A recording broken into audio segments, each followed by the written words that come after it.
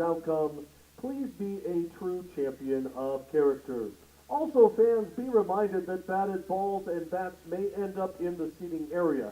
We ask that you please be aware at all times. Also, today is Little League Day here at Steen Sports Park. We welcome all the Little League players here in attendance, and if you wait around until the end of Game 2 today, you'll have a chance to run the bases just like the Hustlin' Owls. Friends, good morning and welcome to Steen Sports Park. Welcome to Klamath Falls, Oregon. Welcome to Cascade Conference Baseball. Game 1 and 2 of a 4-game weekend series features the visitors from Eugene, Oregon, the Beacons of Bushnell University, and your Oregon Tech Hustlin' Owls. At this time, let's meet the lineup cards for both teams. First for Tommy Richards and his Bushnell Beacons. Leading off and playing right field, number 17, Brendan Frazier. Batting second is the first baseman, number 16, Noah Montoya. Batting third is the designated hitter, number 10, Jeff Frick. Batting fourth, the catcher, number 23, Kyle Kasperson. Batting fifth, left fielder, number 35, Dylan Carson. Batting sixth, center fielder, number 12, Peyton Heno. Batting seventh is the second baseman, number 7, Jacob Stoner. Batting eighth, third baseman, number 9, Jordan Wilson. And batting ninth is the shortstop, number 27, Reese Carganilla. On the mound for Bushnell, wearing number 4, is Abbott Hafar. And now, friends, as they take the field, let's meet your Hustlin' Owls. Leading off, playing second base, is number 8, Matthew Ortiz. Batting second is the left fielder, number 3, Caleb Keeling. Batting third is the shortstop, number 19, Dalton Daly. Batting fourth is the catcher, number 15, Brody Marino. Batting fifth, first baseman, number 17, Tyler Horner. Batting sixth, designated hitter, number 34, Ian Peters. Batting seventh is the third baseman, number 35, Mitchell Swanson. Batting eighth is the right fielder, number 28, Keala Tam. And batting ninth is the center fielder, number 5, Michael Terexian. On the mound for the Owls, wearing number 32, is Braden Bellum.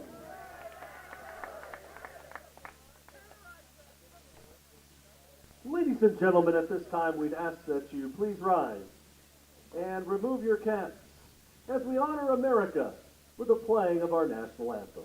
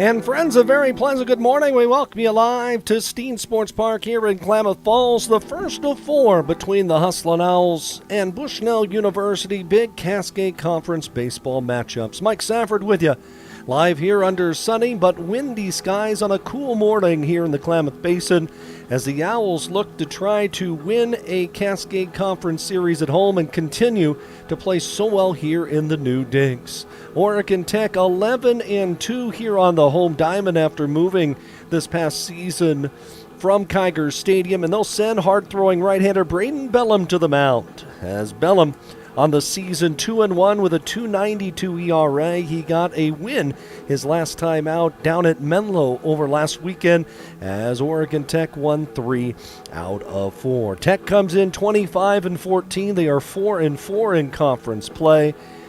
Bushnell, first-year program after a long hiatus from baseball dating back decades, back to the Northwest Christian College days.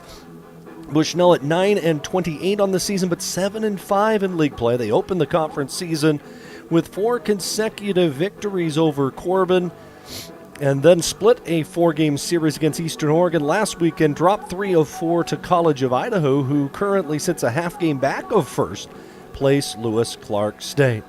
I'm serving both as the public address announcer and as our play-by-play man, so bear with us as the day goes on.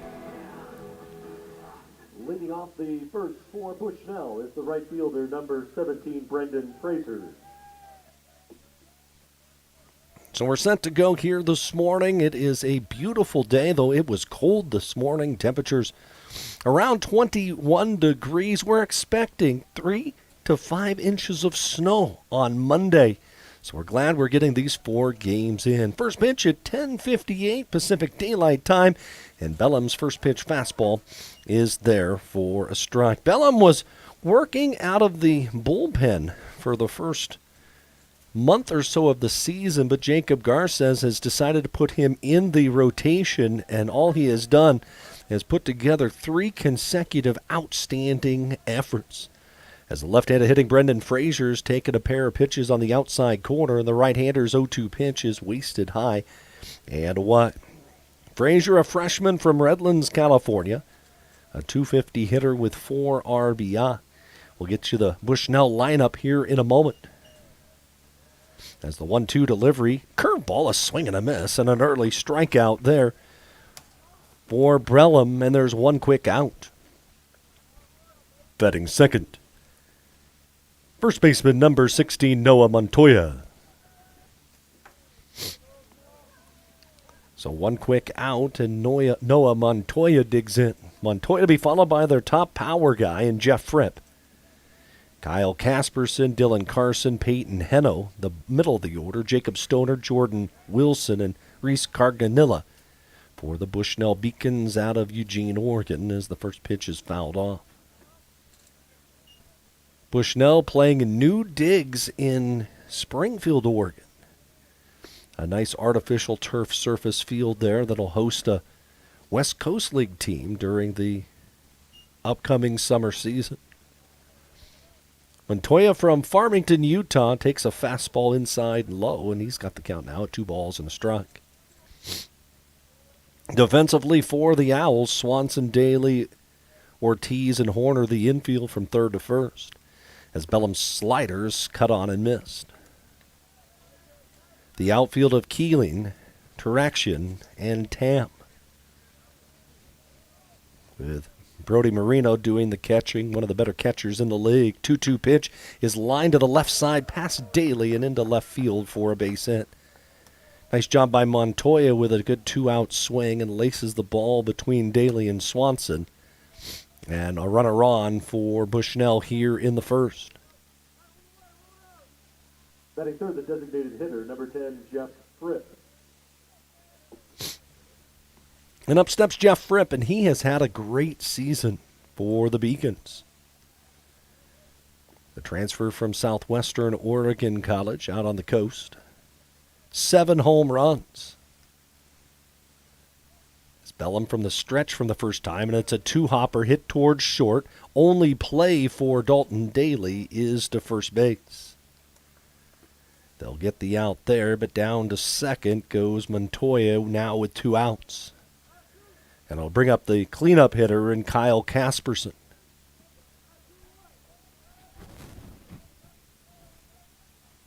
Batting fourth, the catcher, number 23, Kyle Casperson.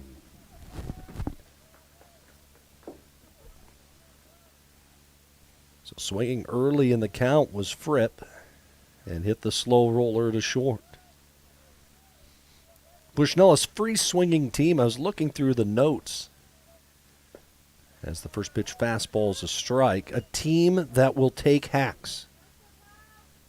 In fact, more than a 3-to-1 strikeout to walk ratio for the hitters in the team in gray today.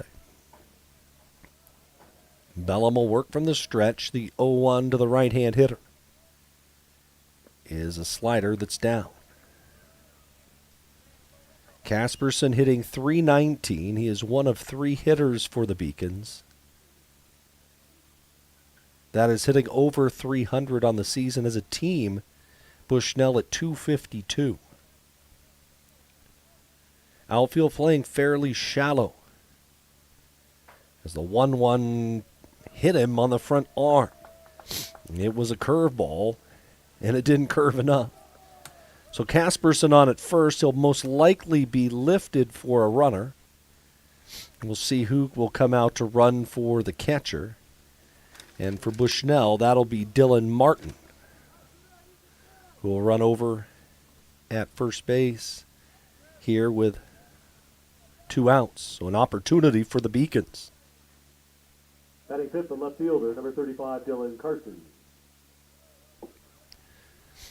So the courtesy runner will help Casperson get a chance to get his gear on as Bushnell looking to try to strike first. These teams met back in February 5 times. Oregon Tech won 4 of the 5. As Bellum's slider down and away. But Bushnell won the last meeting between the teams. Was back on February 26th by a 4-3 margin. Montoya's at second, Martin at first with 2 outs. Bellum delivers a fastball, and it's fouled off the third base side. And we'll do it again tomorrow, 11 o'clock, doubleheader. From here at Steen Sports Park, and then the Owls hit the road next weekend for a huge road series at Corbin. Next 2 weekends will really determine if Oregon Tech can make the Cascade Conference Tournament. 1-1. Ground ball chopped to the left side. Daly to his backhand. He'll throw back to second. Do they get the out there? Yes, they do. Dalton Daly with an outstanding play there to get the runner. And Oregon Tech gets out of the first. No runs, a hit, 2 left. We go to the home half of inning number 1. Just the start of things here from Bocce Field. We've got no score. That is so hot. Oh yeah, that's the truck I want. Okay, click here, super easy. I bought a truck! Wait a minute, what the heck? Honey, I love it. How did you know it was the truck I wanted for my birthday? It's your birthday?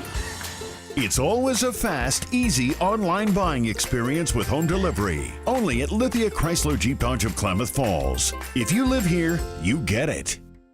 So my very fondest memory at an Abby's came in high school after we won a state championship in basketball, a moment we'll never forget. The very first thing we did, celebrated across the street at Abby's. And for us to just enjoy and savor the season and what we accomplished there, and that pizza became synonymous with this championship memory. It's great to have some of those just foundational, traditional spots that we can all go to and enjoy a great time. Here with a 5.02 ERA. In 37 innings, he has allowed 21 earned runs on 39 hits, 9 walks, and has fanned 33. The lineup that he will face, it'll be Ortiz, Keeling, and Daly, Marino, Horner, and Peters, Swanson, Tam, and Traction, the 9 for Oregon Tech.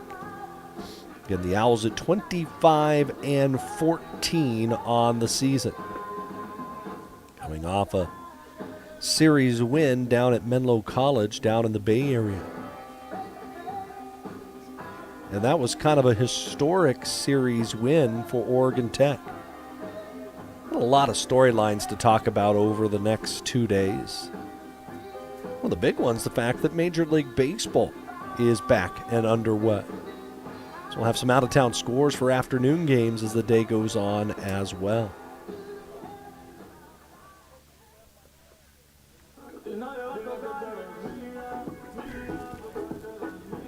Leading up the bottom of the first for Oregon Tech, the second baseman, number 8, Matthew Ortiz.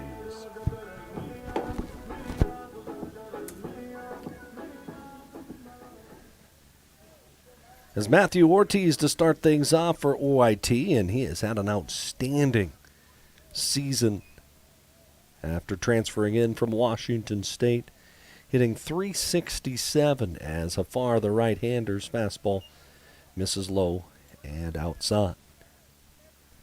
Ortiz hit his second home run of the season last weekend in the final game of the series at Menlo. Had a pair of 3-hit games last Saturday. As the count goes to 2-0.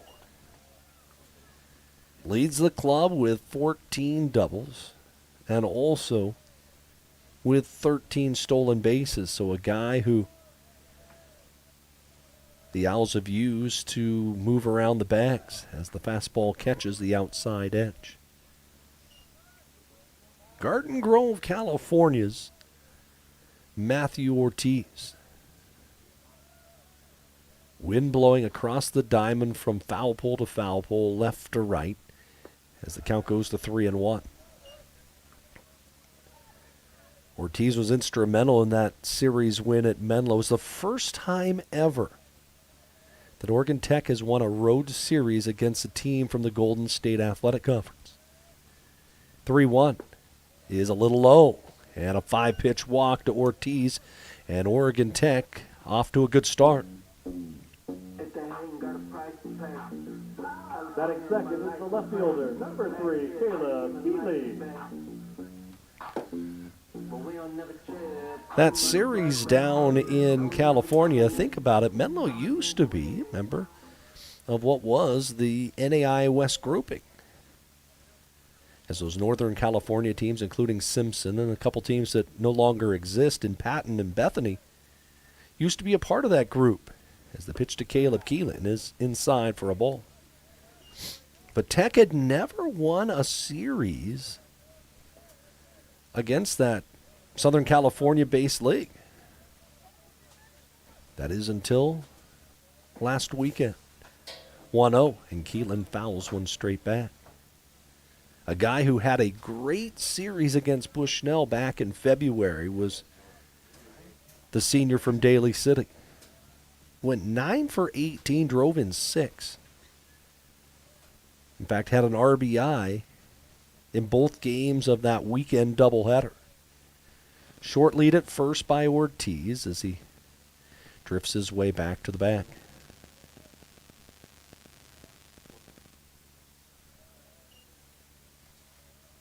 A ball and a strike, the count to the left-hand hitter.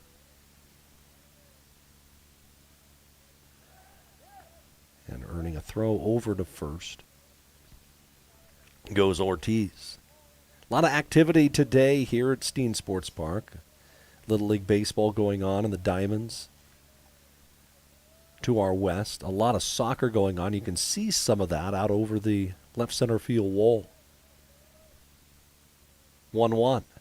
Swung on, line deep down the right field line. Hooking into the corner. It's in there for extra bases. Ortiz heads towards third. He'll get the green light. As Keelan trying for 3, he'll be in there standing up. Oregon Tech with an early 1-0 lead on triple. Number 6 on the season for Caleb Keeling. Number 2 in the league is Keeling there with the RBI triple. The plate, the shortstop, number 19, Dalton Keeley. So an early lead for the Owls. As Keelan took that off-speed pitch and just hammered it deep into the right field corner. Ortiz scored easily on the play, and the Owls off to a quick start. As Dalton Daly digs in, his next home run will be a record tire as he takes the fastball high. 13 home runs on the season for the senior. He is the only Oregon Tech player in the history of the program to have 2 double-digit home run seasons. As he's late on a fastball, and the count evens. Had 14 home runs last year, which tied the school record of Rice and Mauricio back in 2009. And he's 1 away from tying that mark this season. And the Owls still with 16 games left. So the chances are very strong. 1-1. Swung on, popped up off the first base side in foul territory. And it drops fair. Oh, boy. Oh, maybe not. They said foul. It looked like it dropped inside the white line. Wow. Struggling over there towards first base was Montoya. That was a gimme on a pop-up. It'll go as an error on Montoya to prolong the at-bat. The wind is blowing, but nothing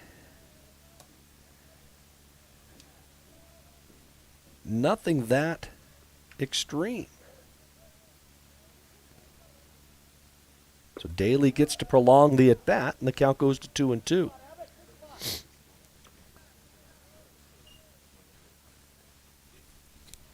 One nothing Oregon Tech, and Dalton Daly trying to bring in Keelan from third. Just the start of things. The first of 2 here from Steen Sports Park. Hafar's 2-2. Is swung on and driven deep into right center field. Long run for Heno. Still going back. Looking up. That ball's gone. Dalton Daly with his 14th home run of the season. And Oregon Tech makes it a 3-0 lead. Home run number 14 on the season for Dalton Daly.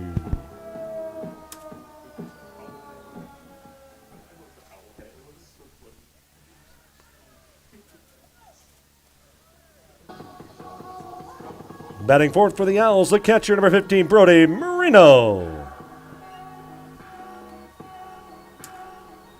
Well, that didn't take long. Opposite field, Oppo Taco. And it's 3-0 Owls. The only question was, how far was that ball going to go? So Dalton Daly ties the school record for home runs here in the first.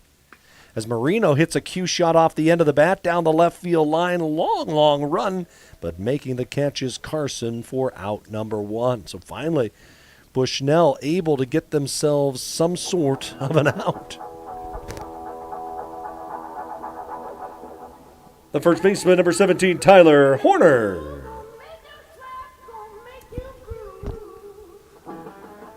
So a quick 3-0 lead for Oregon Tech. As up steps Tyler Horner. Horner had a very good weekend down in California, including the go-ahead RBI single in Game 3 of that 4-game series at Menlo. And it was in the 10th inning of an 8-7 win.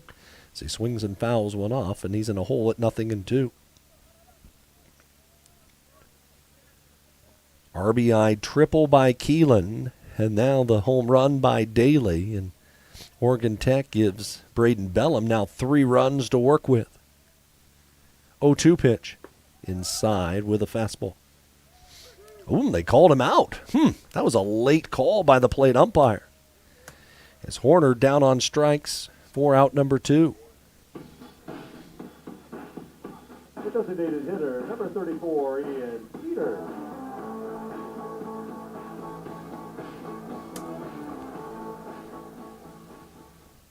That was a very late call by our plate umpire today. It looked like a good pitch. As the toss to Peters outside and low. Peters trying to shake off a tough trip down to California. He was just 2 for 15 on that road swing. But has had a great year, hitting .367 as the fastball catches the outside edge.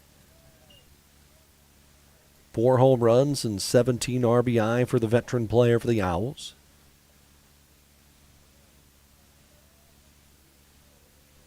Been in the program for 4 years as the pitch is fouled off. Good slider that time by Hafar. As I mentioned, transferred into the Bushnell program from UC Riverside. Very young team, first-year program up in Eugene. 1-2. Went to the slider again, and that's off the outside corner. 2 extra base hits have delivered runs for Oregon Tech here in the first. Working from the stretch with nobody on is Hafar, and his 2-2 is on the inside corner, but low. Wonder if the catcher, Casperson, would have hung on to that pitch if Hafar would have gotten the call. Mitchell Swanson waits next if Peters can reach, as the pitch chopped in behind second and through a base hit. Nice job of 2-out hitting that time for Ian Peters, and he's aboard with 2 away.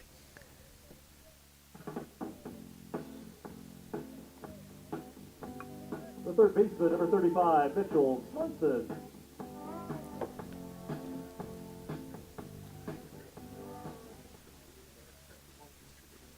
Mitchell Swanson, a left-hand stick for the Owls. The senior had a good series against Bushnell back in February, as he takes a hack at a slider on the inside edge for strike 1. Had 6 hits and 17 at-bats in that series. As Oregon Tech won the first 4 matchups ever between the clubs. Curveball that time, and it's 0-2.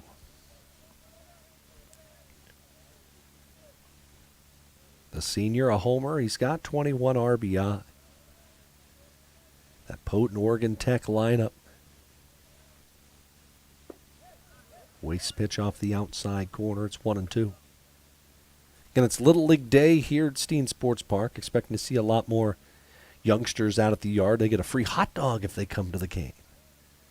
Lather that thing up with some mustard. 1-2.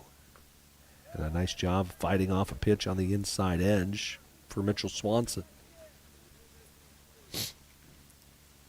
Those are some of my memories of as a kid going and watching a ball game.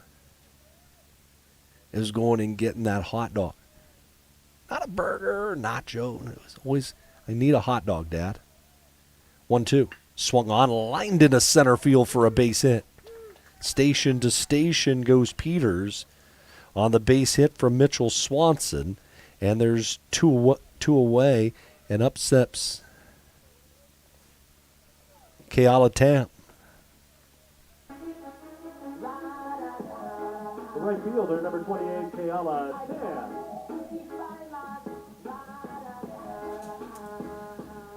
And boy, did Keala Tam have a great final 3 games down at Menlo.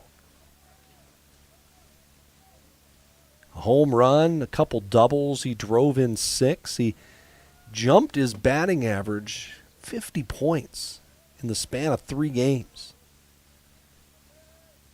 And the youngster from Hawaii swings at the first pitch and fouls it deep off the right field side for strike 1. The 8th batter to hit here in the first for OIT. The 2-run home run off the bat of Dalton Daly, his 14th of the season, has been the big blow. But Tam looking to try to continue this little 2-out rally, back-to-back hits by Peters and Swanson. And the 0-1 is a breaking ball chopped down the third base side, foul past the short hop of the third baseman Wilson. That was a difficult pick for the freshman from Menifee, California, as he wasn't sure if that ball was going to hit the third base bag or not. And it was just foul off the third base side. And think about this, innings kind of prolonged due to that dropped fly ball on the ball hit by Daly, as that one catches Tam in the front arm. So they're loaded. To the bottom of the order they go for Taraxian. Center fielder number 5, Michael Taraxian. So just as Oregon Tech did in Game 1 of their series at Menlo, when they batted around for 8, they're going to bat around here in Game 1 of the series against Bushnell as Michael Taraxian, a chopper hit towards second. They'll flip to the second baseman as Carganilla comes over to make the play, and the inning comes to a close. But Oregon Tech able to get themselves some early runs. For the Owls, 3 runs on 4 hits and error, and they strand 3. We'll go to the second, 3-0 OIT, right here on OITsports.com. At Klamath Falls Toyota, you'll experience our goal to completely satisfy every customer every day. Because our customers are like family to us. You'll also experience the teamwork of our professional and knowledgeable staff. They're authentic, caring, and the best in the industry. And when you choose from our great selection of new Toyotas or quality pre-owned cars, trucks, and SUVs, you'll experience a process that's efficient, easy, and transparent. Experience amazing at Klamath Falls Toyota, where experience is everything. Feeding and watering, building, tending, and mending, one foot in front of the other, day after day, season after season. At Coastal, we're proud to say we've walked a mile or two in boots just like yours. That's why our stores are stocked with everything you need by folks who care. Find your store or shop now at coastalcountry.com with shipments to your door, in-store, or curbside. We are Coastal, and we're just what the country needs. Leading off the second for Bushnell University, the center fielder, the 12, Peyton Heno.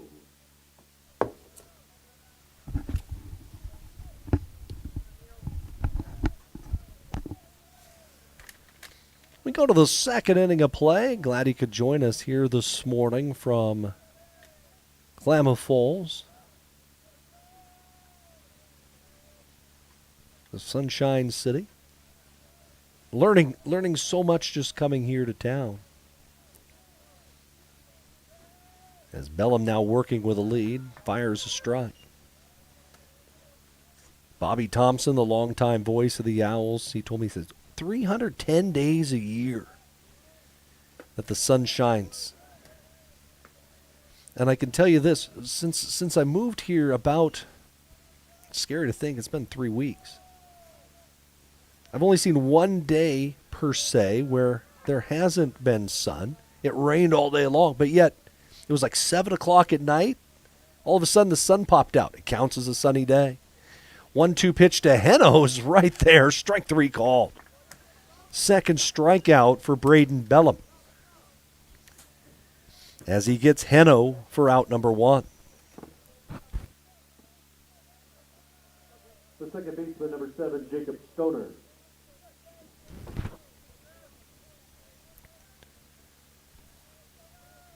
So 1 away, and Jacob Stoner, the second baseman, a transfer from Tacoma Community College. And Stoner actually from my hometown of Puyallup, Washington. As the toss to him misses high. The roster did not say which high school that Stoner went to. Could be Puyallup, it could be John Rogers, it could be Emerald Ridge. There's a good curveball there at the knees. But he started his career at TCC and then made the trip to Bushnell. 1-2. High with a fastball goes Bellum. Oregon Tech leads 3-0, an RBI triple by Keeling, and then the 2-run homer from Daly. Full count now to Jacob Stoner. One out here in the second on a sunny day in Klamath Falls, as the 3-2 was fouled off. Bellum, a guy who is around the zone. In 37 innings, he's walked just 5. And he's fanned 37. As the next pitch will be the 8th of the at-bat. Bushnell had runners at first and second in the first, but were unable to score. 3-2 again. Swung on, line drive past the charging shortstop Dalton Daly. It's into center field. And Stoner able to muscle a ball through the middle for a base hit. Third baseman, number 9, Jordan Wilson.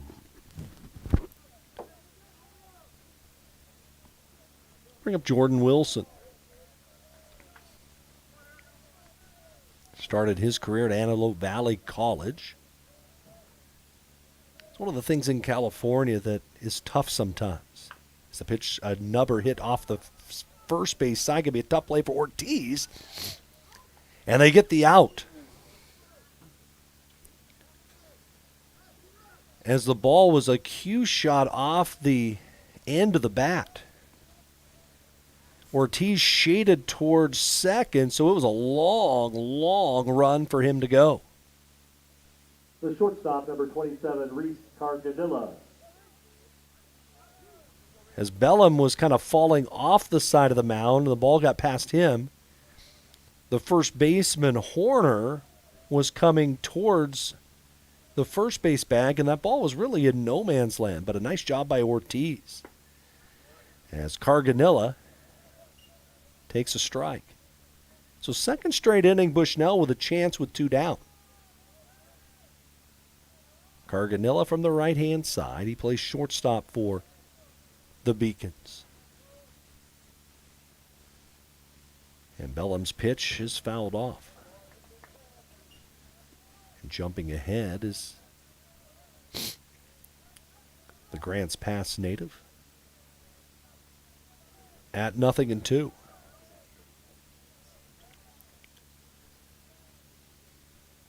Runner at second is Stoner.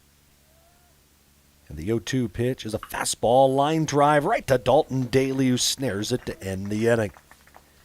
In the inning, no runs, 1 hit, no errors, and 1 man left. We go to the bottom of the second. Oregon Tech 3, Bushnell nothing. From our humble beginnings serving members from a small garage to today, serving communities across Southern Oregon, Rogue Credit Union was founded on the idea that together we're stronger. For over 60 years, Rogue has been living, giving, supporting local, committed to lending a hand. Where you're more than just an auto loan or checking account, you're an owner, just like our founders intended back in that small garage in 1956.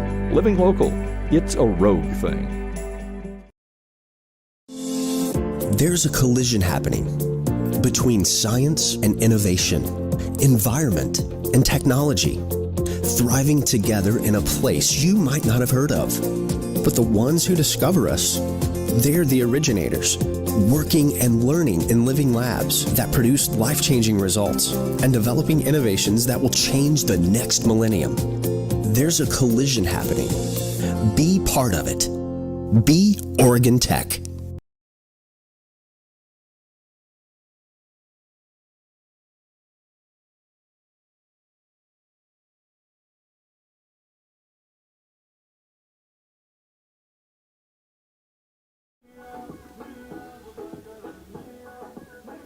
Leading off the second for Oregon Tech, second baseman, Matthew Ortiz.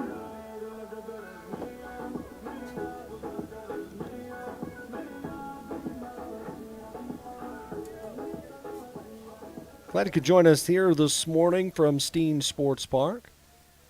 Tech to start the order, just like they started it in the second as they batted around for 3. Could have been more. As Matthew Ortiz to start things off. He walked and came around to score on the Caleb Keeling RBI triple.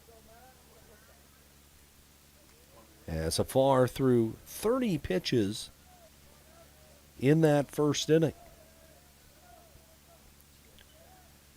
1-1 pitch down and away, and pitching something that Bushnell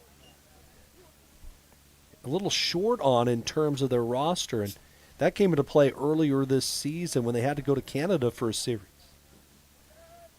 As the pitch outside, they had to forfeit 2 games because of the lack of arms that they had when they had to make the trip to UBC.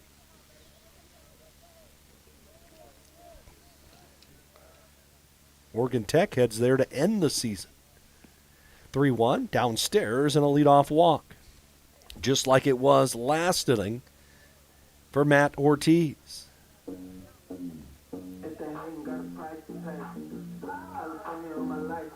The left fielder, Caleb Keeling.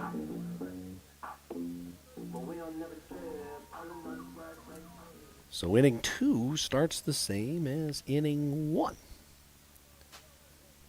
For the Owls, Ortiz walks on 5 pitches, and then Keeling tripled into the corner his first time up. And he swings and hits a ground ball towards second. They'll go to second, get 1 there, but won't get the return throw in time. Nice job on the turn by Stoner to get at least 1 out.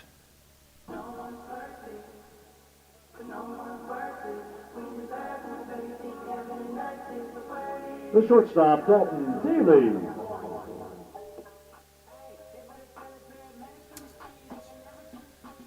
So 1 away, Keeling over at first base, and up steps Dalton Daly. You look at the Oregon Tech schedule. Next weekend, they head to Corbin. A huge 4-game series, and then the schedule gets a little rough as the toss to Daly is high and outside. A 4-game weekend series here against number 4 ranked Lewis Clark State. And then it's off to Vancouver for a huge 4-gamer against UBC. So those last 8 games going to be tough. As they'll check the runner over at first base. So the opportunity is there for Oregon Tech. This weekend against Bushnell, next weekend against Corbin, to try to pick up some wins.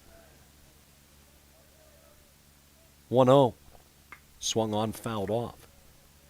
Tech dug themselves a hole by dropping their conference opening series, all 4 games at College of Idaho. A series in which Jacob Garces said, "We hit the ball fine, just hit it at them." And at 'em balls are tough.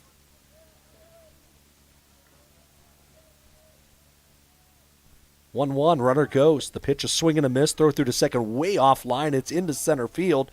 Heading towards third goes Keeling, and he's in there standing up.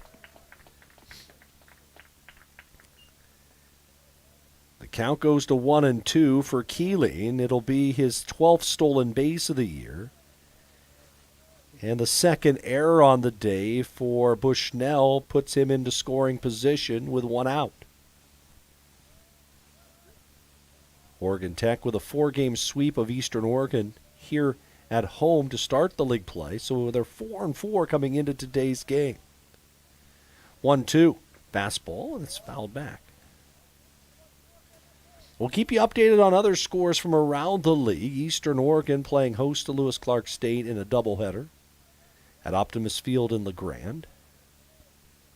That game to start at the top of the hour. Same thing goes for College of Idaho, playing host to Corbin. 1-2. That one's off the glove, and not getting a good break on it was Keeling. I think that one crossed up Casperson, the catcher.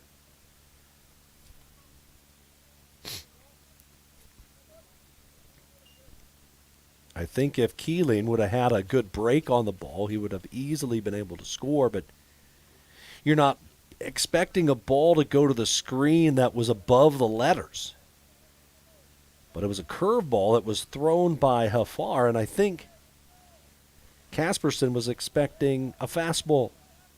2-2 to Daly, and he fouls it back.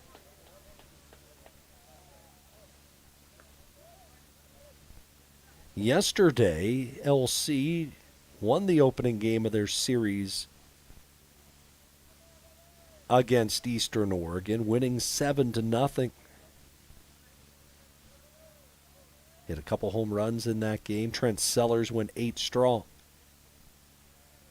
2-2 again. Swing and a miss on a curveball. Daly down on strikes. 2 outs in the inning for Oregon Tech.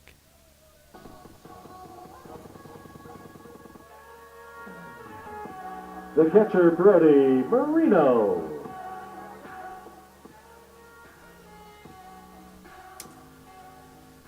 So Oregon Tech will leave it up to Brody Marino, who had a very good series down in California in that series win against Menlo.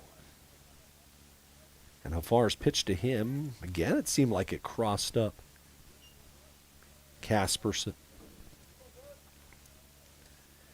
Threw a 2-seamer away, and just the mannerisms of how Casperson was moving, just kind of flung his glove out. There was no body movement. 1-0. It's fisted foul straight back.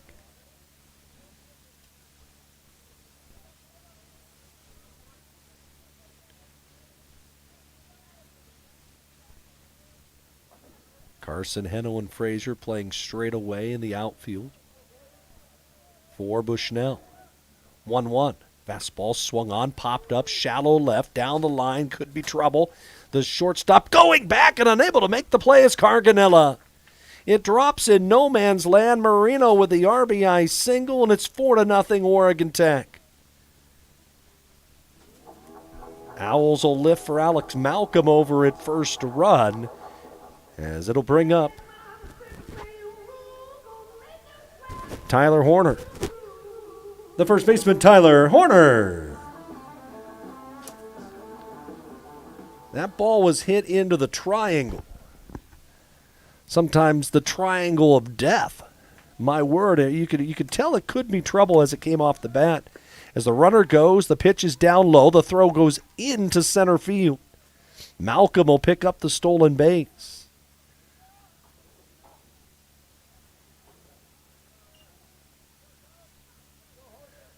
One ball, no strikes.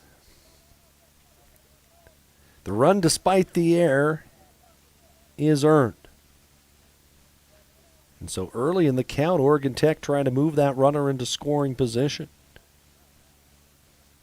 As the count is a ball and no strikes to Horner, who took strike 3 his first time up. He fouls one straight back.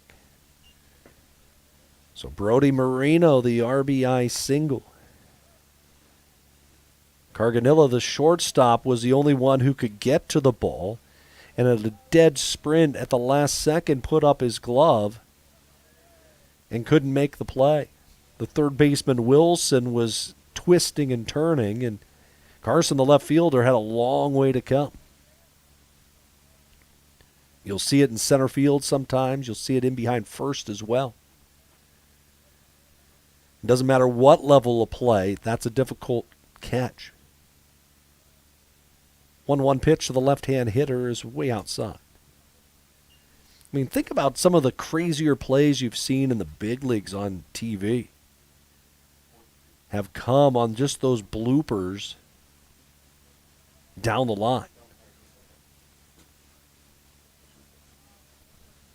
Also seem to see a lot of people get hurt on plays like that as well. Malcolm at second with 2 down, a run in for Oregon Tech. The pitch to the plate is skied deep but foul off the left field side. That finds its way into the sagebrush. Well beyond the outfield wall off the A ball and 2 strikes the count.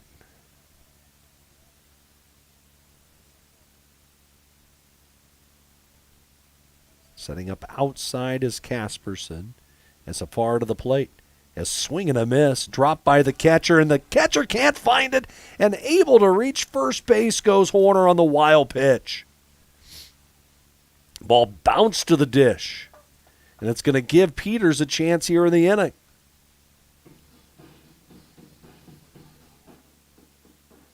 Designated hitter Ian Peters. Nasty curveball from Hafar. However, the ball bounces in front of home plate, and it allows Horner to reach. And here's Peters, who singled his first time up. Hafar has gotten no help. Think about that first inning. Daly hit the home run after the first baseman, Montoya, dropped a pop-up. A little bleeder for a base hit to deliver a run in this inning, and then the drop third strike reaches. It's a throw over to first, just back goes Horner. Nice move that time by Hafar.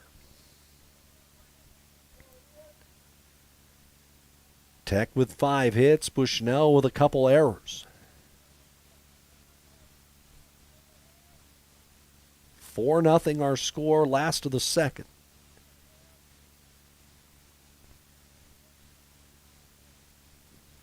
And a long wait, and I was waiting for Peters to put his hand up, and he did. But you got to make sure that you get time called.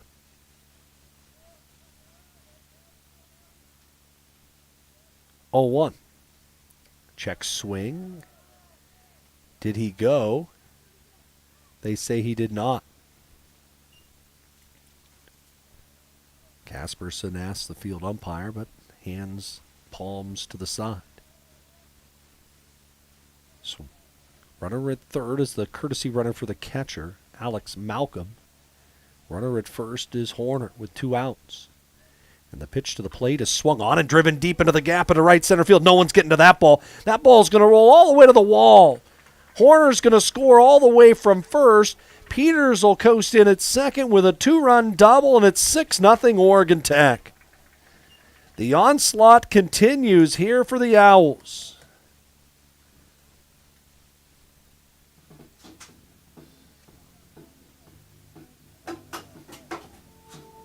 The third baseman, Mitchell Swanson.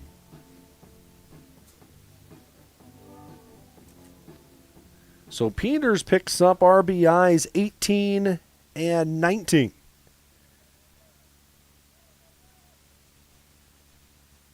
And 3 home here in the inning. Swanson singled his first time up and takes a strike. How about this start for Oregon Tech? 3 spot in the first. 3 more here in the second. Swanson, the 7th hitter to hit in the inning. Good curveball, but it bounces in. It's going to allow the runner to move to third. Another wild pitch.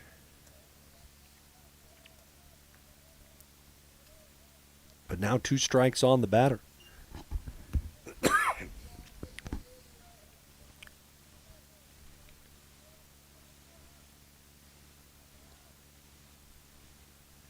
Burlingame, California native.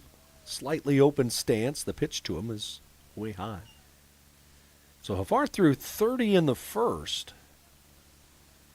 This will be his 29th pitch of the second inning.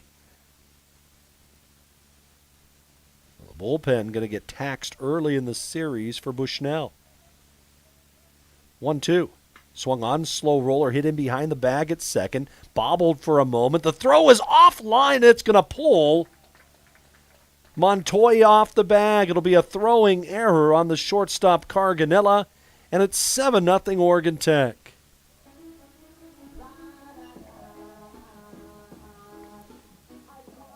The right fielder, Kayala Tam.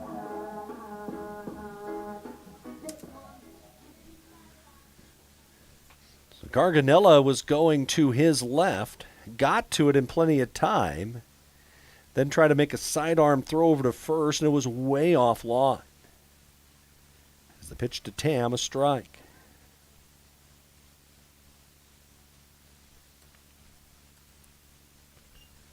So the run unearned. No RBI for Swanson. Tam was hit by a pitch his first time up.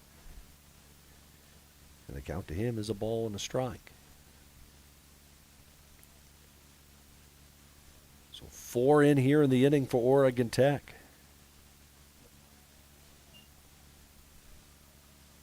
As the righties pitch. Check swing on a pitch that drifts low in the zone, and it's 2 balls and 1 strike. The benefactor of all of this is Braden Bellum. As the runner goes, the pitch is downstairs, throw through to second. That looked like a good throw, and they got him. As the tag made by the shortstop to end the inning. But not before. Oregon Tech was able to score 4 runs. 4 runs for the Owls, 3 hits. There were 2 errors, and nobody left. We go to the third, 7-0 Owls. That is so hot. Oh yeah, that's the truck I want. Okay, click here, super easy. I bought a truck! Wait a minute. What the heck? Honey, I love it. How did you know it was the truck I wanted for my birthday? It's your birthday? It's always a fast, easy online buying experience with home delivery. Only at Lithia Chrysler Jeep Dodge of Klamath Falls. If you live here, you get it. At Papa Murphy's, we know family time is more important than ever. And our family wants to do all we can to help your family. So we're making it easier to get pizza made from scratch that you bake at home by offering online ordering everywhere and delivery and curbside pickup where we can. So you can keep family time as normal as possible. Papa Murphy's. We're in this together.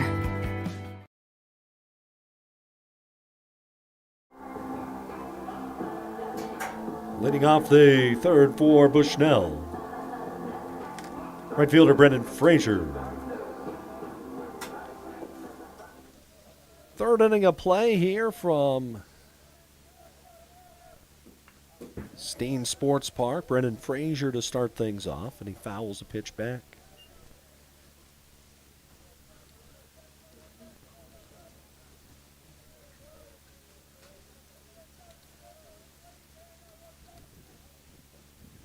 Frazier fouls another one back, and it's 1-1. He struck out his first time up.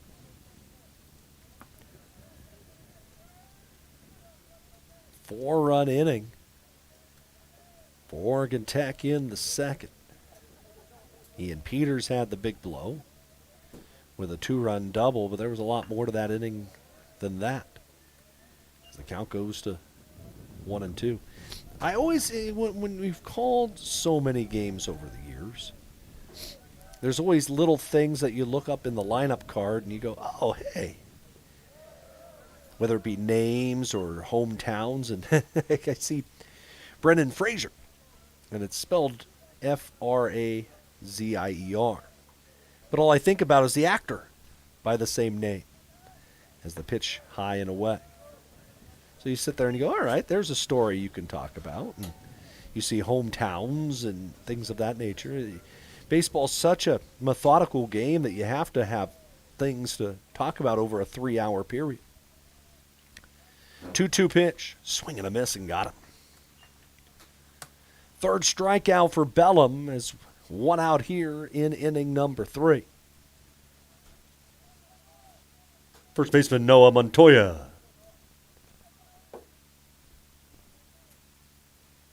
Noah Montoya base hit his first time up as we are in the third. 7-6-0 for Oregon Tech, 0-2-3 for Bushnell. As Bellum's fastball is low.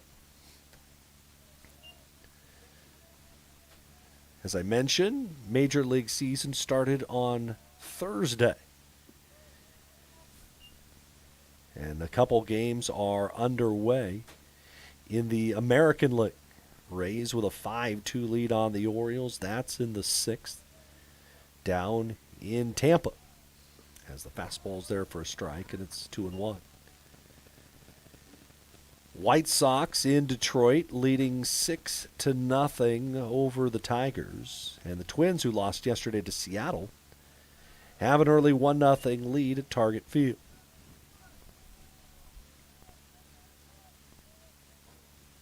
Count it 2 balls and 2 strikes. And the delivery by Bellum, a line shot, snared by Daly. Dalton Daly had to quickly put the glove up to be able to snare that one off the bat of Noah Montoya. Designated hitter Jeff Fripp.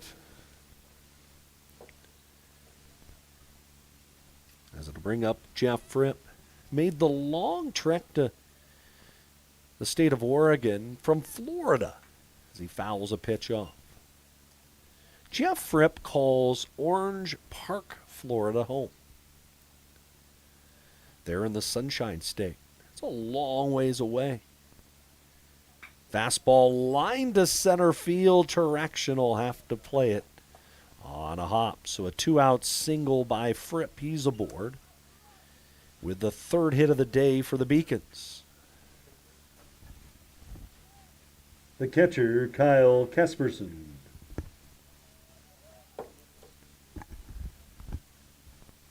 So with 2 down, it'll be Kyle Kasperson who stands in.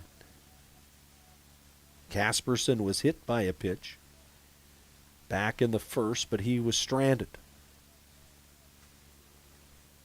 Working from the stretch is Bellum, and his pitch to the plate is a strike, a fastball inside edge. Glad that you could join us on OregonTechOwls.com. Mike Safford with you. Here from the City of Sunshine. As Bellum's fastball's lined into the gap into left center field. That's down for extra bases. Turaction able to cut it off.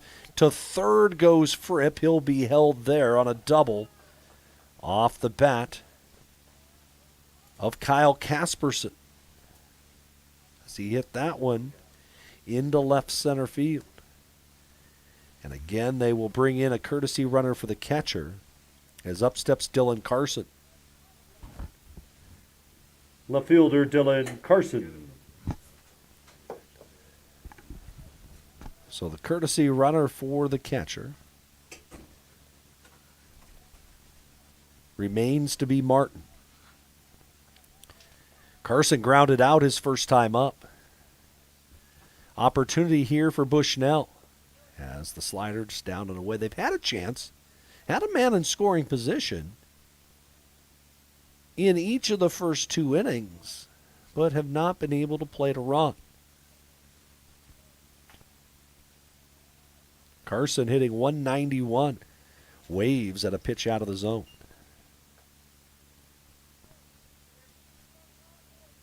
Tech wearing the home pinstripes. White tops with the navy lettering. Pants up high today with the blue stirrups. 1-1. Fastball swung on. Ground ball hit to 3rd. Swanson has it. Throws across, and the inning is over. No runs. 2 hits. No errors and 2 left. Oregon Tech will have 9-1-2 due up in their 3rd, leading 7-0.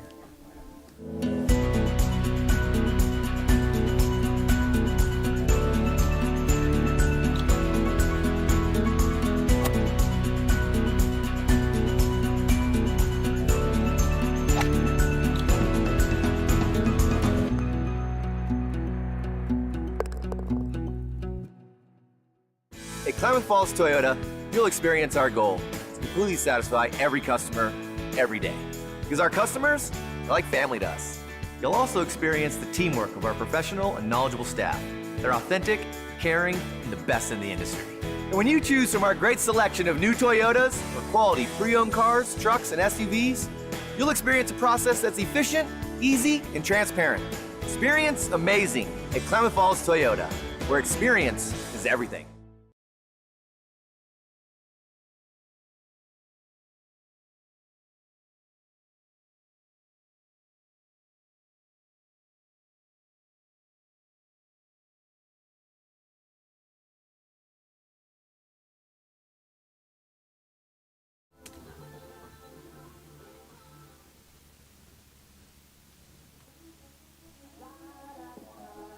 Leading off the third for the Owls, right fielder, Kayala Tam.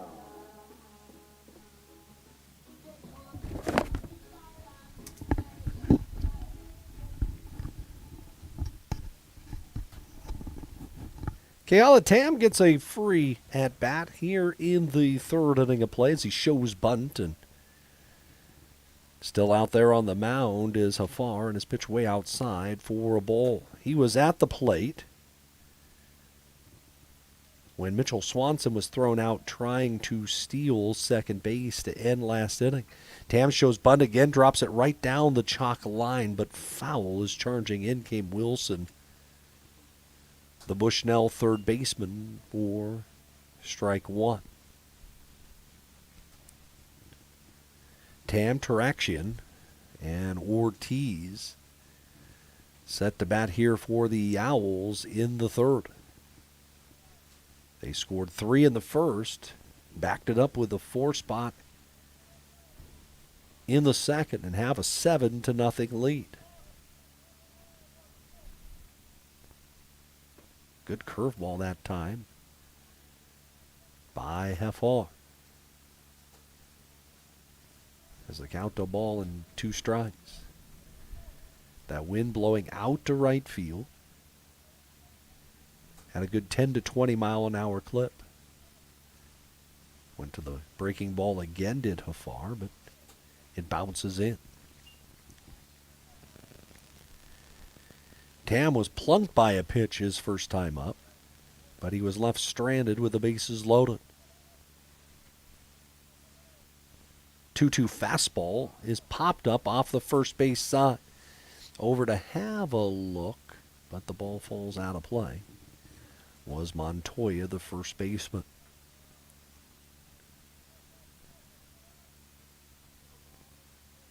Bushnell with a roster of 28 men. Oregon Tech, a roster of 41. Where I came from, College of Idaho, had a roster of 50.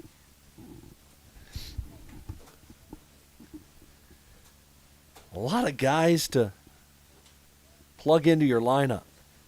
Fastball, caught him on the outside corner, strike 3. Tam caught looking for out number 1.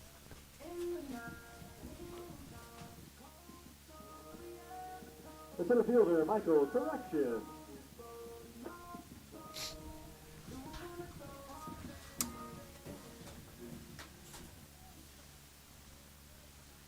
One down to the bottom of the order, and the speedy center fielder digs in. And Michael Taraxian. And he takes a strike. When I was at C of I, and Oregon Tech would come to Caldwell, the fans down there would call Mike the alphabet. As the pitch fouled back. His last name, as a youngster, probably was difficult for him to learn how to spell. It's a lot like Mike Krzyzewski, the old coach at Duke University for basketball. But it's a fun name to say. As the pitch popped up behind the plate, foul. And the Newburgh native, a guy who has been a mainstay in the order for Matt Miles' bunch back when Matt was head coach, and now that Jacob Garces has taken over the program, he's been a guy who's been plugged into the lineup for 4 years. 0-2. Fastball. And it got him again on the outside corner, the late call. Back-to-back Ks here in the third for Hafar, who's finally able to get the first 2 men of an inning. Second baseman Matt Ortiz.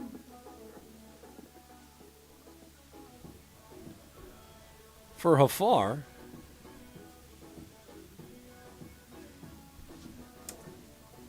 that is strikeout number 5.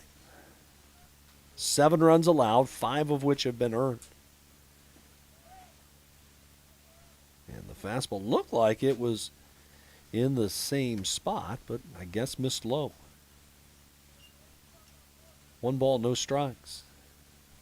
Ortiz has walked twice, and he has scored a run as he hits this one off the end of the bat, foul down near the Oregon Tech bullpen. Owls in the first base dugout. It's always interesting to see what home teams decide which dugout that they want. Certain teams, maybe a facility has a clubhouse or has a bigger dugout on one side or the other. 1-1. Ortiz, a line shot into center field. It'll fall in front of the center fielder, Heno. And a base hit for Matt Ortiz. So a 2-out base runner for the Owls.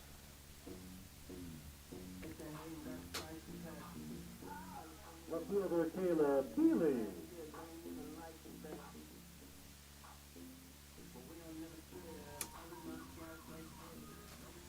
Caleb Keeling got the Owls started back in the first as he turned on a curveball in on his hands and golfed it into the right field corner for an RBI double.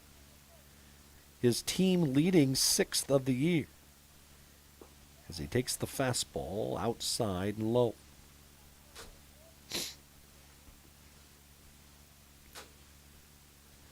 The base hit by Ortiz evens the Owls' hits and runs at 7. They'll play Keeling a little bit around towards right.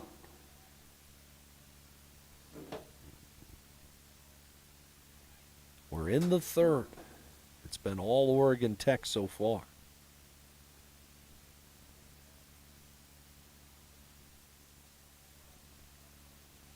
Runner goes. Pitch is low. Throw through to second. Underneath the tag goes Ortiz. For Matthew, his 14th stolen base. And already the 3rd stolen base of the day for Oregon Tech.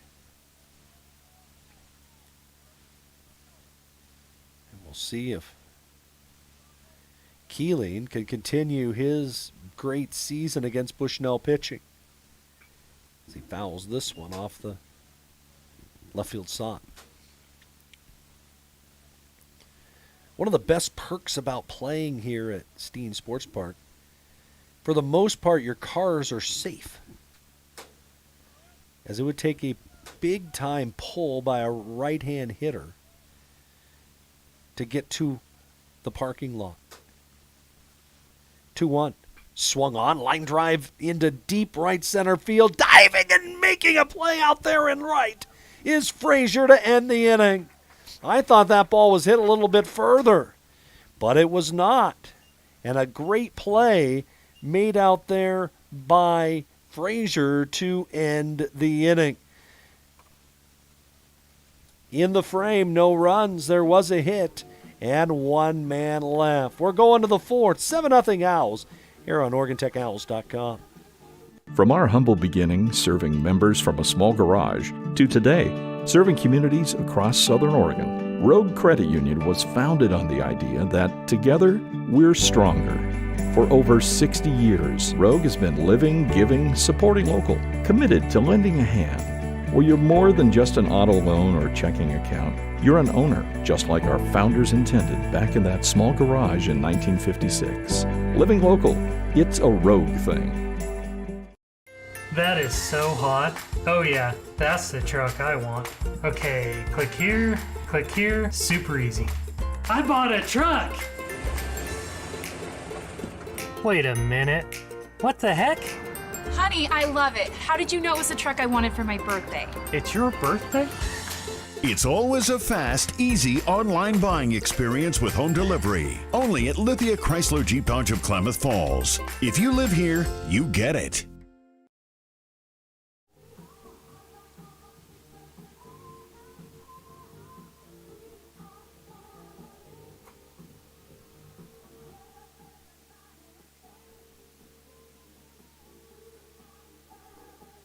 Leading off the fourth for Bushnell University.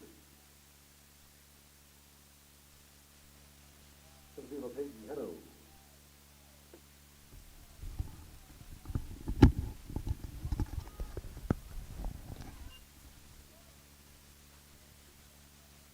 Bushnell have their center fielder Peyton Henno to start things off here against Bellum in the fourth. And first pitch swinging, and it's skied to right. Coming in on the ball was Tam, but the ball was hit over his head. It's going to roll all the way to the fence. And heading towards third base will be Henno, and he'll be in there standing up with a triple. First step for Tam out there in right came in 2 steps, and it was uh-oh after that. Henno with the 3-base hit, and Bushnell for the first time today has the leadoff man on.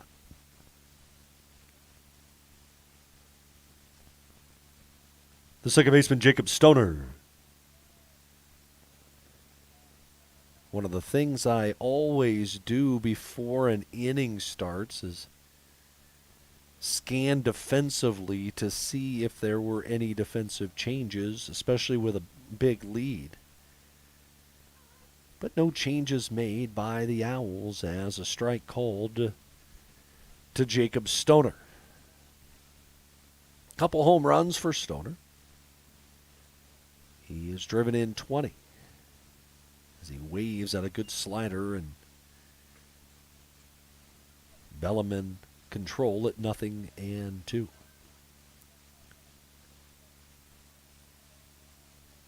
Second straight inning that the Beacons have gotten a runner into third. As the pitch grounded to the right side, through for a base hit. It'll be an RBI single for Stoner, and it is 7-1. As Horner went to his right, Ortiz went to his left, and it eluded both gloves. So Bushnell fights back here in the fourth. Third baseman Jordan Wilson. That was a good piece of hitting by Stoner. Saw that the Oregon Tech infield was going to give up a run for an out and just kind of punched at the ball. Took that outside 0-2 fastball. Maybe Bellum giving up a little bit too much of the plate. As the fastball hit him.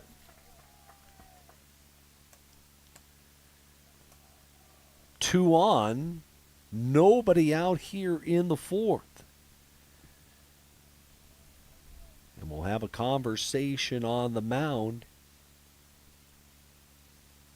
here at Steen Sports Park.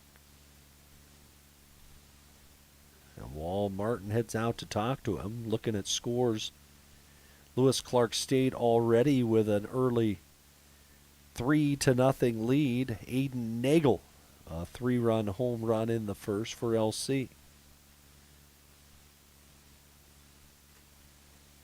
Corbin and College of Idaho underway as well. They are scoreless in the bottom half of inning number 1 up in Caldwell. Here it's 7-1 in favor of Oregon Tech. As the conversation has completed.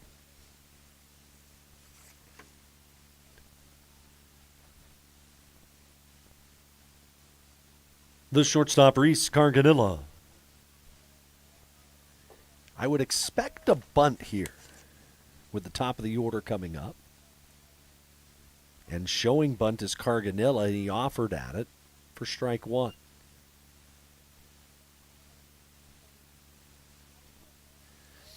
of the Jekyll and Hyde parts of the game. What do you do offensively? First and second, nobody out. What you do defensively? First and second, nobody out. Showing bunt again is Carganilla. I believe he pulled the bat back this time. It's 1-1.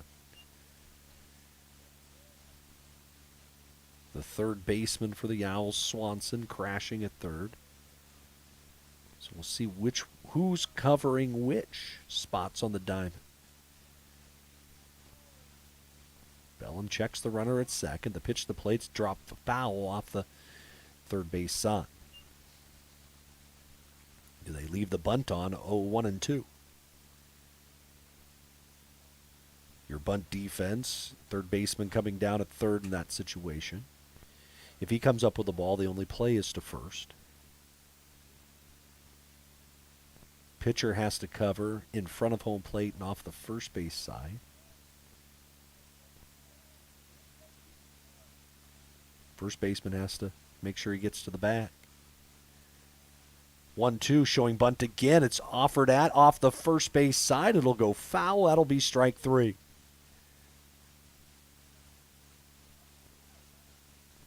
So 1 away. That was a failed opportunity for Bushnell, as they'll head back to the top of the order. Right fielder Brendan Frazier.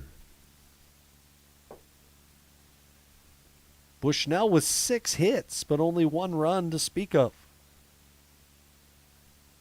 Frazier's fanned twice. 2 on, 1 out. And the pitch to Frazier is off the outside corner. Owls with a scouting report after playing 5 games against Bushnell. And you can see guarding the line at first is Horner. Ortiz playing way around towards right. Pitch is inside and low. So the scout on Frazier is that he's a pull hitter. And Bellum's been playing to the shift, or pitching to the shift. He's missed twice, but it was a fastball in, and then a curveball in. Huge hole in the left side if he could find it for Frazier. And he swings and hits it through the shift, a base hit. To third, coming home. The throw will come back through to second base. Frazier, the RBI single. It'll pick up Stoner from second, and it's 7-2. Frazier with RBI number 5 on the year.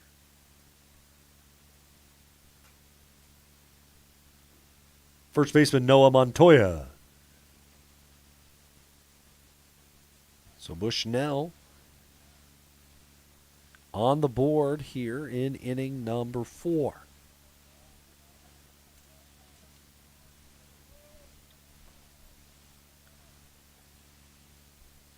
And Bellum's pitch way high. Looking into the Oregon Tech bullpen off the first base side. Nobody throwing at the present time, though there are a couple players down in the pen.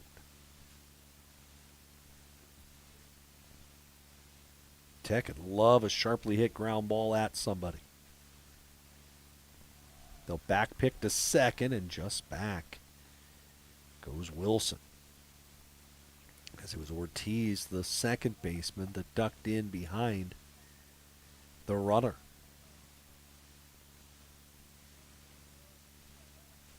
Top half of inning number 4 of game 1. As that pitch lined through the left side, a base hit to third and holding despite the ball being bobbled by Keeling. Goes Wilson, and Bellum being hit hard right now.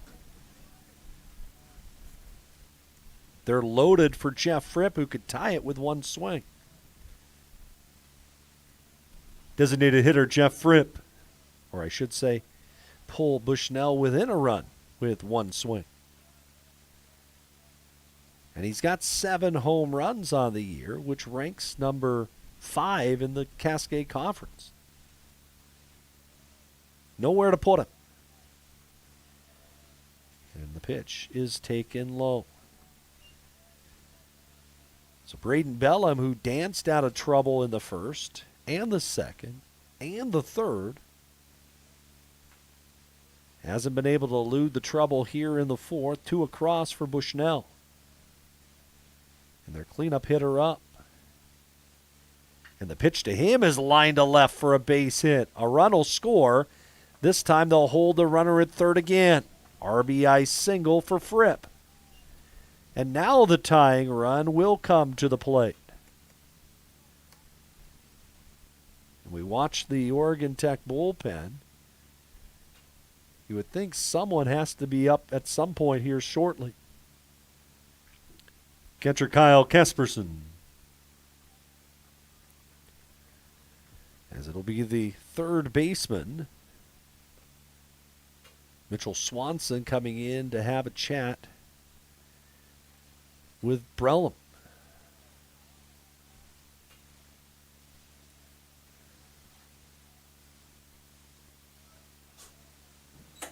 Nowhere to put Kasperson.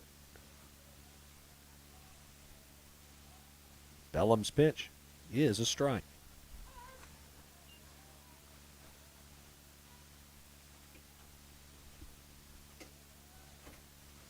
Now some movement finally down in the Tech pen. As the delivery high and outside for a ball. I believe it's Brody Maloney, who's been used in a closer's role for a lot of the season, that is now quickly tuning up in the OIT pen. 1-1, swing and a miss, a good slider.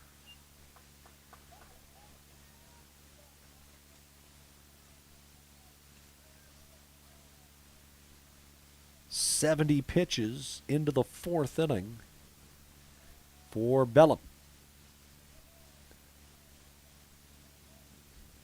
1-2. Curveball is high to the catcher.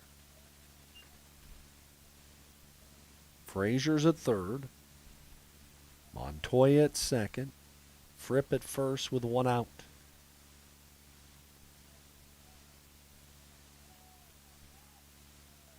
Two. Fastball swung on. Ground ball hit toward short. Only play will be to first. They don't go that way. They had no chance at the play at second base either. A run in, and it's now 7-4.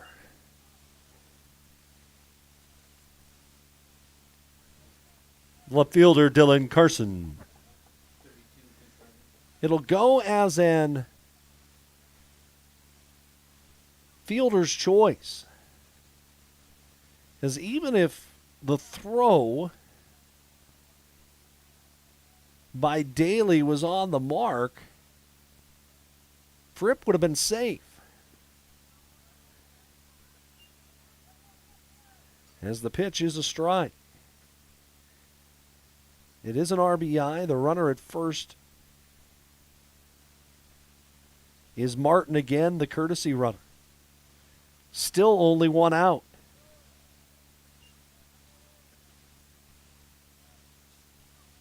And Carson takes 1 high. Big inning for Bushnell. They're right back in this thing. 1-1. Low.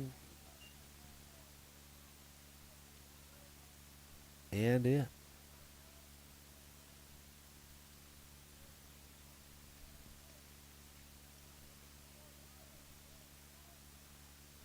Outfield for Oregon Tech's come in a couple steps. 2-1. High again, and a wide one would force in a run. You think about how the inning started.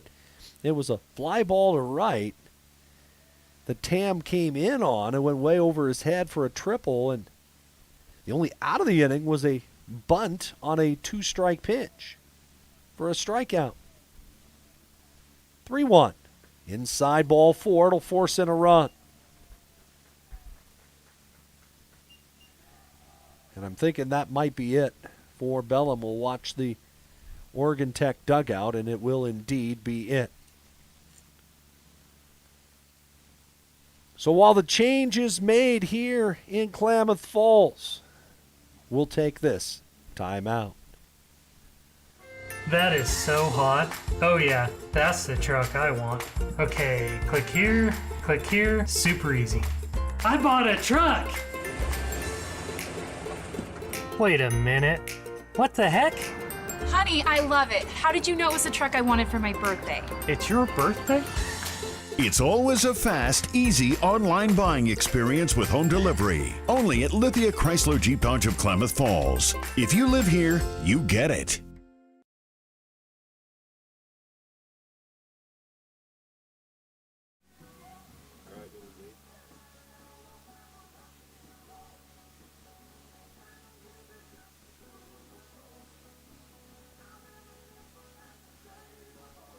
Listen to please now pitching for Oregon Tech, number 20.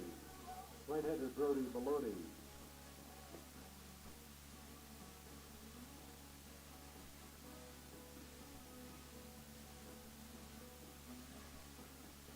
Day is done for the starter.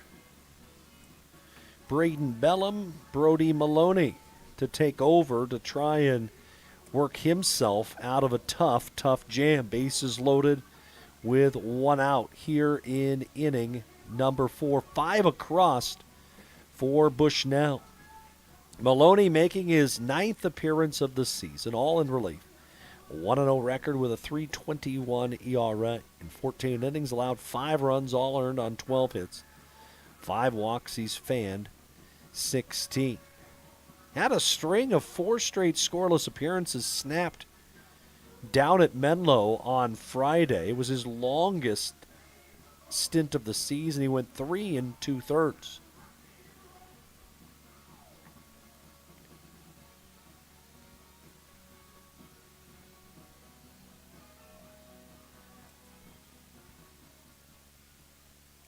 Plate the center fielder, Peyton Heno. And we're right back where we started this inning. 10th batter to bat in the frame is Peyton Heno. As he tripled to right field his first time up here in the frame. And Maloney's pitch goes all the way to the screen. Here comes the runner from third, and scoring is Fripp to make it a 7-6 ball game. That one bounced into home plate. The run is charged to the starter. And we got ourselves a ball game, friends. It is 7-6, and now the tying run is Carson out at second base. Pitch skied to center field. Playable for Taraxian, but it'll be deep enough to tie the game. Tagging and scoring comes the courtesy runner Martin, and a 7 spot here in the inning for Bushnell. And they have drawn even. We're tied at 7 here in the 4th. The second baseman, Jacob Stoner. But mercifully for Oregon Tech, the second out finally on the board. As 6 consecutive Bushnell batters had reached base. 5 via a hit, and I say 4 via a hit, 1 a fielder's choice, and 1 on a walk. Maloney sliders outside. The off-speed pitch for Maloney is the key for his success. If he can spot the fastball, the off-speed is very good. That pitch right through the glove of the catcher, Marino.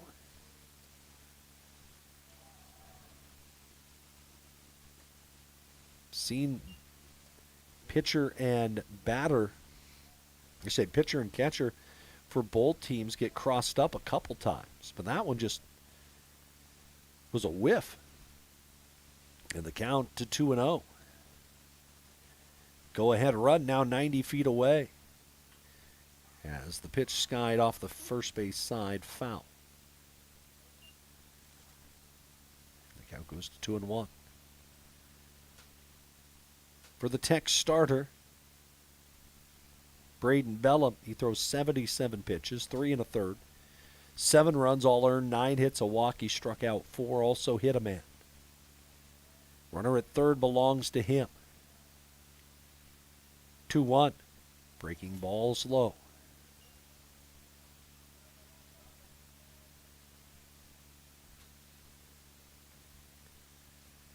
Stoner had the seeing eye single through the right side his last time up. 3-1. Swung on, base hit, and Bushnell has the lead. Pitch up in the zone, and Stoner bangs it through the left side. Carson able to score, and it's 8-7. Third baseman Jordan Wilson.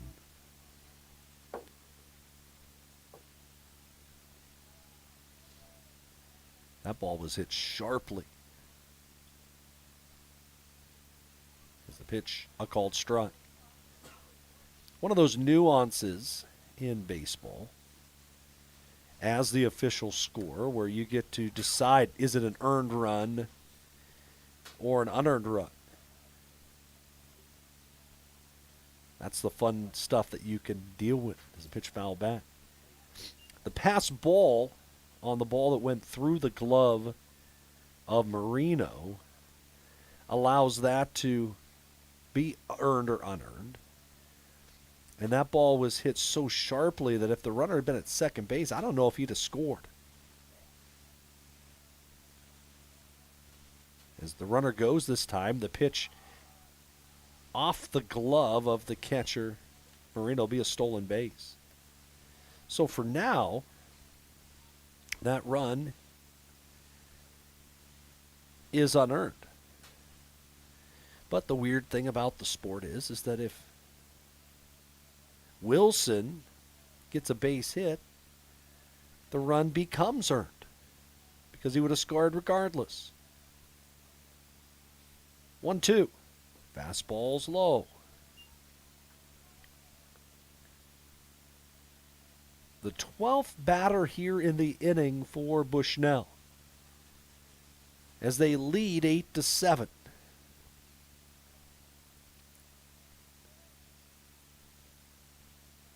Maloney, his 2-2 pitch is low again. And all the while, Abbott Hafar, who we didn't know if he would get through the second, now all of a sudden is a pitcher of record on the positive side. The delivery. Fastball low, ball 4. So Wilson walks. And to the bottom of the order, Reese Carganilla. The shortstop, Reese Carganilla.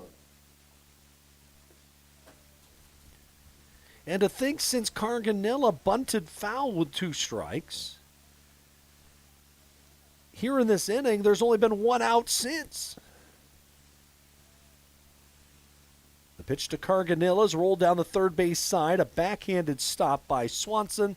The throw to first, the inning is over. Finally. However, Bushnell with 8 runs on 6 hits. No errors, 2 left. We go last of 4. It's now Bushnell 8, the Owls 7.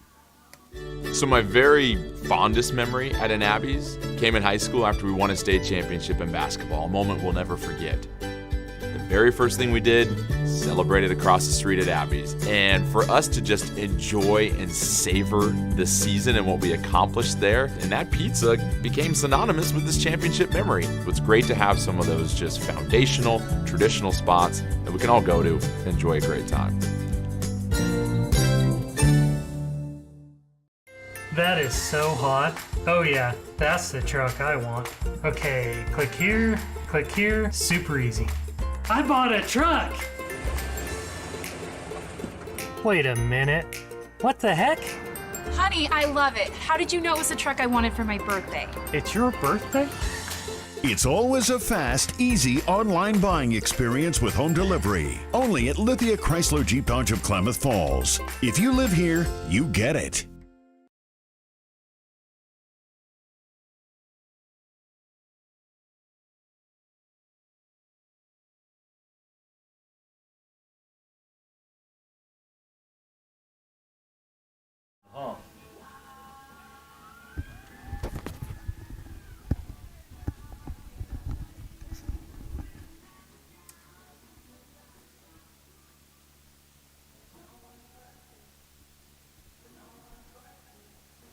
Leading off the fourth for Oregon Tech, the shortstop Dalton Daly.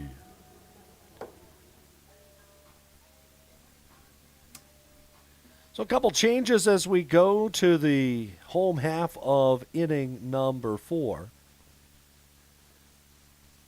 As Dalton Daly digs in, new pitcher is Trenton Huff for the Bushnell Beacons. I'll give you his numbers here in a moment as he faces Dalton Daly, and the first pitch to him is off the front of his shoulder for a hit by pitch. So the leadoff man aboard for Oregon Tech here in the 4th. The pitcher, Brody Marino. I think there's so much armor on Dalton Daly, he didn't even know that the ball hit him. Huff making his 10th appearance, 0-2 record with a 5.50 ERA, and he has a save. As the righty's pitch to the plate is on the outside corner but low. In 18 innings, he's allowed 12 runs, 11 earned on 18 hits, 9 walks, 7 strikeouts. Opposing hitters hitting .267 against Huff. And the pitch to Marino, a fastball, that's a strike. 6'1", 205-pounder from Hood River. Down in the gorge. Daly at first draws a throw, the tying run at first for Oregon Tech.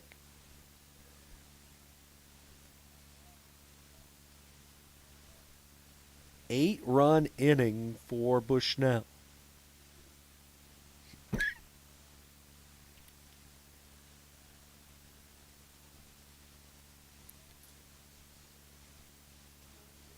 you're following us along on social media, trying to keep that up to date as well.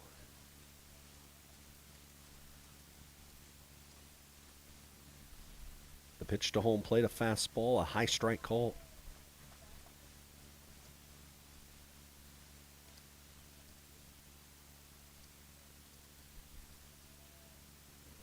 Marino down in a hole. At 1-2. As the delivery to the plate's popped up foul, and we'll try it again.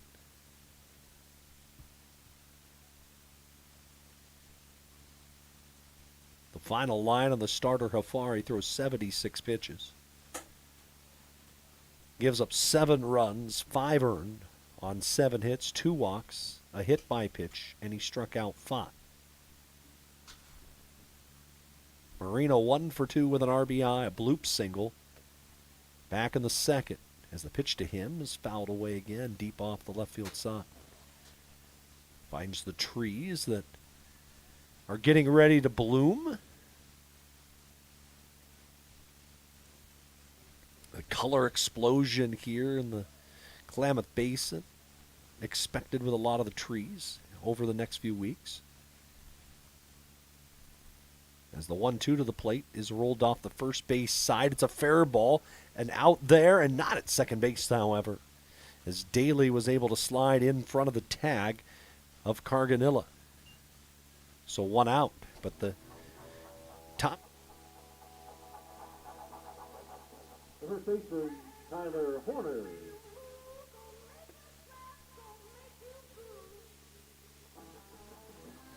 That little roller was hugging the first base lawn. And a nice job by Montoya to touch first base, spin the right way, and put a strike to Carganilla there at shortstop, but Daly able to elude the tag. One out, a runner in scoring position for the Owls, as the fastball is high.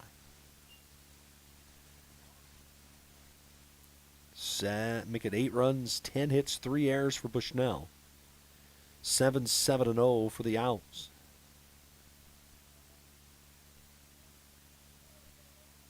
The pitch to the left-hand hitter is on the inside corner, a called strike. Oregon Tech softball idle this weekend. There's 11 teams in softball, 7 in baseball. So both in baseball and softball, there's one team in the league that gets a bye weekend. Oregon Tech softball gets it this weekend. UBC baseball as well. 1-1 to Horners, cut on and missed. Oregon Tech had their bye weekend in baseball last week. That's why they headed down to Menlo. They'll play the final 4 weekends of the season starting today. 7 more home games after this. 8 on the road. Daly at second, dancing there. The pitch to the plate, swung on and missed. A high fastball, and they got him. Huff with the strikeout, his first. It'll be up to Ian Peters, who has 2 hits today. The designated hitter, Ian Peters.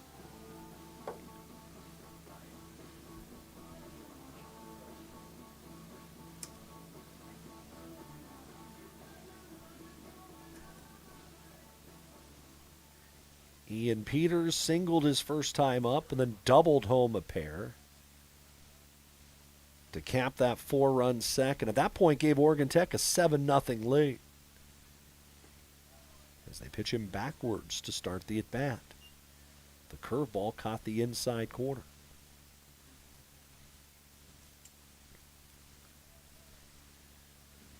Bushnell at 7-5 coming into league play today. Well, they've still got the tough teams to play as well.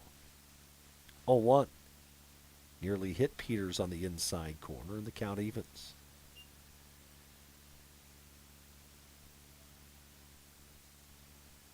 Bushnell still to face Lewis Clark State and UBC. They also have a bye weekend left.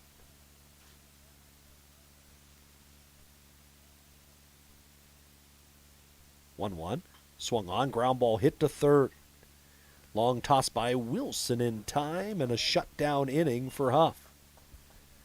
No runs, no hits, no errors, and 1 man left.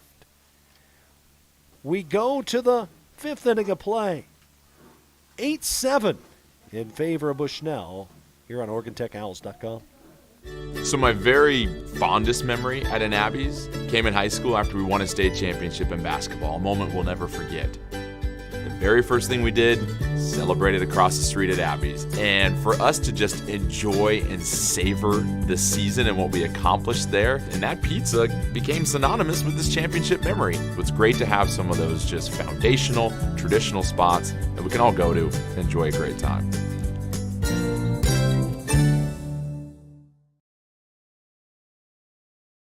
That is so hot. Oh yeah, that's the truck I want. Okay, click here, super easy. I bought a truck! Wait a minute, what the heck? Honey, I love it. How did you know it was the truck I wanted for my birthday? It's your birthday? It's always a fast, easy online buying experience with home delivery. Only at Lithia Chrysler Jeep Dodge of Klamath Falls. If you live here, you get it. For Bushnell, right fielder Brennan Frazier.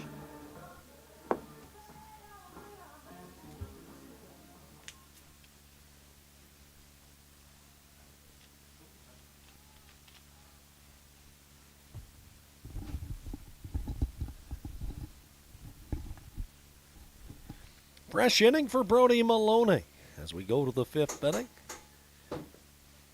As Bushnell now working with a 1-run lead. As it's Frazier, Montoya, and Fripp, 1, 2, and 3 in the Beacons order. Frazier had a run scoring single his last time up. Shows bunt, fouls it back. And it goes to 1-2. Frazier 1 for 3, fanned twice, and then working against the shift, hit a base hit right back through the middle that picked up a run in that 8-run fourth inning. The delivery. Foul back. And a little cross up there. And Marino's hot. He set up way outside. And somehow, some way, the pitch by Maloney was middle of the plate. 1-2. Swung on, skied to center. Playable out there for traction. And he's got it for the out. Leadoff man retired in the 5th inning for Bushnell.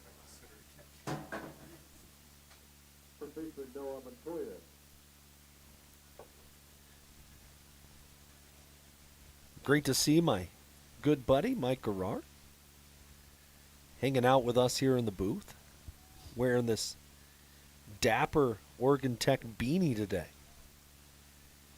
As the pitch behind the batter Montoya, and he will head down to first base on the hit by pitch. Designated hitter Jeff Fripp. The thing I like about the beanie Mikey's wearing, it's got the old Hootie mascot on it. It's kind of turn back the clock day in the press box here at Steen Sportsbook. So one thing I don't have a lot of Oregon Tech gear. I'm starting to build my collection. It took me 22 years at College of Idaho to have a collection that was all purple, white, black, or gray. I have a feeling in about 2 years my collection will be navy, white, black, and gold. Though I've had a couple people say I look really good in navy. Runner at first with one out here in the 5th. Fripp had a single his last time up. And the righties pitched the slider. I don't think the batter offered at it, and he did not.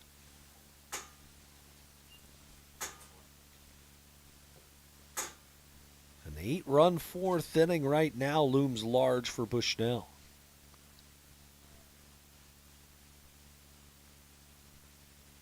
Long pause and a 1-1. Runner goes this time. The pitch is low. The throw through to second. The tag at the bag, and eluding the tag was Montoya. The throw beat him there. But it was off the third base side of the second base bag. And Ortiz had to go back to try to put the tag down. And a swim move by Montoya allowed him to elude the tag.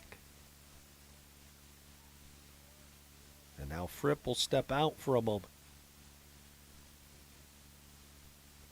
1st and 2 here today. Just a gorgeous day, at least if you're inside here in the Klamath Basin. 2-1. Fripp ground ball rolled over towards short. Daly looks the runner back to second, and he will throw out. Jeff Fripp for the second out here in the inning. Big out there for Maloney. The catcher, Kyle Kasperson. So it'll be up to Kyle Kasperson, who's had a good day. He's been aboard all 3 times. He has singled, reached on a fielder's choice, and he's walked. Runner at second with 2 outs. And the pitch misses high. Oregon Tech has won 25 games this year. It is the 3rd highest win total they've had since baseball came back in 2002.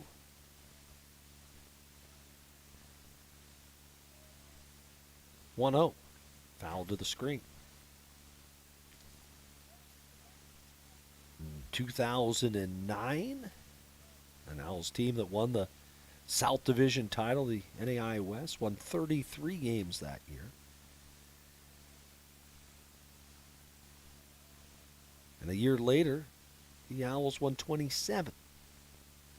Haven't won that many games since. Chance for this year to get into that category.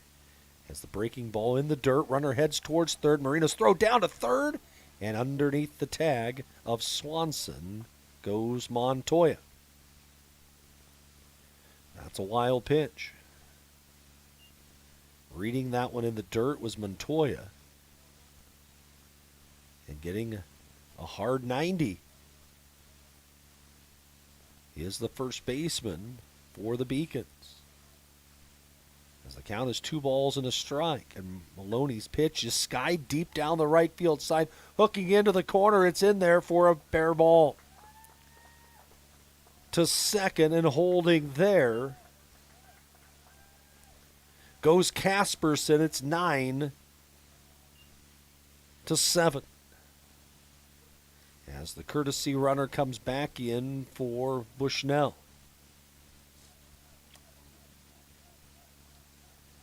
Left fielder Dylan Carson. So the lead expands. And Casperson's big day continues. It is Martin to run at second. The pitch to the plate's grounded to second. Bobbled by Ortiz. But he'll make the play to first to end the inning. But Bushnell adds to the lead.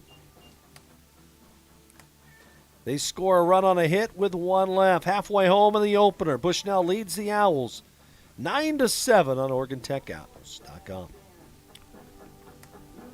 That is so hot. Oh yeah, that's the truck I want. Okay, click here, super easy. I bought a truck! Wait a minute. What the heck? Honey, I love it. How did you know it was the truck I wanted for my birthday? It's your birthday? It's always a fast, easy online buying experience with home delivery. Only at Lithia Chrysler Jeep Dodge of Klamath Falls. If you live here, you get it. There's a collision happening between science and innovation, environment and technology, thriving together in a place you might not have heard of. But the ones who discover us, they're the originators, working and learning in living labs that produce life-changing results and developing innovations that will change the next millennium. There's a collision happening. Be part of it. Be Oregon Tech.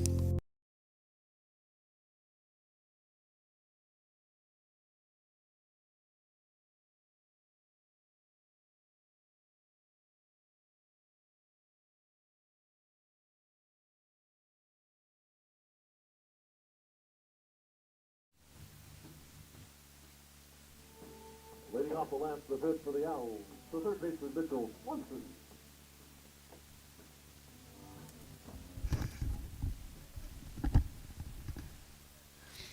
Bottom of the order, due up for Oregon Tech here in the 5th inning. Looking to play catch-up now, trailing by a score of 9-7.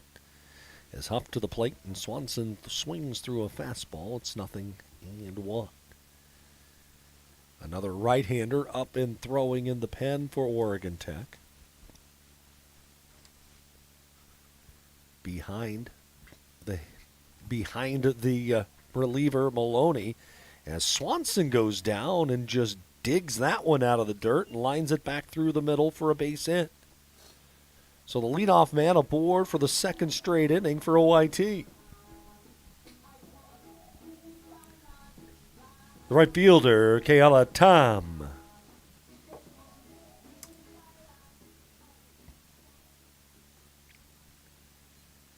Tying run now at the plate for Oregon Tech is Kayala Tam, the hitter. He takes the fastball, a high strike called by the plate umpire. That one looked across the letters and in, but it was a called strike. It's 0-1. Tam today, he has been hit by a pitch. He is also he is struck out As he waves at that pitch out of the zone, and he's in a hole at 0-2. Tech got 3 in the first and 2 in the second. Bushnell scored all the runs since. 0-2. Swung on, hot shot hit off the glove of the third baseman. Only played a first and able to come up with it. There was Wilson to get the out. Down to second will go Swanson on a hard hit ball off the bat of Kealatan. A foot either way, and that ball's down the line. Third fielder, Michael, direction.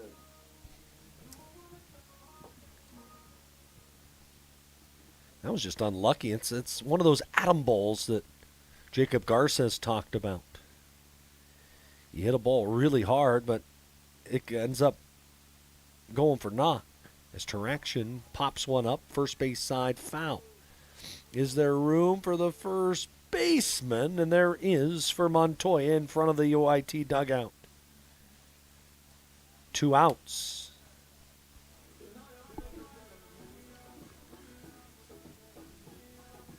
Second baseman, Matt Ortiz. So the Owls going to need a 2-out hit. But they got their leading hitter coming up in Matt Ortiz, who's been aboard 3 times. A single, 2 walks. Trying to deliver Swanson from second. Huff to the plate. A fastball that's high. You hear the name Huff. Most people nowadays think of the 2 dancers, Julianne and her brother, from Dancing with the Stars. When I hear Huff, I think of Charlie Huff, the old knuckleballer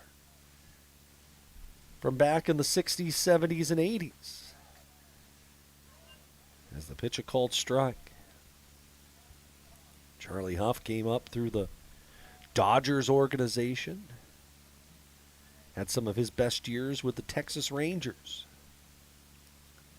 Back in the late 70s and early 80s. 1-1 pitch. Fastball on the inside edge. And the count goes Huff's way at 1-2. Trenton Huff threw a scoreless 4th. Tried to throw a scoreless 5th. 1-2. Swung on, hit off the end of the bat towards second. Short hop there for Stoner, and he will throw out Ortiz to end the inning. Owls down here in inning number 5. We go to the 6th. 9-7. Bushnell on OregonTechOwls.com. At Klamath Falls Toyota, you'll experience our goal to completely satisfy every customer, every day. Because our customers are like family to us. You'll also experience the teamwork of our professional and knowledgeable staff. They're authentic, caring, and the best in the industry. And when you choose from our great selection of new Toyotas or quality pre-owned cars, trucks, and SUVs, you'll experience a process that's efficient, easy, and transparent. Experience amazing at Klamath Falls Toyota, where experience is everything.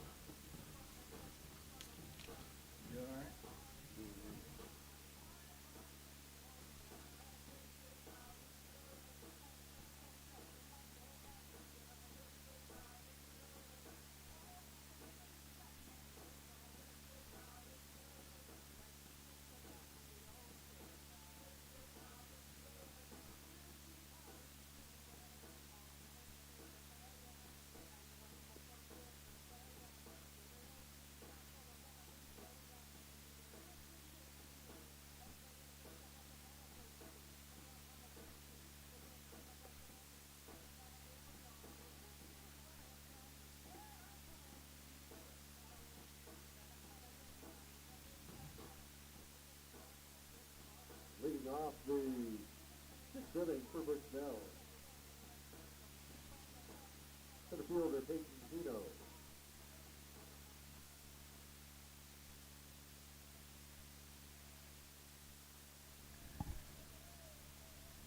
Glad you could join us here this afternoon from Klamath Falls. Mike Safford with you. As we go to the 6th inning of play, and Peyton Hino takes a strike. Got to say hi to my good buddy Nick Askew, who's watching along back in Eugene. In fact, Nick was the last visitor we had to my old place in Caldwell, believe it or not. I'd lived there for 20-some years, and first time that Nick had made the trip over. Can't wait till he comes down here to Klamath Falls, just a hop, skip, and a jump over the hill for him to come here to the Klamath Basin. Count 1-2 to Hino, and the delivery is a called strike 3 as a new pitcher on the mound for Oregon Tech is right-hander Spencer Dahlke. We'll tell you his numbers here in a second. Second baseman Jacob Stoner.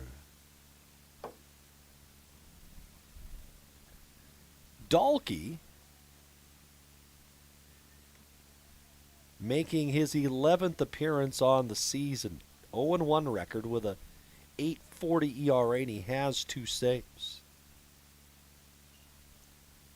In 15 innings of work, he's allowed 15 runs, 14 earned on 21 hits, 8 walks. He has struck out 13.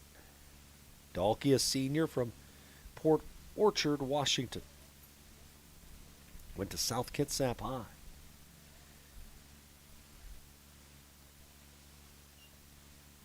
As the pitch to Jacob Stoner. This is a all South Puget Sound League matchup here. The Puyallup Schools and SK, both members of the SPSL. 2-1 the count to Stoner, who's had a good day. Dahlke's pitch, just swing and a miss. Maloney went an inning and 2/3. Gave up a run on 2 hits, a walk, no strikeouts. Third pitcher used today for Oregon Tech. As the breaking ball drops low, and it's 3-2.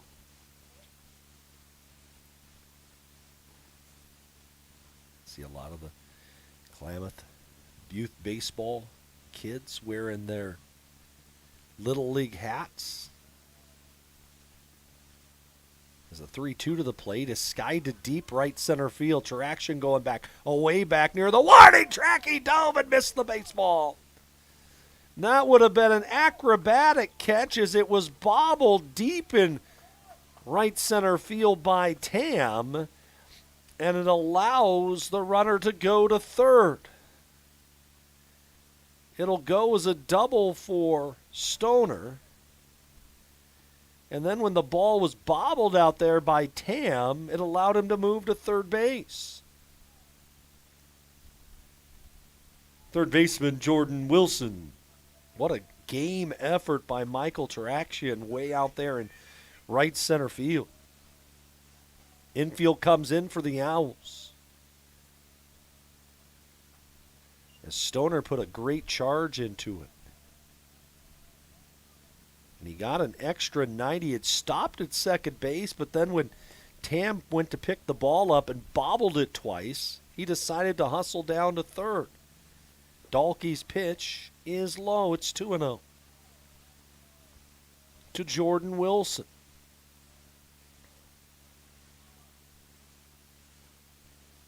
Wilson is 0 for 1 with a walk. And he hits a ground ball. Diving try by Daly. It's into center, a base hit. Give Wilson his 8th RBI of the season. And he did what he needed to do right there and hit that ball through the drawn-in infield. And Jacob Garces out to the mound. He seems a little irritated as he makes that walk. It is now 10-7.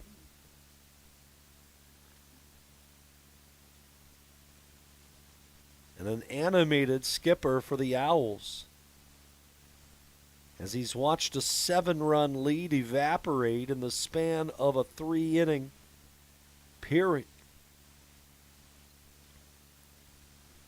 And he'll go to the bottom of the order and Reese Carganilla for Bushnell. The shortstop, Reese Carganilla. But as I look through the crowd and see the Little League players down there, I remember back when I was playing, we never had true Little League when I was playing at that age. Nor do we have Cal Ripken. Well, there was no such thing as Cal Ripken back then. As the pitch bounded off the side of the mound, barehanded by Daly, he throws to first. A big out for the Owls. Nice play there from Dalton Daly to collect himself and get the out at first for out number 2. Right fielder, Brendan Frazier. Now with 2 outs. Back then, our teams growing up had sponsors, and that was your team name. Remember growing up, I was sponsored by the Puyallup Elks for 3 straight years. And whoever your sponsor was, well, that was what was on the team hat. Now with Babe Ruth and Cal Ripken and Little League teams, you have the Major League teams that help sponsor that. And you have the A's, the Cubs, the Guardians. As the pitch drifts high. I know Mike Garrard's kids probably all played for the Giants. My son's teams played for the Cubs, although we were the Pirates one year and he loved it. We were the Cardinals one year and I disliked that, being a Cubs fan. 2-0. That's a strike. I didn't get to pick the name of the team that year. And all of a sudden they go, you guys are the Cardinals. I'm like, who in the world decided that? I said, give me the Expos, not the Cardinals. You know?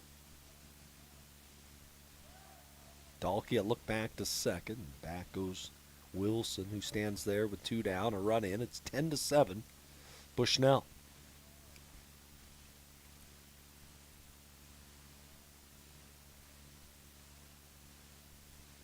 Dalkey's pitch is rolled to first. Should end the inning. Taking it to the bag himself goes Horner to end the inning. 1 run, 1 hit, an error, and 1 man left. Bottom of the 6th we go. It's 10-7 Bushnell. That is so hot. Oh yeah, that's the truck I want. Okay, click here, super easy. I bought a truck! Wait a minute. What the heck? Honey, I love it. How did you know it was the truck I wanted for my birthday? It's your birthday?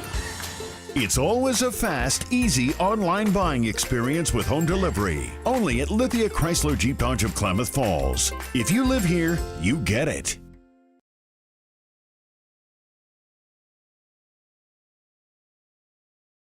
Feeding and watering, building, tending, and mending, one foot in front of the other, day after day, season after season. At Coastal, we're proud to say we've walked a mile or 2 in boots just like yours. That's why our stores are stocked with everything you need by folks who care. Find your store or shop now at coastalcountry.com with shipments to your door, in-store, or curbside. We are Coastal, and we're just what the country needs.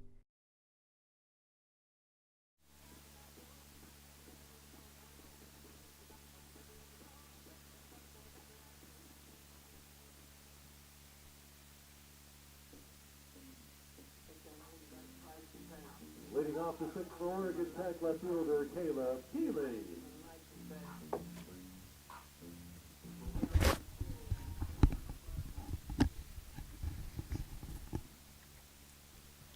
If you turn this game off back in the 3rd inning and you just turned it back on, you're probably saying, whoa.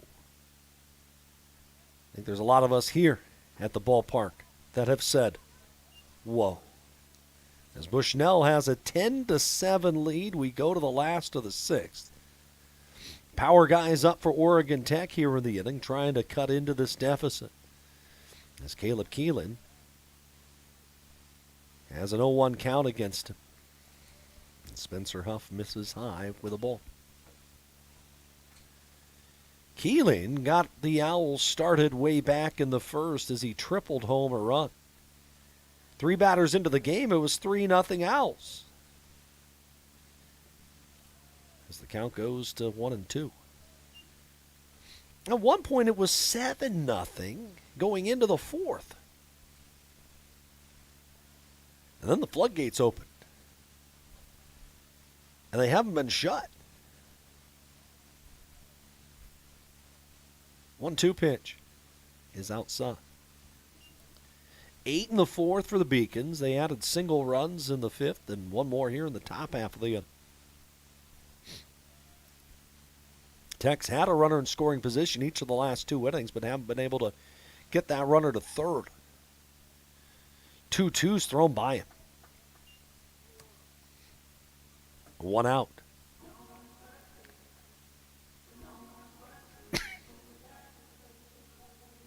The shortstop, Dalton Daly.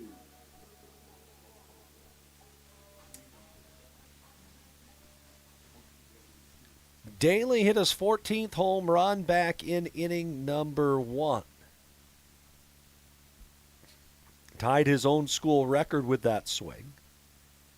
He and Rice and Mauricio, the only Owls to ever hit 14 home runs in a year. As the pitch to Daly, the curveball's a strike. That home run helped take over the league lead in the Cascade Conference, pending what's going on up in LeGrand today. As we'll take a look at those scores as Daly fouls one off.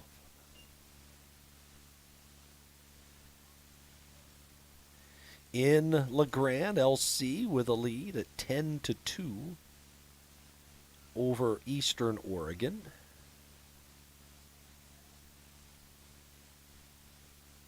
No home runs for Luke White, who has 13 coming into the day. 0-2 to Daly. Swung on a high chopper, hit towards third. The throw will go high and sail. Did it go into the OIT dugout or not? We'll see. And they said it did. So it looks like he will get an extra back. It was a high chopper. Not sure what it hit. It went a mile high in the air. And the throw, having to hurry it a bit, went a mile high at first. The catcher, Brody Marino.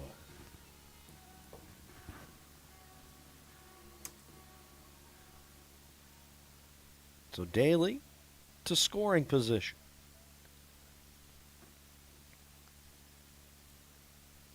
On the 2-base error.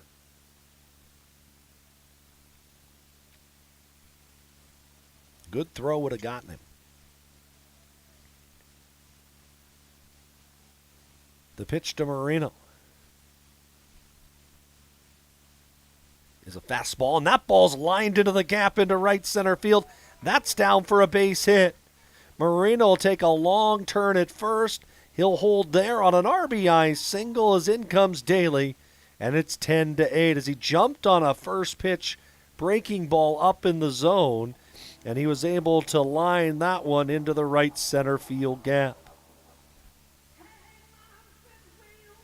The first baseman, Tyler Horner.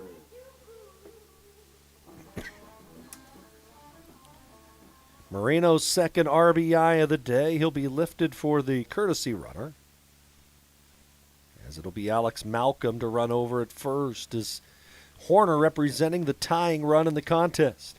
And he swings and hits a mile-high pop-up into straightaway right. In comes Frazier, and he will make the catch for the second out.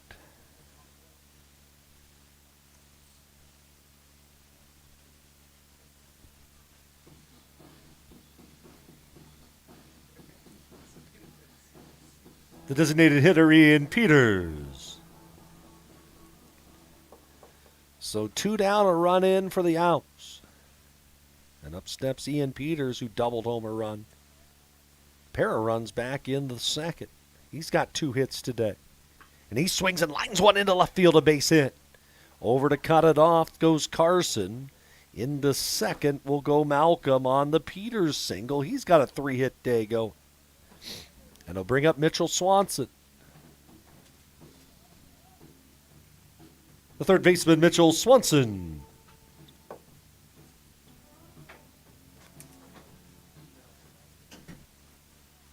So the tying runs on for the Owls here in the 6th. Go-ahead run at the plate in the form of Swanson, who is 2 for 3. And the pitch to Mitchell, a fastball. It catches the outside corner. Owls to double digits in hits. They have 10. Malcolm at second, Peters at first. Long pause by Huff, the pitch, and it hooks around the outside edge, ball 1. Trying to see into the Bushnell bullpen whether or not they have someone up and throwing. It looks like they do not. A run in here in the 6th for OIT. 1-1 pitch. Fastball and kind of a half-hearted swing that time by Swanson. He comes up empty. I think he was expecting something off speed. Was trying to hold the swing up for a moment. A little uncomfortable up there in the batter's box. Is the senior. Huff has the count his way at 1-2. And his delivery. And it's fouled into the dugout off the third base side. Brody Marino with the RBI single here in the 6th has gotten Oregon Tech back within 2. Swanson, 7 doubles on the year. Wind blowing out to right. As the pitch to the plate, it's a ground ball back up the middle. Snared by the shortstop. They'll go the short way for the out to end the inning. Oregon Tech a run on 3 hits. We go to the 7th. Glad you could join us today. It's 10-8, our score. That is so hot. Oh yeah, that's the truck I want. Okay, click here, super easy. I bought a truck! Wait a minute. What the heck? Honey, I love it. How did you know it was the truck I wanted for my birthday? It's your birthday? It's always a fast, easy online buying experience with home delivery. Only at Lithia Chrysler Jeep Dodge of Klamath Falls. If you live here, you get it.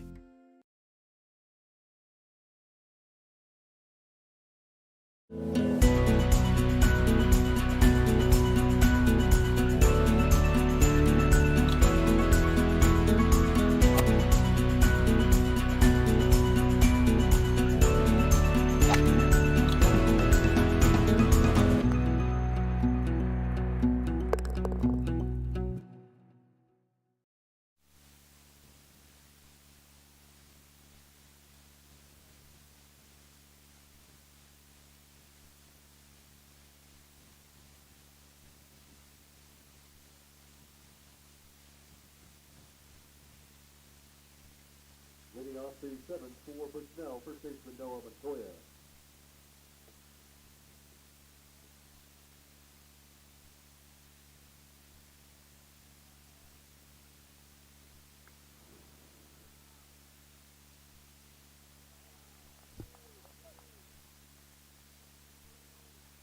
Leading off inning number 7 for Bushnell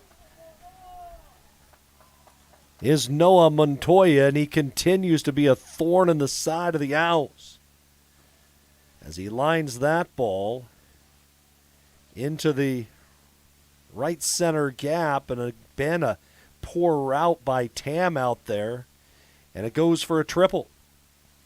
And so Bushnell, just like that, right back offensively in this game. Designated hitter Jeff Fripp.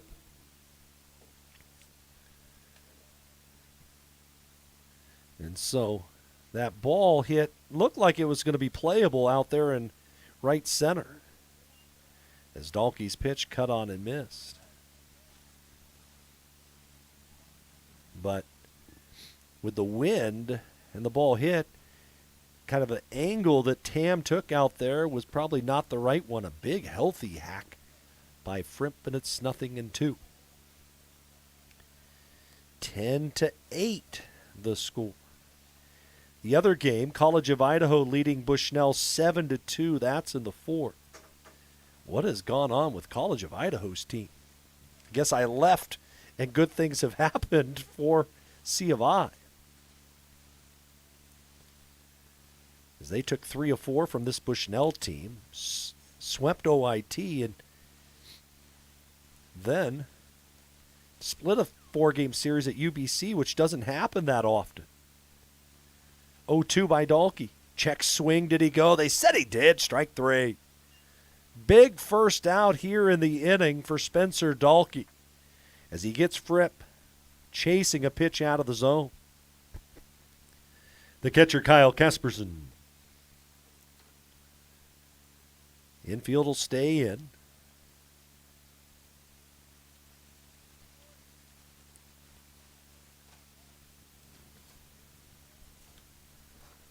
Is working from the stretch, the pitch. And Casperson takes the slider for strike.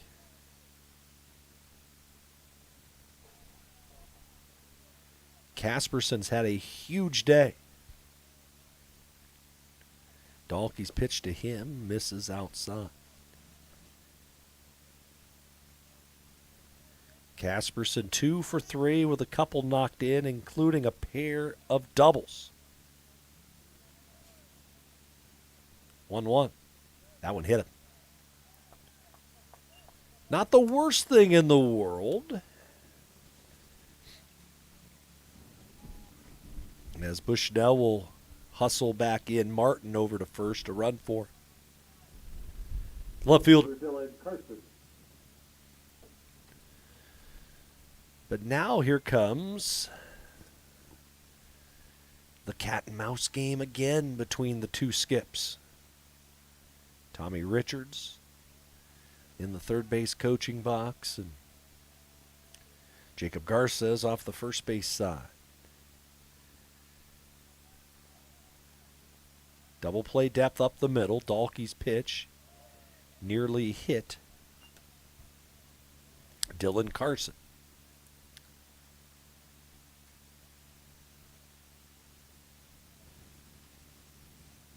Carson, the Eugene native, stayed home to play for Bushnell after a season at Mount Hood College up in Gresham. Dahlke's pitch thrown by him. Strike 1. 10 runs, 14 hits, 4 errors for Bushnell. No run, make it 8 runs, 10 hits, 1 error for Oregon Tech.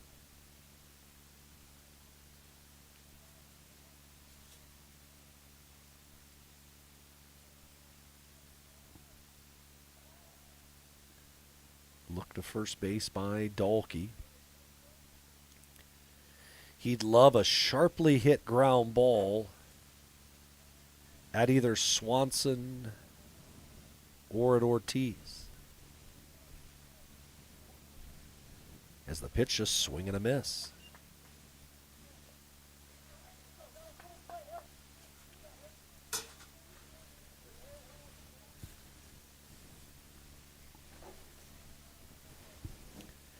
The count at 1-2. Strikeout would be huge as well. Dahlke's pitch, swing and a miss. He went with a slider, and it got him for the second out. A huge out in the ball game.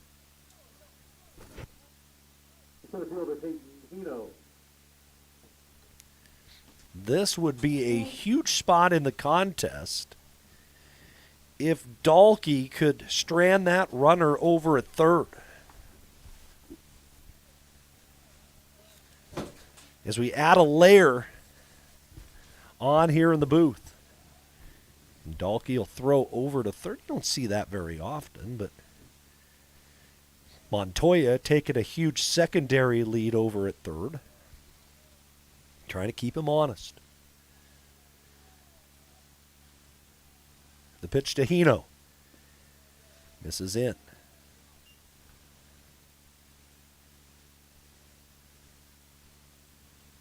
Peyton Hino, 1 for 3. Has an RBI. He has also struck out twice.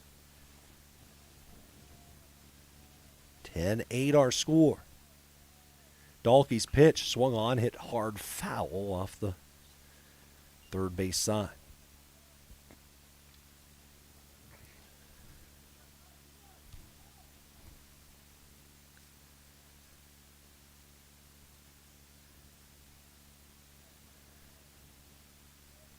From Honolulu,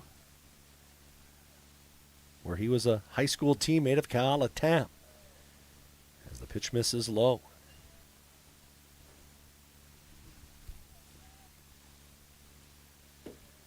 Two balls and a strike as the infield for the Owls have went back to normal depth. First and third, 2 away. Dalkey will throw over to first. Tech must be thinking that they are going to try to hang Martin up between first and second as long as they can. See if they can steal a run. 2-1 pitch. Slider low.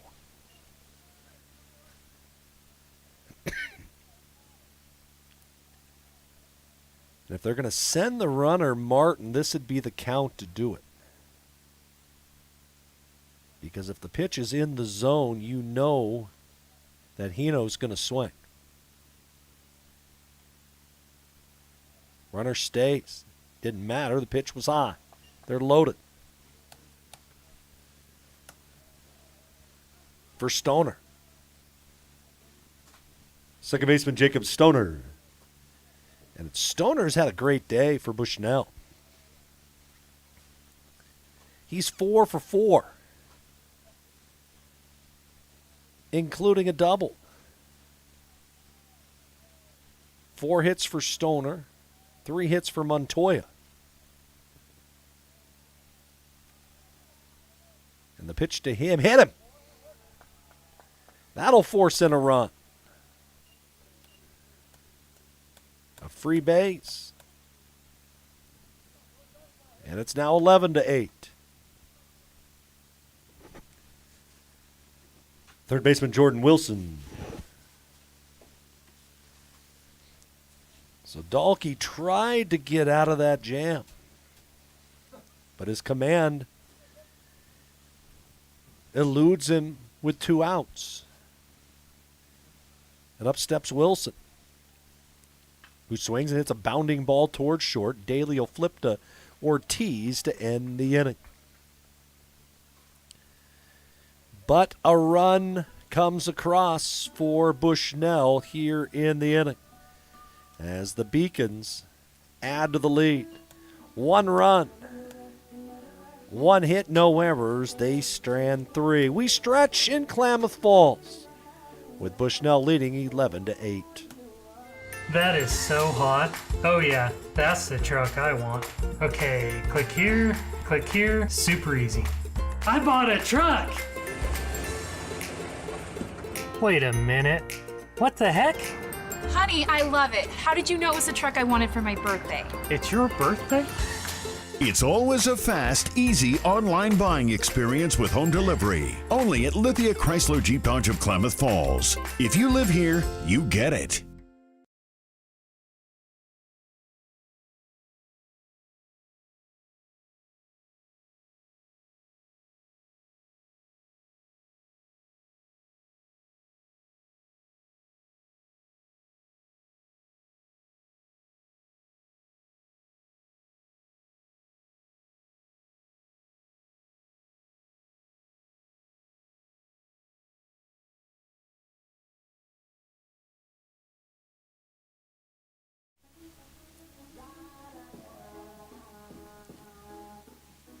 off the Oregon Tech 7. Right fielder, Kayama Tam.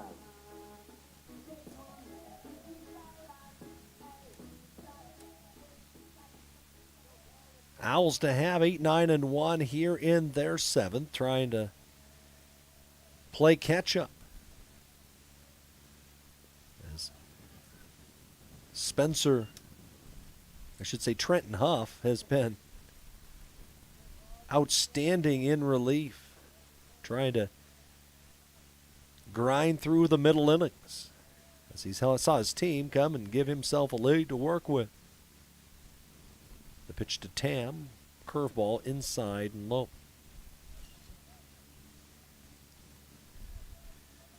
Khaled Tam 0 for 2. He has been hit by a pitch. Tam, Taraction, Ortiz here in the 7th inning. That one hits him. That one right off the elbow guard.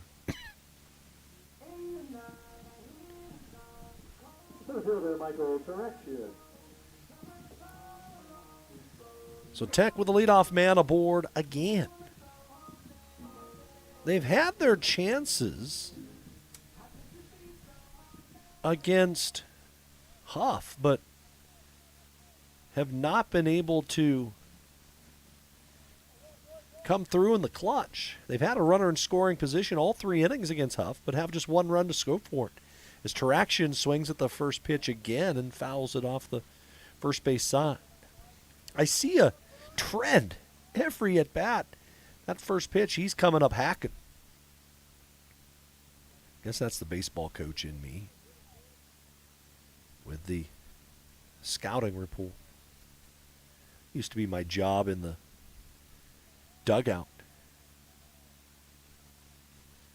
Runner at first, nobody out. Top of the order next, showing bunts to action. Runner goes, pitches high, throw through to second base, and Tam's underneath it. A stolen base. I believe the pitch was high, and it'll be 1-1 the count.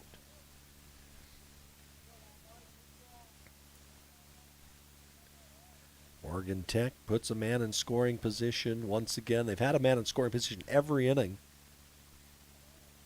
except the 3rd.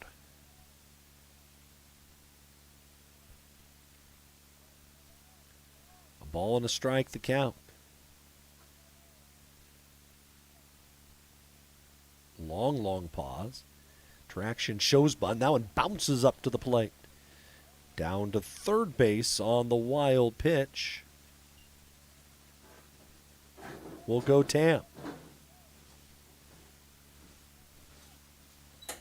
Bushnell definitely give up a run for an out. That's for sure.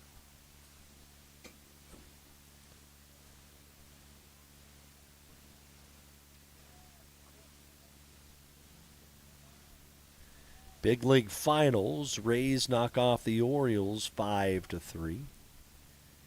As Francisco Mejia homered and drove in 3 for Tampa Bay. 2-1. Swing and a miss. White Sox knock off the Tigers 5-2. Dylan Cease the win. He's now 1-0. Mariners have come back. They lead in Minneapolis 2-1 over the Twins. That's in the 6th inning. 2-2 pitch. Traction swings, and it's a drive into left center field. Hustling over to make the running catch goes Hino. Tagging at third and scoring on the play will come Tam. And it's now a 11-9 game. The second baseman, Matthew Ortiz. So the stolen base and the wild pitch help Tech get a run back. To the top of the order in Ortiz. And takes a pitch inside and low. Cardinals leading the Pirates back in 2015.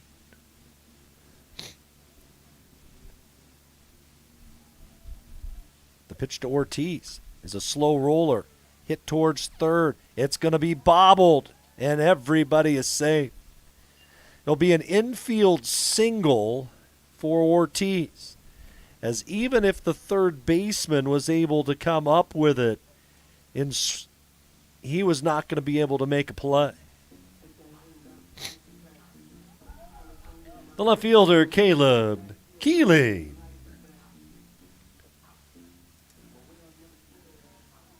So an infield single for Ortiz.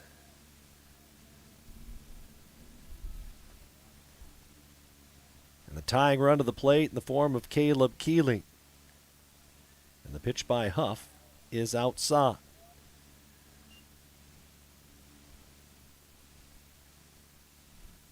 Rangers leading in Toronto over the Blue Jays, 3-2. That's in the fifth.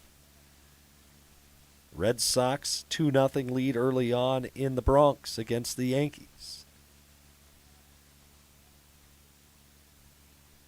West Coast, Marlins, Giants scoreless in San Francisco. Phillies a 2-0 lead over the A's. That's in the second. Cleveland and Kansas City, they've gone to the second at Kauffman Stadium. 1-0 pitch, fouled off. Caught up on all the big league scores. Here in the Cascade Conference, bottom 5, LC leading Eastern Oregon 13-2. And they're in the fifth in Caldwell, College of Idaho leading Corbin 8-3. A ball and a strike to Caleb Keeling.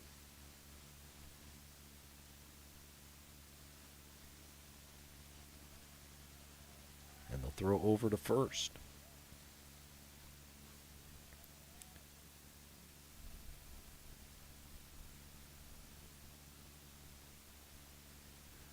Here it's 11-9. Bottom of the seventh. Bushnell looking for a double play ball.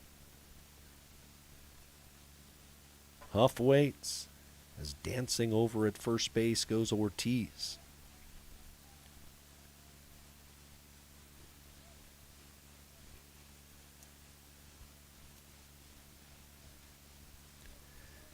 You can hear that wind howling a bit on our crowd mic.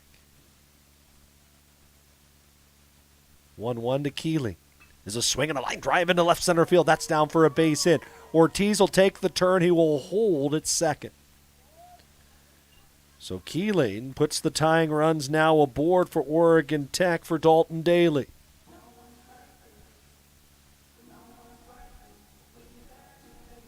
The shortstop, Dalton Daly. Boy, wouldn't this be a spot for him to break the school record for home runs?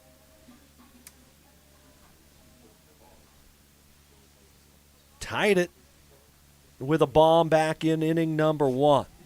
Now he represents the go-ahead run in this contest. Tying run now at first with 1 out. And the pitch by Huff. Swung on and fouled back. Huff has thrown 55 pitches. And he's pitched to contact for the majority of the at-bats.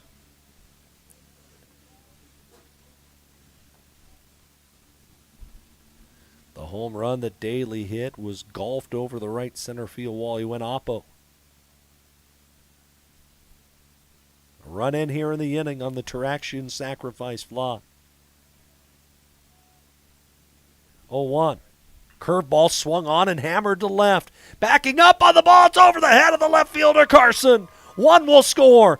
Keelan to third. He'll be waved in. The relay throw home will be late. Daly to third. The throw there. He's safe. It's down the line. Daly's going to come up. He will score. Oregon Tech has the lead at 12-11. A Little League home run for Dalton Daly.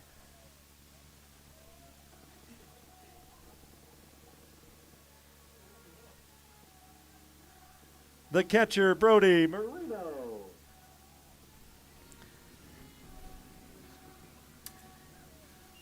It'll be a 2-run double for Dalton Daly.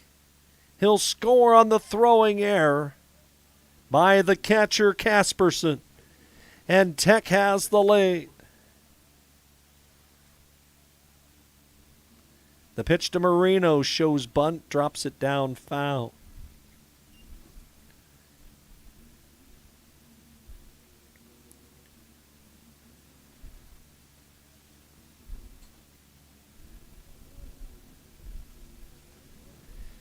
Tech has come back to take the lead as the pitch fouled to the screen.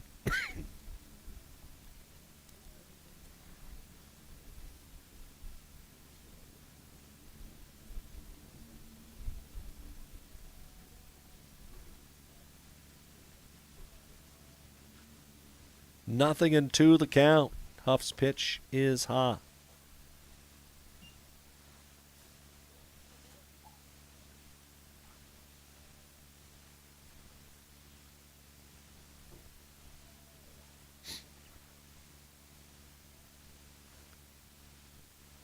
And delivery way high again, 2-2.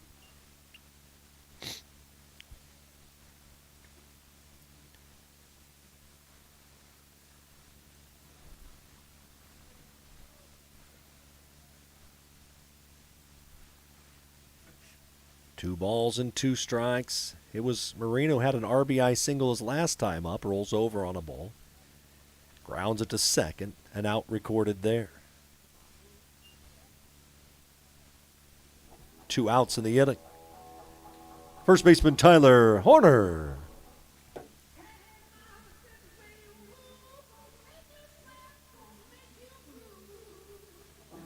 A 4-run inning for Oregon Tech.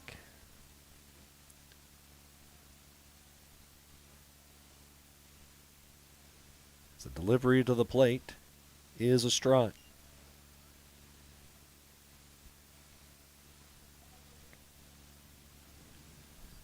Dalton Daly with the Little League home run. As the pitch skied off the left field side, down the line in foul territory, and trying to make a play down there and unable to do so is Wilson, the third baseman. The reason I call it a Little League home run, it's like how it is with these young 7, 8, 9-year-olds. Ball hit, and all of a sudden the ball gets thrown all around the field. It goes as an RBI, 2 RBI double, and then the error brings in the go-ahead run for the Owls. It is 12-11. 0-2 to the plate to Horner is skied into shallow center. Who wants it? And it drops right near the second base bag. Oh, my. Unbelievable. The wind is howling out there as it'll bring up Peters. The designated hitter, Ian Peters. Any ball hit right now is an adventure. As delivery to Peters is a swing and a miss.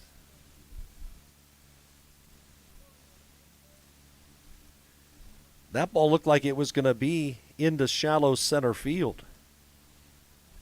And instead, Stoner couldn't make the catch. The delivery, that's a strike. It's 0-2.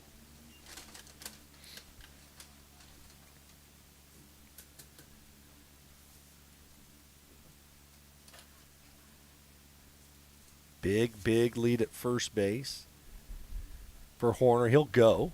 The pitch is high. Throw through on a hop. The tag made there.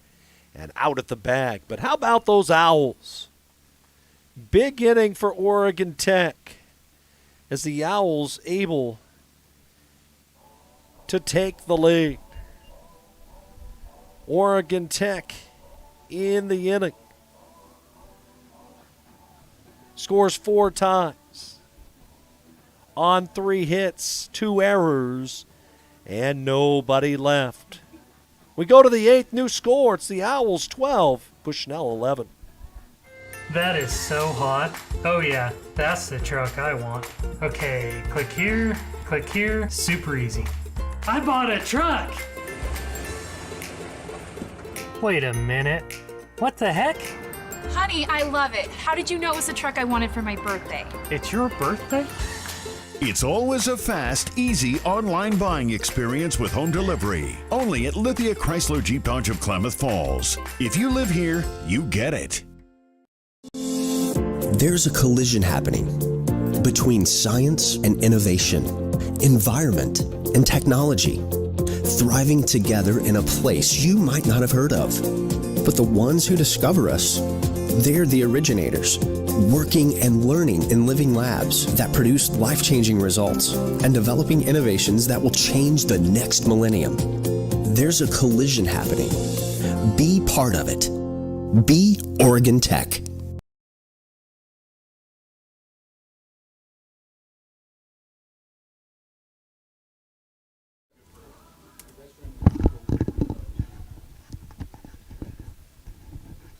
So Spencer Dahlke now to work with a lead, as the Owls have battled back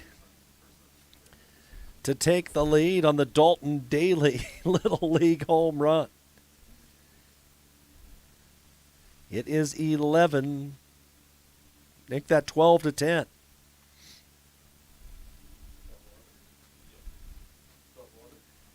Crazy game. 12-11 Hooter. As the delivery to the plate, a called strike.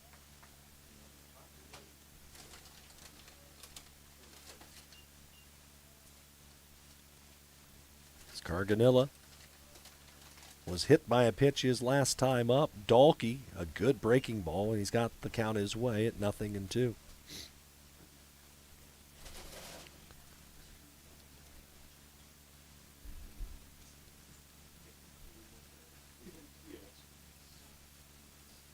Big lockdown inning for Dahlke if he can, as the fastball just off the outside edge. Just the first of two. Game 2 to follow this one about 25 minutes after the conclusion. There's been a lot of fireworks as the pitch fouled in the box.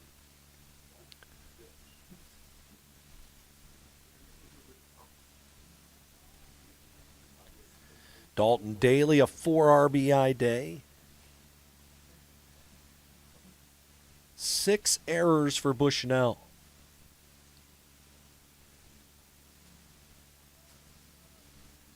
Including 2 in that last inning. 2-2. Right there. Called strike 3. Dahlke the punch out. And a big first out here in the 8th. Right fielder Brendan Frazier. And it's something that Jacob Garces talked about last week after a similar meltdown that the Owls had in Game 3 of their series against Menlo. Had a 6-0 lead in the 7th and watched it evaporate. But they were able to battle back and were able to pick up an extra innings victory. And he said he loved the grit, the determination, the way that the guys just competed. And that's what this team's trying to do right here. As the count 0-2 on the leadoff man of the order in Brendan Frazier. 12-11 Owls. We are in the 8th. Frazier 1 for 5 with an RBI. And the delivery skied into center. Who wants this one? It'll be Taraxian as he has to keep coming in. I think the wind shifted a bit as Mike makes the catch for the out.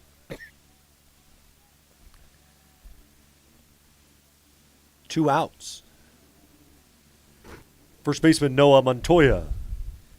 And what I'm noticing, I mean, the wind has picked up a ton, but we saw it on that play at second base on the ball that was dropped by Stoner. But instead of blowing from foul pole to foul pole, the wind's now blowing, I think, a little bit in from left. As the pitch is high. To Montoya, who's 3 for 4. With a triple. A righty is throwing in the pen for Oregon Tech as Dahlke's pitch hits the right-hand hitter. And Montoya is aboard. Designated hitter Jeff Fripp. So the tying man on for Bushnell. And it'll be Jeff Fripp a chance. He's 2 for 5 with an RBI. Dahlke struck him out his last time up. And the pitch to Fripp's a strike. Also today, the Oregon Tech men's and women's track team is in Eugene at the Titan Invitational hosted by Lane College. Full recap of that will be at OregonTechOwls.com later tonight. Yesterday, Nick McMillan, Jonas Hartline punched their ticket to Nationals with automatic qualifying marks in the 10,000 meters.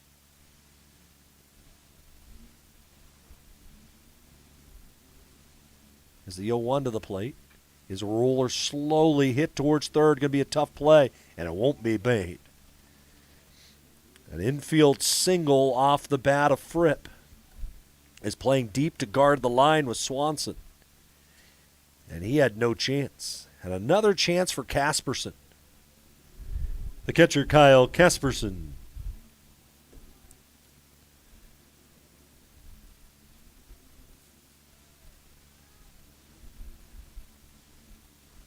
Also late last night, Faith Widman hit the conference qualifying mark in the 10,000 meters. That was under the lights in their distance carnival. The pitch to the plate's line to center. Taraxian a long run in. He'll make the catch and get out of the inning. Big inning for the Owls. No runs. A hit. 2 big ones left. Looking for insurance is Oregon Tech as we go to the last of the 8th, leading 12-11. At Klamath Falls Toyota, you'll experience our goal to completely satisfy every customer, every day. Because our customers are like family to us. You'll also experience the teamwork of our professional and knowledgeable staff.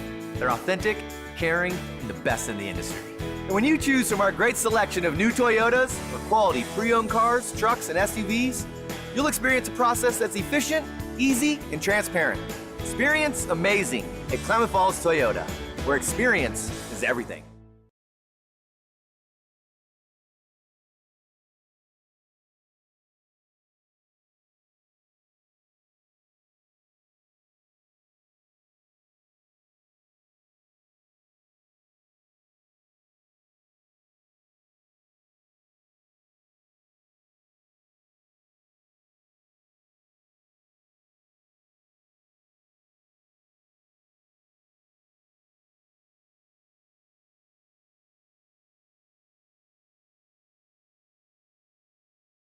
We go to the bottom of the 8th inning, as it will be Daniel Furman to take over on the mound for the Beacons. For Furman, he will be making his 5th appearance of the season, an 0-2 record with a 9.04 ERA. In 4 2/3 innings, he's allowed 8 runs, 5 earned on 9 hits, 3 walks, and 3 strikeouts, with opponents hitting .375 against the 5'9" freshman from Olympia, Washington. As he'll face Ian Peters to start off the inning for OIT. Huff went 4. Allowed 5 runs, 3 earned, 6 hits, no walks, 2 strikeouts. Pitched well enough to get a win. But unfortunately right now, he needs his offense to give him some help if he's going to have any chance to pick up not a loss. Leading off the Oregon Tech 8th, designated hitter Ian Peter. Peter, Swanson, Tam, 6, 7, and 8 for the Owls here in the 8th. As the righty's pitch to Peters is a strike. I guess not. Wow. First time today that pitch hasn't been called a strike. And it's been a slow, methodical right arm coming up, but Owls will take that. Same spot. This time it is a strike. Counted a ball and a strike to Peters, who's had a good day. He's 3 for 4 with a couple ribbies, including an RBI double. In the Bushnell ninth, they'll have Carson, Hino, and Stoner. 5, 6, and 7 in their order. And it looks like Oregon Tech will bring in the hard-throwing right-hander Alex Britton to try and close it.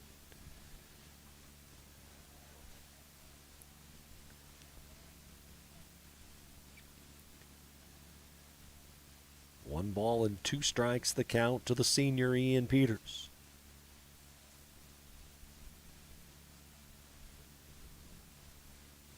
As the righty's pitch to him is waved on and fouled in the box.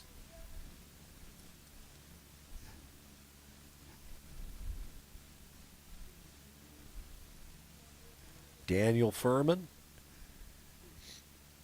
went to community college at Lower Columbia in Longview, Washington.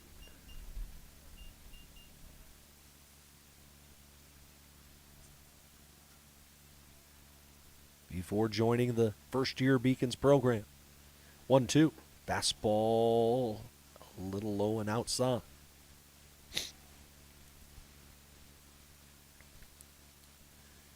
Right now, the win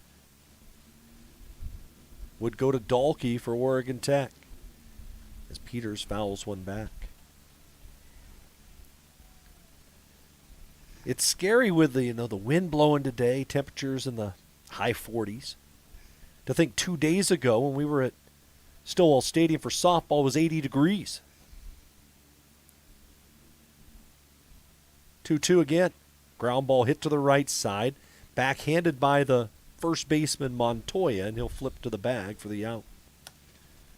1 out in the Oregon Tech 8th inning. Third baseman Mitchell Swanson.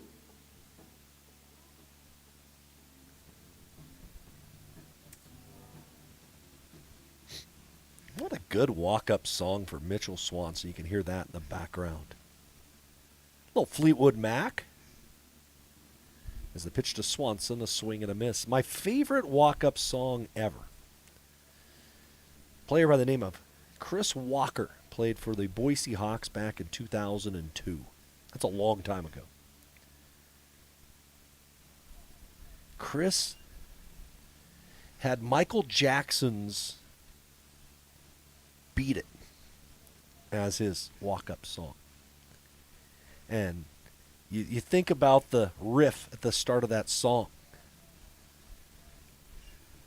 And he would walk out to home plate to the beat of that song. And every step he took was like in rhythm with that riff. And late in the season, the guys would play around with him a bit. And they had a bet with Chris Walker. That when he got to the batter's box, he was a switch hitter, and he'd come across and he'd hit from the right side, coming from the first base dugout. Would he moonwalk when he'd go to the right-hand hitter's box? They put money in a pool, and he did it. As the pitch to Swanson rolled foul. And it was one of the funniest moments I've ever seen at the yard. And you can hear that song in the background. Hear that? And think about every step, his shoulders are moving. And then it picks up a bit, and he gets in, and he does a little moonwalk. As the pitch outside again to Swanson, the count goes full.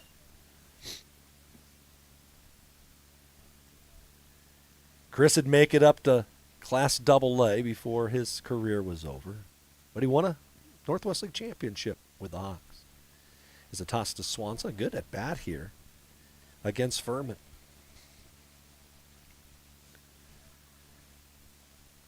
Boise won Northwest League titles in 02 and 04.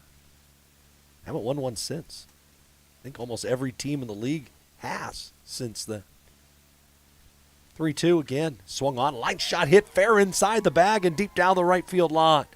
That'll roll down into the right field corner. Swanson's going to be held at second with a one-out double as Oregon Tech looks to try to add to their lead.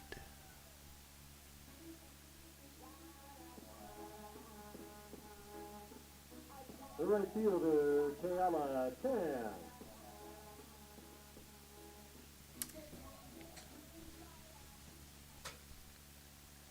So a one-out double for Swanson. Oregon Tech with 14 hits in this slugfest. Tam trying to do his part. And the pitch to him is skied foul and out of play. Again, Alex Bratton throwing in the pen. Looks like we will see him in the ninth. Bellum went the first 3+. Then it was Maloney and then Dalkey. 0-1. Swung on, fisted foul off the first base side.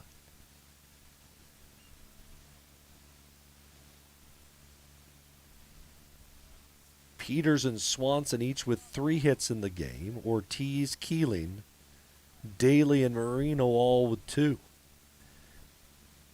Horner, Tam, and Taraxian have gone hitless so far, but they'll get a chance.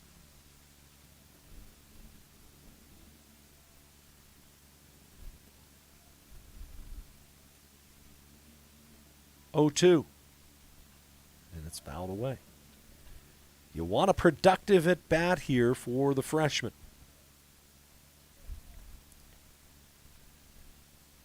Big hole on the right side as Stoner, the second baseman, is cheated a little bit towards the second base bag. If Tam can poke one through that right side. 0-2 again. Swing and a miss. Don't think that's where Furman wanted it, but he got the result. 2 outs. Center fielder Michael Taraxian.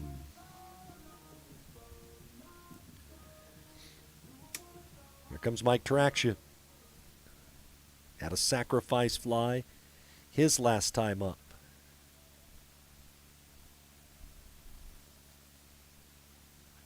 Bottom 7, C of I leading Corbin 8-4. Top 7 in LeGrand, LC all over Eastern 18-3. Luke White has hit his 14th home run of the year. So the top spot in the league is now tied again. 0-1. Traction ground ball to third. Friendly hop that time. And the throw by Wilson in time to retire the side. OIT down here in the 8th. Tech looking to try and close this one out as we go to the 9th, leading by a score of 12-11. That is so hot. Oh yeah, that's the truck I want. Okay, click here, super easy. I bought a truck! Wait a minute. What the heck? Honey, I love it. How did you know it was the truck I wanted for my birthday? It's your birthday? It's always a fast, easy online buying experience with home delivery. Only at Lithia Chrysler Jeep Dodge of Klamath Falls. If you live here, you get it. So my very fondest memory at an Abby's came in high school after we won a state championship in basketball, a moment we'll never forget. The very first thing we did, celebrated across the street at Abby's. And for us to just enjoy and savor the season and what we accomplished there, and that pizza became synonymous with this championship memory. It's great to have some of those just foundational, traditional spots that we can all go to and enjoy a great time. He fanned 4. He's in line for the win if Bratton can close it out. For Bratton on the season, he will be making his 11th relief appearance. An 0-2 record with a 2.49 ERA, and he has a save. In 21 innings, he's allowed 6 earned runs on 19 hits, 6 walks. He has fanned 13.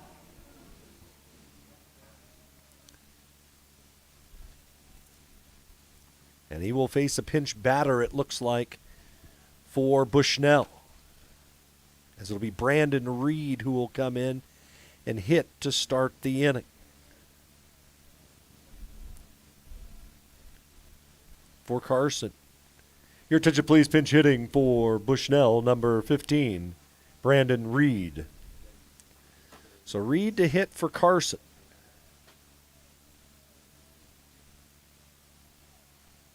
A left-handed bat. And Bratton to home plate with a fastball, and it misses a little outside for ball 1. Reed on the season hitting .264. He has 2 home runs. He's driven in 12. And the pitch to him is on the inside corner for a called strike.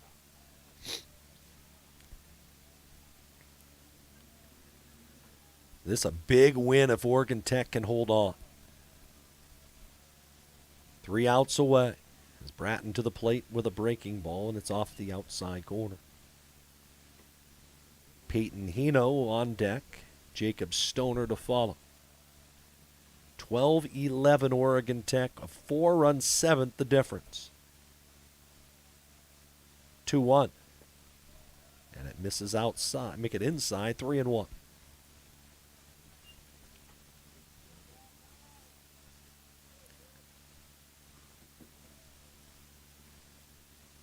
Outfield playing very deep. No doubles depth. 3-1. Fastball low, ball 4. So Reed walks. We'll wait to see if they'll re-enter Carson to run for him over there. And it looks like that will be the case, as it'll bring to the plate Peyton Hino.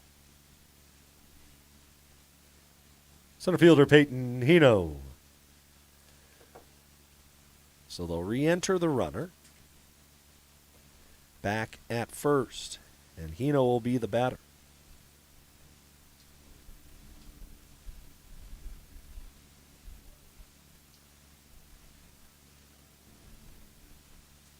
Would think a bunt situation would show here, and already squaring is Hino. And the pitch bunted in the air off the first base side. It rolls foul.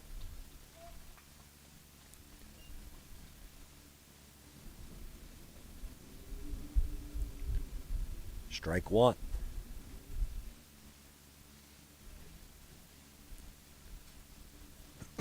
Bushnell tried a bunt back in that 8-run 4th inning. It was the 9-hitter, Brees Carganilla, who couldn't get one down. 0-1. This one push bunt up the first base side. It rolls foul again. And the count 0-2. Bratton not making it easy for the hitter, not giving him an easy pitch to lay down.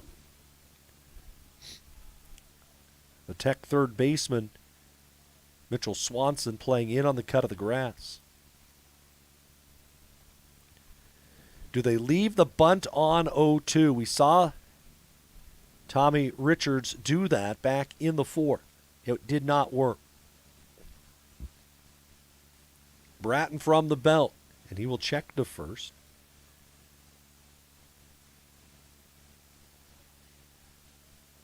As Carson back diving headfirst safely. 0-2 to the plate. Fastball, ground ball through the right side, a base hit. What a great job of hitting.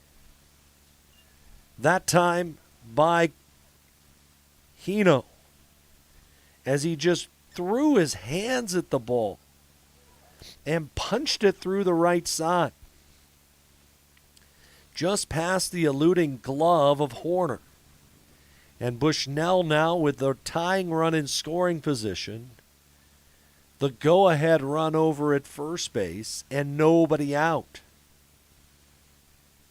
And Jacob Stoner, the scheduled hitter, And Stoner is 4 for 4. He's been aboard all 5 times he's come to the plate. And Jacob Garces talking, I would think, bunt defense right now with his infield.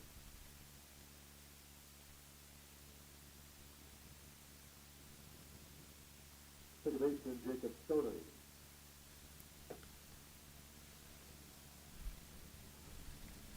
That was just great situational hitting by Hino. And if you're Oregon Tech, do you put on a wheel play or something here to try to cut off that runner at second base? We'll find out. Already showing bunt. The pitch by Bratton. It's bunted right back to the mound. Only play will be to first. The throw was into the runner's side, but they get the out there.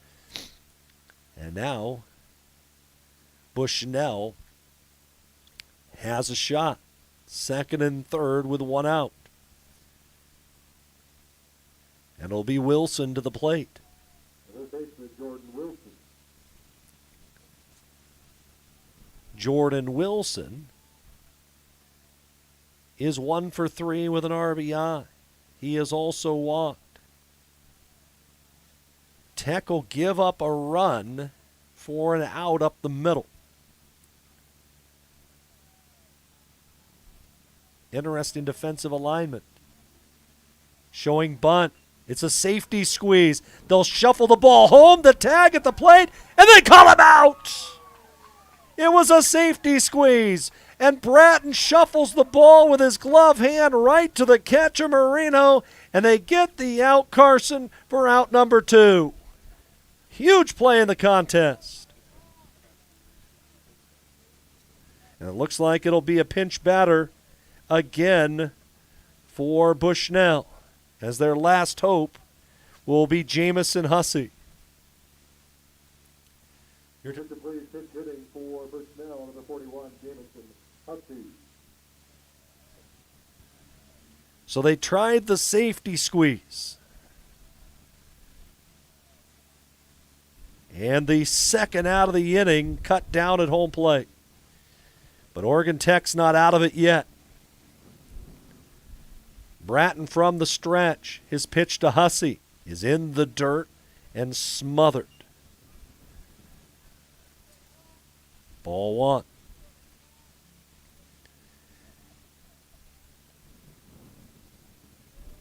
Hussey on the season, hitting 200. He has 4 home runs. 1-0. Curveball, a strike, a dandy from Alex Bratton to even the count at 1-1. Tech trying to come away with a win. The pitch, breaking ball again, just missed inside.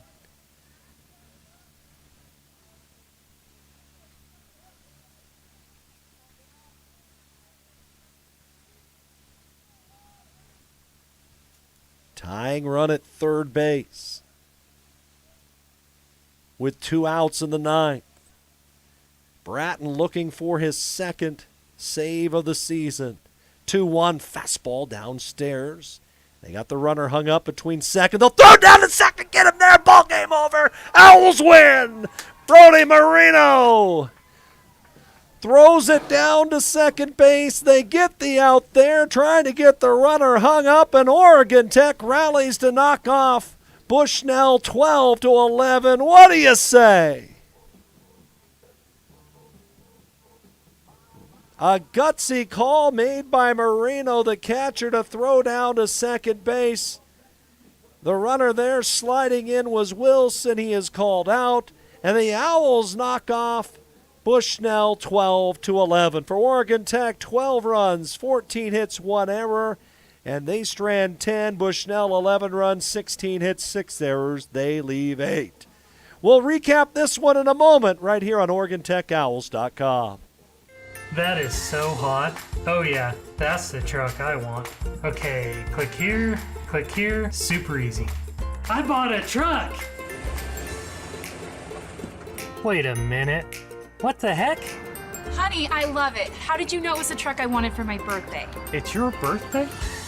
It's always a fast, easy online buying experience with home delivery. Only at Lithia Chrysler Jeep Dodge of Klamath Falls. If you live here, you get it. From our humble beginnings serving members from a small garage to today, serving communities across Southern Oregon, Rogue Credit Union was founded on the idea that together, we're stronger. For over 60 years, Rogue has been living, giving, supporting local, committed to lending a hand. Where you're more than just an auto loan or checking account, you're an owner, just like our founders intended back in that small garage in 1956. Living local, it's a Rogue thing. At Klamath Falls Toyota, you'll experience our goal to completely satisfy every customer, every day. Because our customers are like family to us. You'll also experience the teamwork of our professional and knowledgeable staff. They're authentic, caring, and the best in the industry. And when you choose from our great selection of new Toyotas or quality pre-owned cars, trucks, and SUVs, you'll experience a process that's efficient, easy, and transparent. Experience amazing at Klamath Falls Toyota, where experience is everything.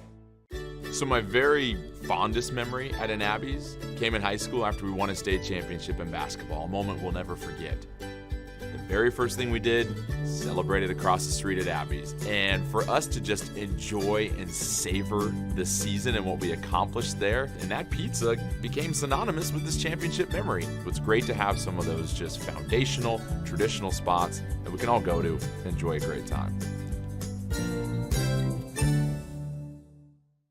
Feeding and watering, building, tending, and mending, one foot in front of the other, day after day, season after season. At Coastal, we're proud to say we've walked a mile or two in boots just like yours. That's why our stores are stocked with everything you need by folks who care. Find your store or shop now at coastalcountry.com with shipments to your door, in-store, or curbside. We are Coastal, and we're just what the country needs.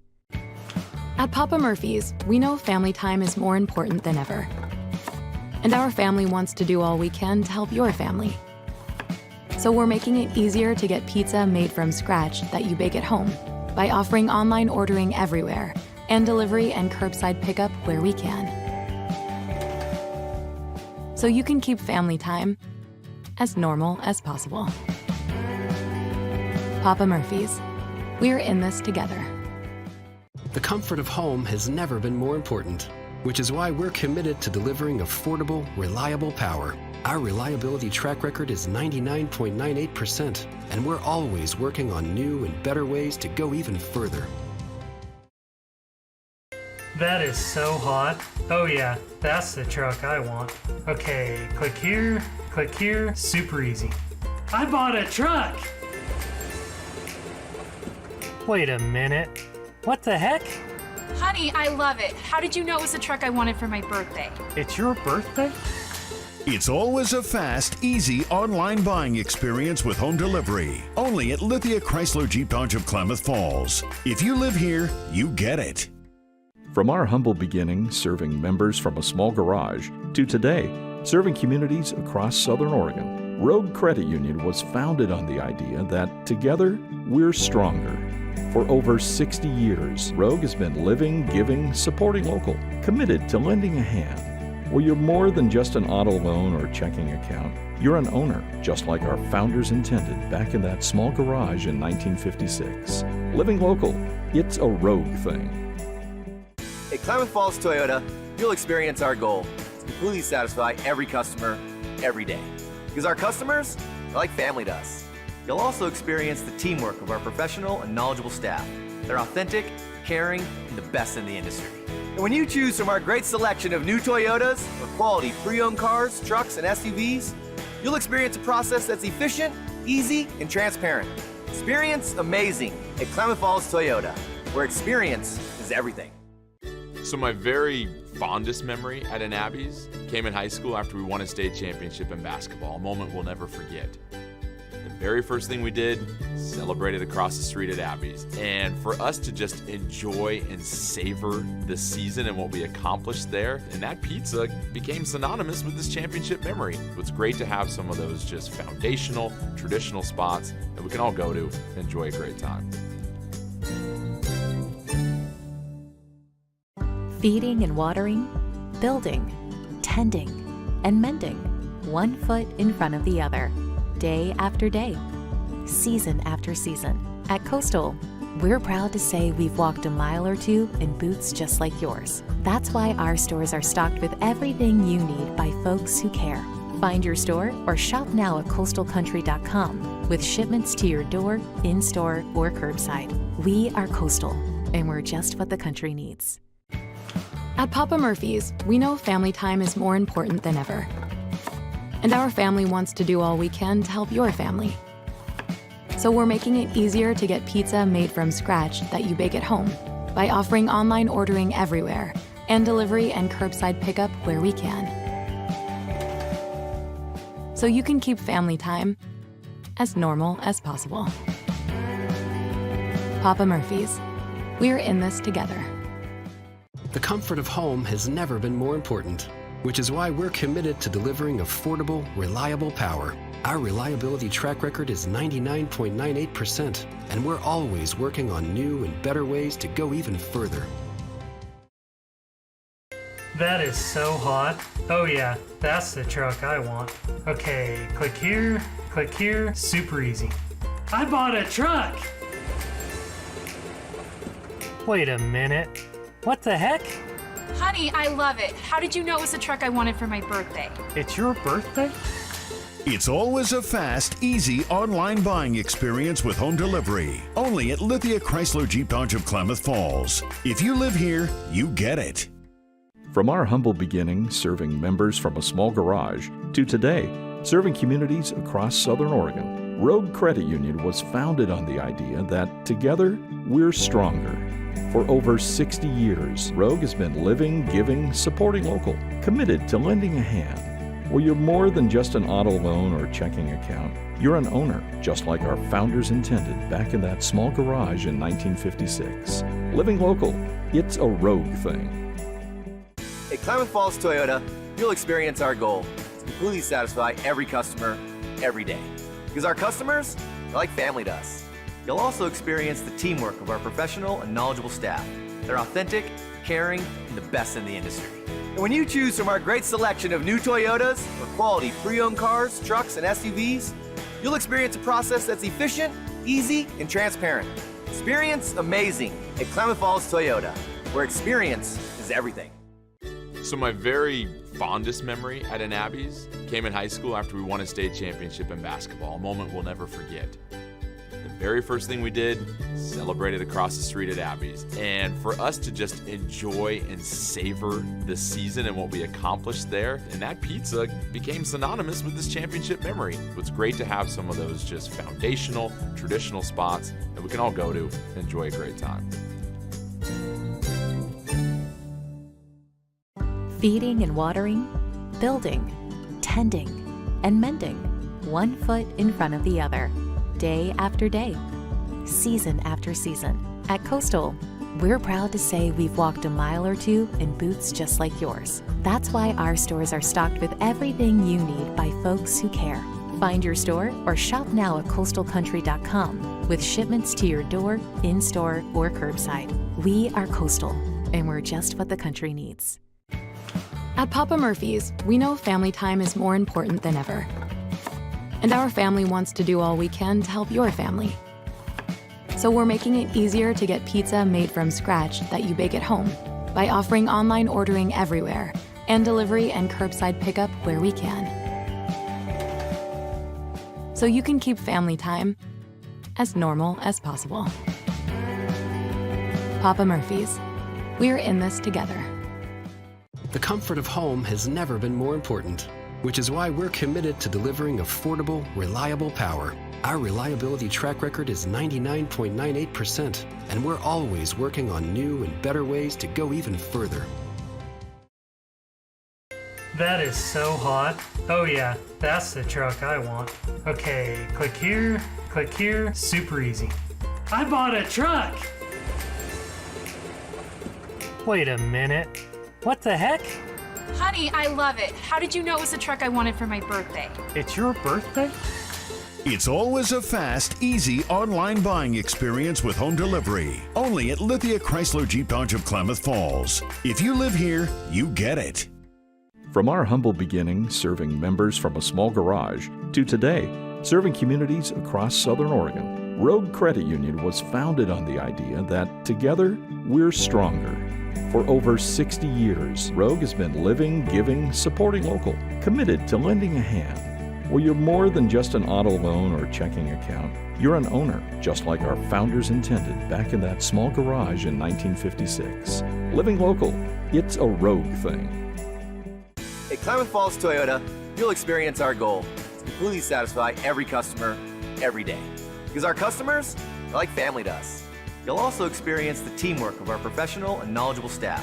They're authentic, caring, and the best in the industry. And when you choose from our great selection of new Toyotas or quality pre-owned cars, trucks, and SUVs, you'll experience a process that's efficient, easy, and transparent. Experience amazing at Klamath Falls Toyota, where experience is everything. So my very fondest memory at an Abby's came in high school after we won a state championship in basketball, a moment we'll never forget.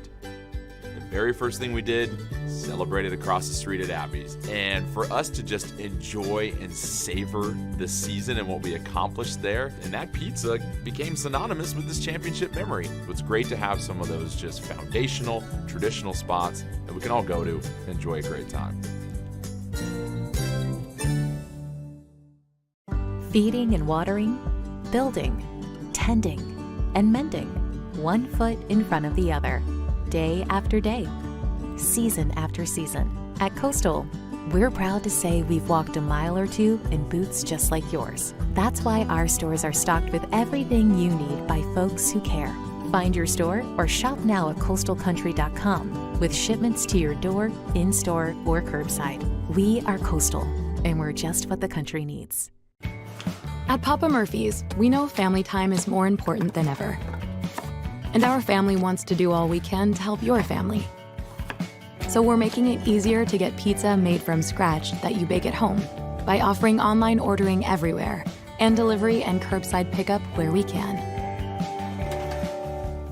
So you can keep family time as normal as possible. Papa Murphy's, we're in this together.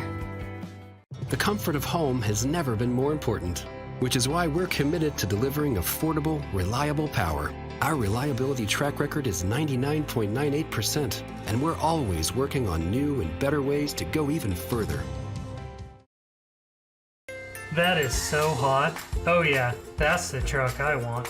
Okay, click here, super easy. I bought a truck! Wait a minute. What the heck? Honey, I love it. How did you know it was the truck I wanted for my birthday? It's your birthday? It's always a fast, easy online buying experience with home delivery. Only at Lithia Chrysler Jeep Dodge of Klamath Falls. If you live here, you get it.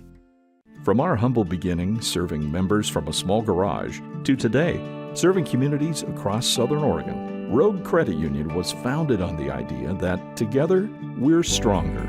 For over 60 years, Rogue has been living, giving, supporting local, committed to lending a hand. Where you're more than just an auto loan or checking account, you're an owner, just like our founders intended back in that small garage in 1956.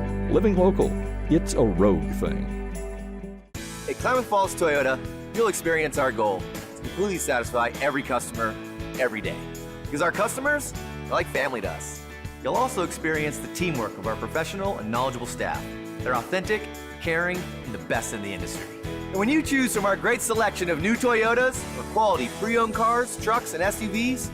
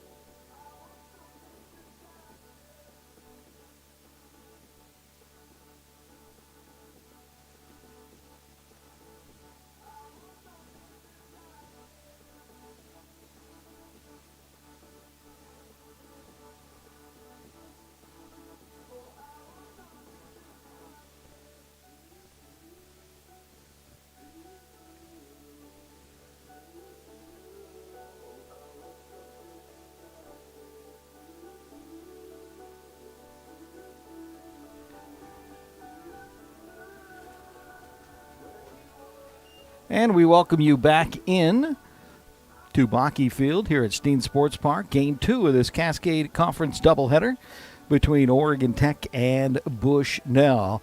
The Beacons from Eugene, Oregon. Game 1 went to Oregon Tech, winning it 12-11. A game that saw the Owls take a 7-0 lead. Bushnell then answered with 8 in the fourth to make it an 8-7 game. The Beacons added a run in the in the fifth, and a run in the sixth, and one in the seventh. And the Owls then with 4 in the seventh to answer and to win it 12-11 as we get ready for Game 2. Mike Garrard taking over here for Michael Safford, who's going to rest that golden voice for tomorrow's doubleheader for you. Let's get you the lineups. First for the Beacons, leading things off will be number 17, the right fielder, Brandon Frazier. And he'll take ball 1 outside from the Oregon Tech starter here in Game 2, which is Patrick Armon, number 21. Armon, 4-2 record with a 3.51 ERA. That's a pitch that's just missing high, and it's 2-0 here as we get started at 2:47. 0-2 will miss down. Frazier 1 for 6 in Game 1. He had a run and an RBI for the Beacons. Armon's 3-0 in there for a strike, 3-1. Defensively for the Owls, Alex Malcolm in left field, Taraxian in center, Keeling in right. And that is going to be a floater into left field that's going to fall right in front of Malcolm for a leadoff single for Frazier for the Beacons. Batting second, catcher, number 15, Brandon Reed. That'll bring up Brandon Reed, the catcher, a .268 hitter on the season for the Beacons. Saw pinch hit at bat in Game 1, and he walked. Armon will throw over to first. Marino, the Owl first baseman, will get you that infield here. Horner, the battery mate of Armon, behind the dish. Big cut there. And to count 0-1 here to Brandon Reed. Around the infield for the Owls, Swanson, Daly, Ortiz, and Marino. Third to first. Throw back over to first. Diving back in is Frazier. Nobody out. Top of the first. Game 2 just underway here at OregonTechOwls.com. Big breaking pitch from Armon in there for a strike. Patrick, 6'2" sophomore from Santa Clarita, California. Throw over to first again, diving back in is Frazier. So Tech keeping him as close as they can.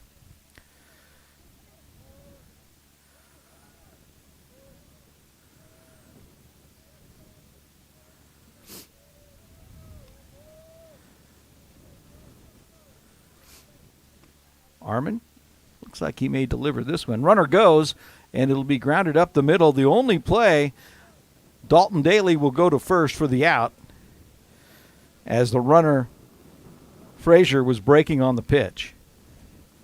Batting third, the designated hitter, number 10, Jeff Fripp.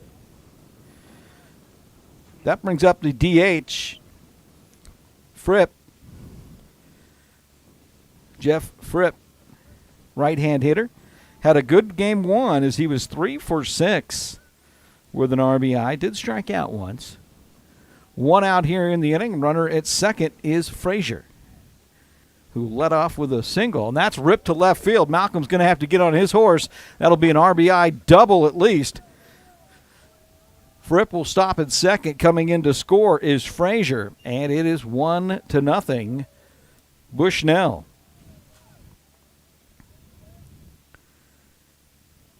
The first baseman, number 23, Kyle Casperson.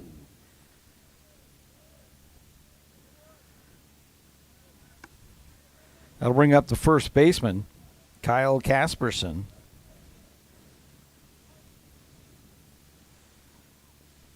Casperson 2 for 4 in the first game in the 12-11 loss that Bushnell had here. This one's popped up. That's the no man's land in left center or left field. It'll actually be caught by the Owls shortstop, Dalton Daly. Good play there by the Owl shortstop for second out of the inning.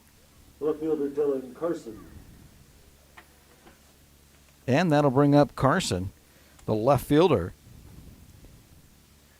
Carson, 0 for 4 in the first game, scored a run on a walk. 2 outs here in the inning, run across, and a runner at second for Bushnell. Nice pitch in there from Armin for strike 1.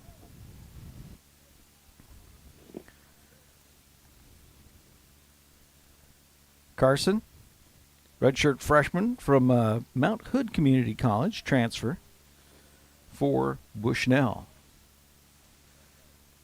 Patrick Armin on the bump for the Owls will look in, and that one's fouled away, so he's done a good job to get ahead of the hitter here.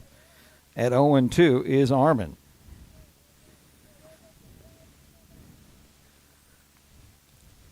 Bushnell's jumped on with 1 run here in the first, looking for more. 0-2 the count, though.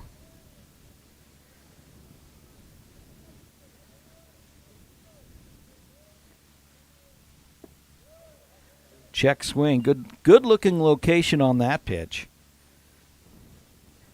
To Dylan Carson, a 207 hitter on the season. For the Bushnell Beacons, first year program.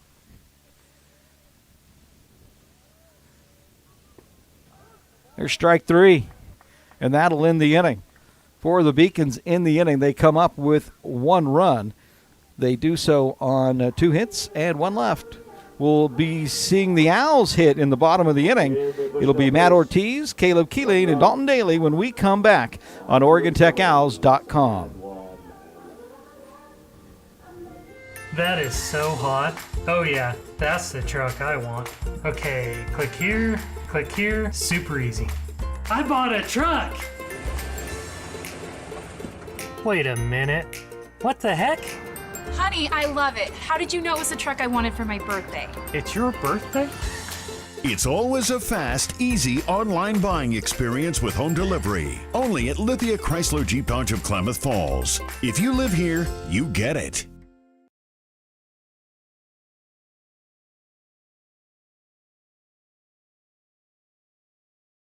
So my very fondest memory at an Abby's came in high school after we won a state championship in basketball, a moment we'll never forget. The very first thing we did, celebrated across the street at Abby's. And for us to just enjoy and savor the season and what we accomplished there, and that pizza became synonymous with this championship memory. It's great to have some of those just foundational, traditional spots that we can all go to and enjoy a great time.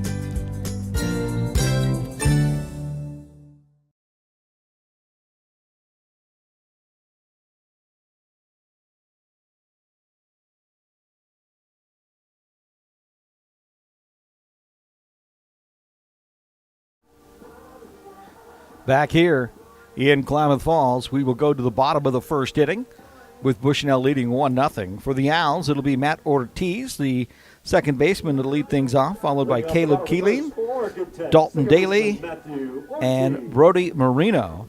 They had 10 hits between the top 4 hitters for the Owls in that first game. Ortiz was 2 for 3, scored 2 runs, walked twice as well for the Owls as he stands in. See if he can't get the Owls off to a good start here in the inning. Just a true freshman from Garden Grove, California for the Owls. Great pickup for Jacob Garces. And the first pitch will be called ball 1 from Adam Sabatino. Sabatino 2 and 3 on the year for the Beacons. And that pitch is laced to right field. Back on it and making the catch will be Brandon Frazier in right field for the out. And for the Owls, that'll bring up Caleb Keeling. Right fielder, Caleb Keeling. Keeling was 2 for 5 in that first game. He scored 3 runs and had an RBI for the Owls. The Oregon Tech left-hand hitter senior from Daly City, California, Skyline Community College transfer.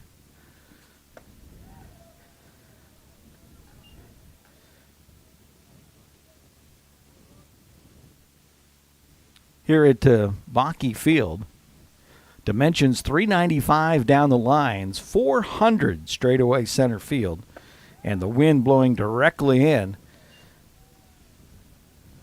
from left to right field. The 1-0 is called a strike, so it's 1-1 here to Caleb Keeling. That one will miss just off the plate. Looked pretty good.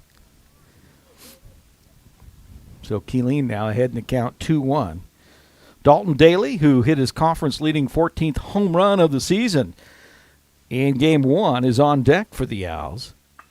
And Keeling turns on this one. It's high and deep to right field, but it's going to be caught at the warning track. Nice catch back there by Brandon Frazier in right. It's a tough position to play today with that wind blowing the way it is. The shortstop, number 19, Dalton Daly. Wasn't sure if the wind was going to grab it and pull it out of here, but in a way, I think he kind of hit it into the wind and it knocked it back more than anything. So 2 outs here in the bottom of the first. And that brings up Daly.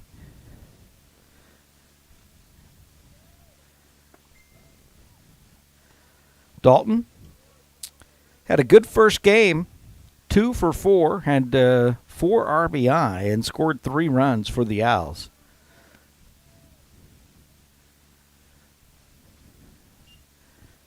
So I believe that was a ball 1. Keeling fouls this one back. It'll be into the stands, or actually over. And it's even up at 1-1.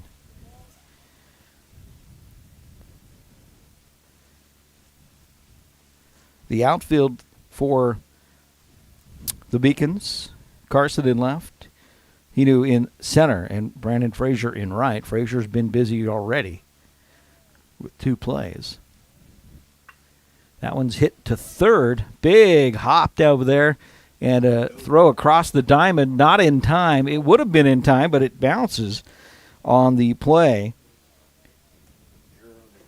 from Frazier. Jackson Frazier will get the air on the throw as it one-hopped the first baseman over there. Number 15, Brody Marino. Gasperson could not make the grab on the hop. So a 2-out error puts Daly at first base for Tech and brings up Brody Marino. Marino 2 for 5 in Game 1. That one is outside for a ball, 1-0.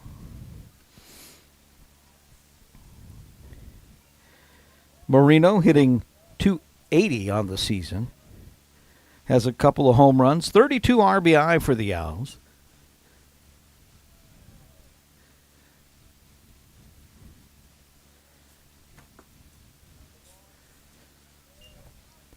And it's 2-0. Adam Sabatino, the right-hander, a sophomore out of San Francisco, California. They have him listed at 6 foot. Looks a little shorter than that, but I guess we'll give him the credit. That wind really howling outside now. Here's the 2-0. Up the middle, shortstop will grab it, go on to second for the out. And that will end the inning for Oregon Tech. Tech with no runs. There were no hits. There was 1 runner left on 1 error. We've played one full. Bushnell leads it 1-0. That is so hot. Oh yeah, that's the truck I want. Okay, click here, super easy. I bought a truck!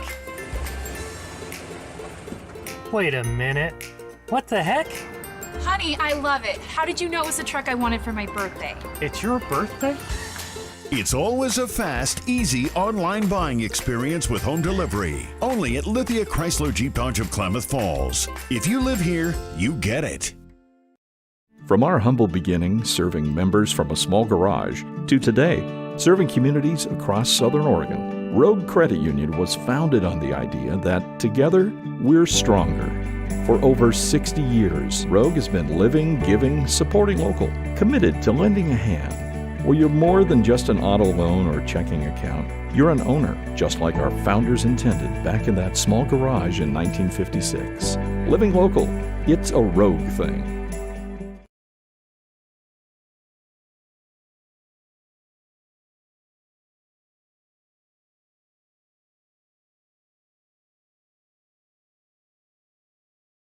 Second for Bushnell University.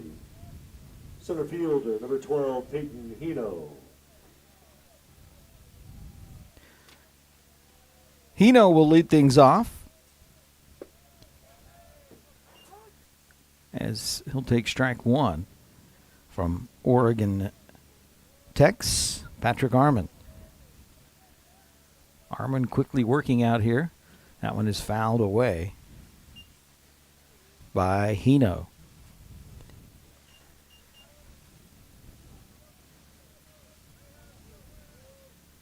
Hino, 2 for 4 in the first game.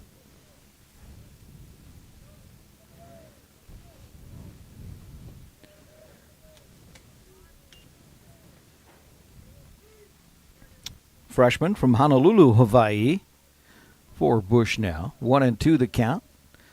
Leadoff hitter here in the top of the second for the Beacons, leading 1-0. And we'll put him in the book with a swing and a miss. Strikeout there for Arman. Second baseman, number 7, Jacob Stoner. And that brings up Stoner, another freshman for Bushnell. Stoner, a great game one. Tech couldn't get him out. He was 4 for 4, scored 2 runs, had 3 RBI.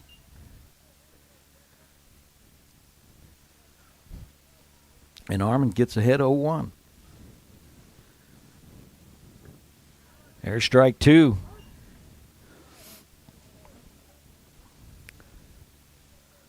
Bushnell really crowds the plate on their right-hand hitters. If you wanted to be technical, a couple of them have been out of the box towards the home plate. If you're wondering why there were so many hit batters in that first game, that's a reason why. And if the umpire is going to let them get away with it, why not? Here's the 1-2, fouled away down the third baseline.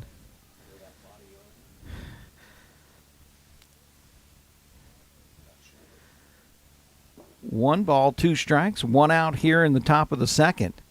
Bushnell scored a run in the first. And that's where we're at. That's hit hard.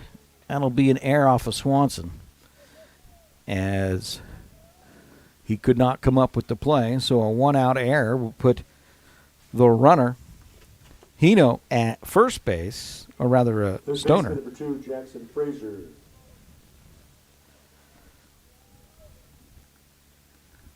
Stoner at first, and that brings up Jackson Frazier, the third baseman.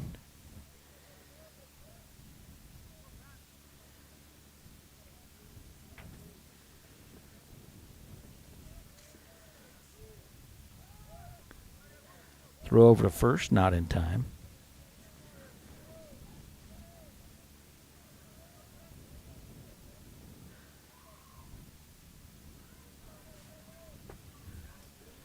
Pitch in there for a strike. Jackson Frazier, and I say the first name because his brother? No?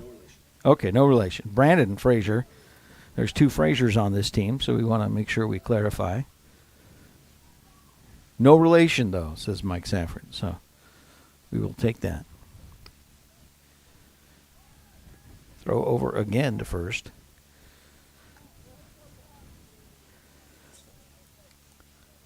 So Jackson Frazier hitting .219, and we'll take that one off the helmet. Hope he's okay. He'll take the helmet off.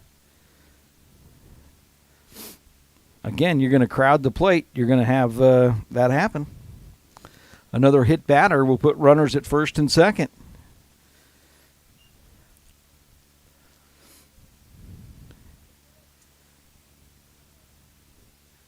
And that'll bring up the number 9 hitter, Reese Cargania. 27, Reese Cargania. And good to see Frazier walk down to first, but he forgot his helmet. Maybe he's not okay. I mean, no, I'm good, Coach. Yeah. I did that my freshman year in football. Coach, Gerard, you're in. All right. Grab your helmet. Yes, sir. So, runners at first and second. It does look like Frazier's okay over there at first. Cargania with a chance to do a little damage here with 1 out in the top of the second for the Beacons, who are looking to add to their 1-0 lead.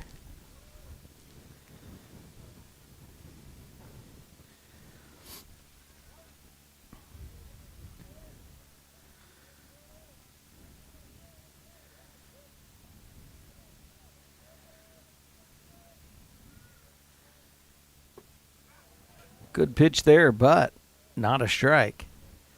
And it's 1-1.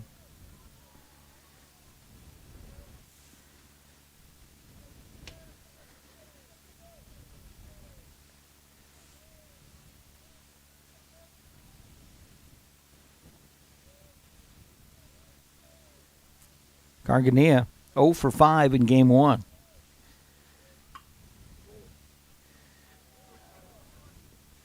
Swanson over to first will be in time as he knocked it down and stayed with it to make the play. So 2 outs in the inning. It's still a productive out, though, for Cargania as he moves the runners over to second and third. And that'll bring up the leadoff hitter, right fielder Brandon Frazier. Frazier had a hit in his first at-bat for the Beacons.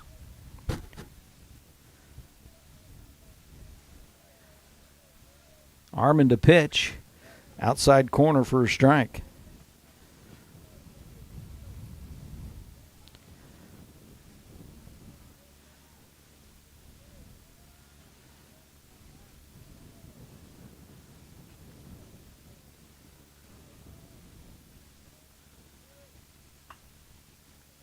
That one fouled away. Frazier singled in the first and scored.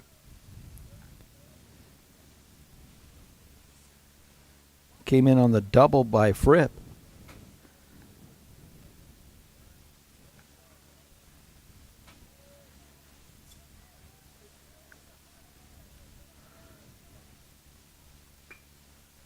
Just reach out and poke that one to third. Swanson's going to have to make a play, and he does on the backhand. Nice play by Mitchell Swanson to get the runner, the speedy runner at that. Frazier at first base in the inning. No runs, no hits. There was 1 error, 2 left on.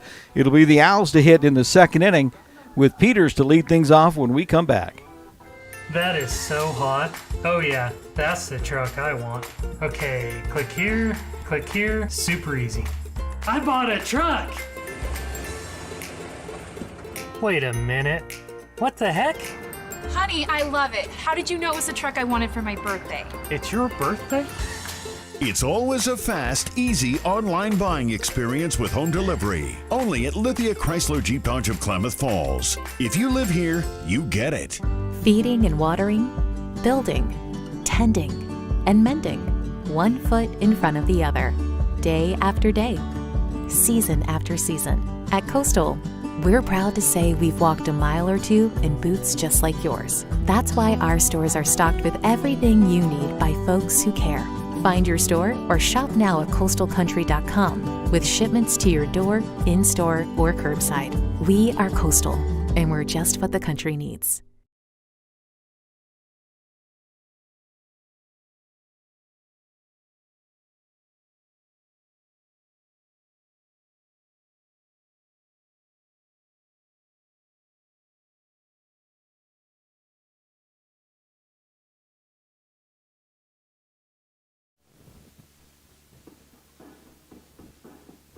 Leading off the last of the second for Oregon Tech, the designated hitter, number 34, Ian Peters. Peters will lead things off for Oregon Tech. He was 3 for 5 in the first game for the Owls. Had 2 RBI and scored a run for Tech.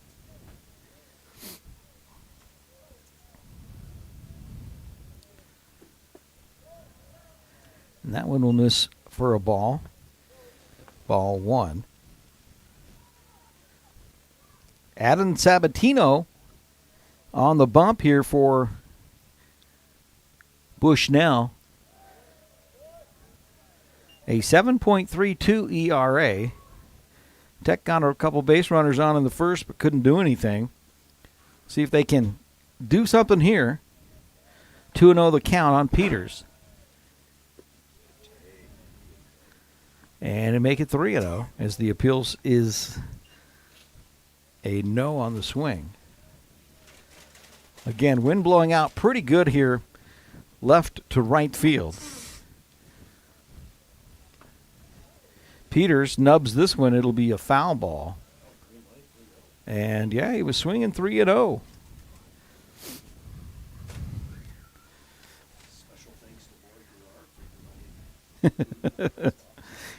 Yes, the wife was nice to bring us lunch. I didn't know what time she was picking up groceries today, but we got her at the right moment. So we appreciate that. 3-1 to Peters, leadoff hitter in the bottom of the second for the Owls. Peters chops that one. Foul, and it's a full count now, 3-2.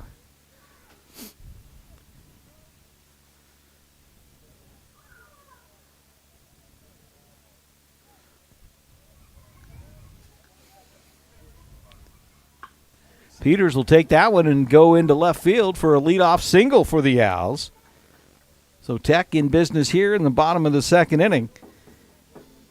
And that'll bring up Mitchell Swanson. The third baseman, number 35, Mitchell Swanson.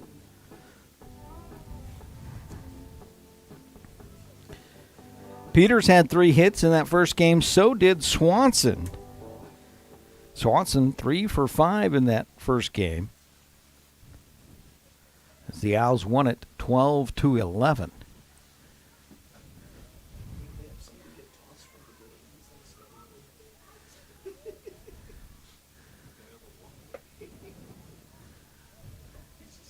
That pitch will miss outside for a ball. Ball 1-0.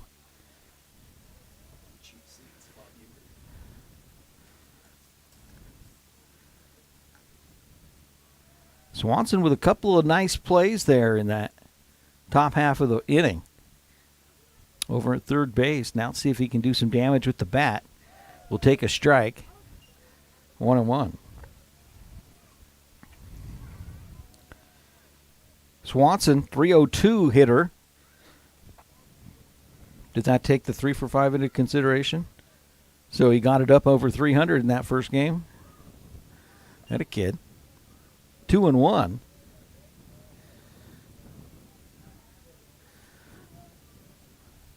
Left field going to play shallow, especially to left-handed hitters today.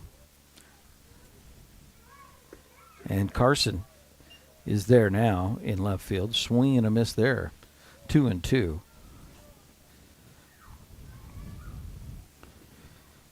Swanson, the senior from Burlingame, California for the Owls.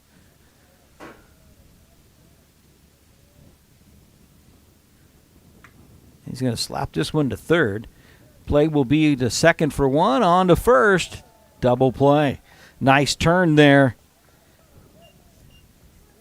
by Stoner for Bushnell. The catcher, number 17, Tyler Horner.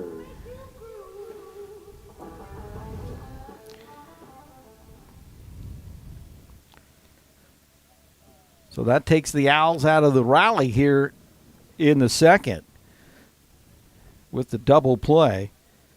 And that brings up Tyler Horner.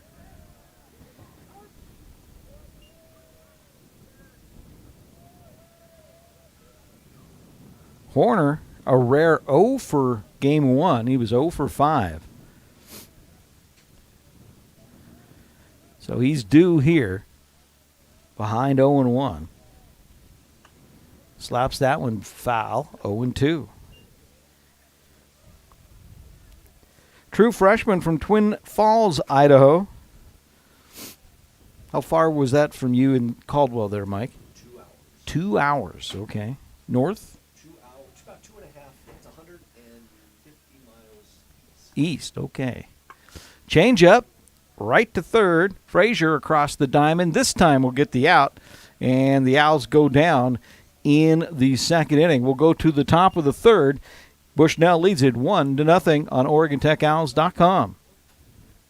At Klamath Falls Toyota, you'll experience our goal to completely satisfy every customer, every day. Because our customers are like family to us. You'll also experience the teamwork of our professional and knowledgeable staff. They're authentic, caring, and the best in the industry. And when you choose from our great selection of new Toyotas or quality pre-owned cars, trucks, and SUVs, you'll experience a process that's efficient, easy, and transparent. Experience amazing at Klamath Falls Toyota, where experience is everything.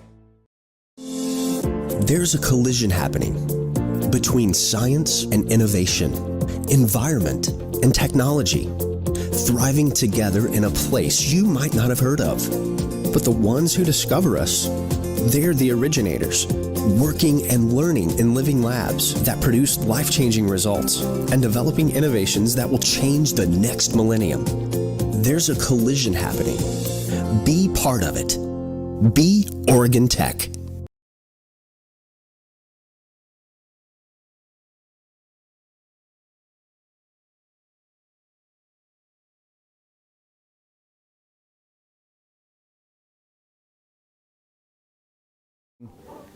Leading off the Bushnell third, catcher Brandon Reed.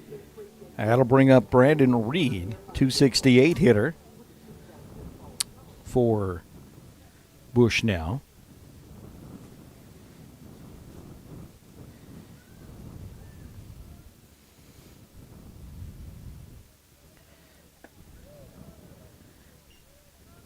Well, you can see the wind on our camera when that wind blows 25 to 30 plus today. There's a strike, 1-1.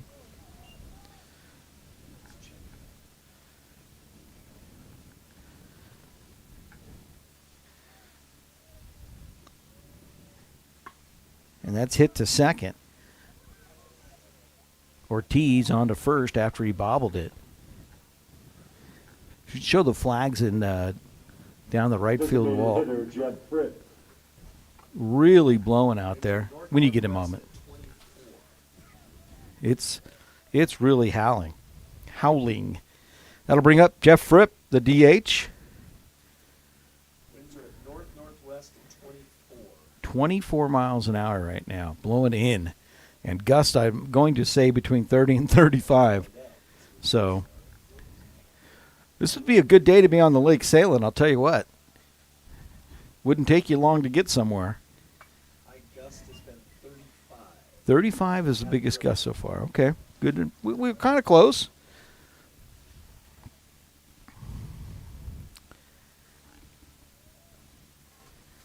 Fripp doubled with an RBI in the first inning.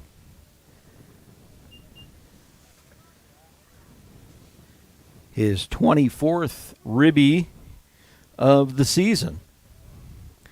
2-1 here from Armin with one out in the top of the third. Big change of speed there.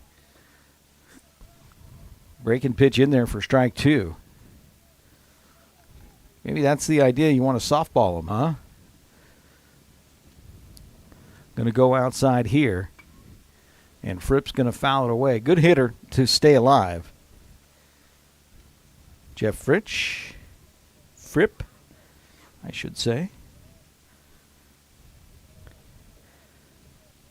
Long way from home, Orange Park, Florida.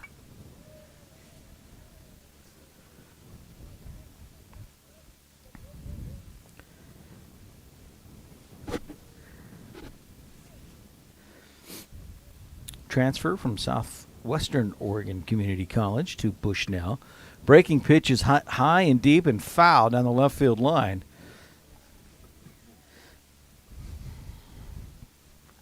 And as hard as he hit that into the wind, it still didn't make it to the parking lot, Mike Safford. Not even close, exactly. Yeah. Again, something you don't have to worry about here, really.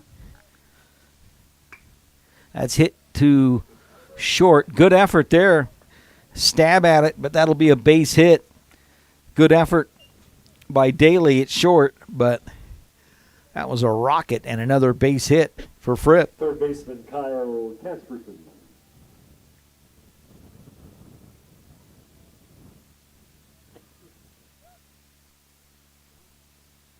That'll bring up Kyle Casperson.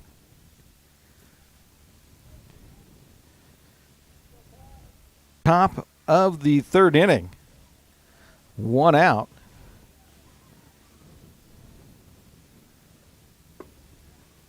There's a strike from Armin. Casperson 0 for 1 in this game. Had a couple of hits in game 1.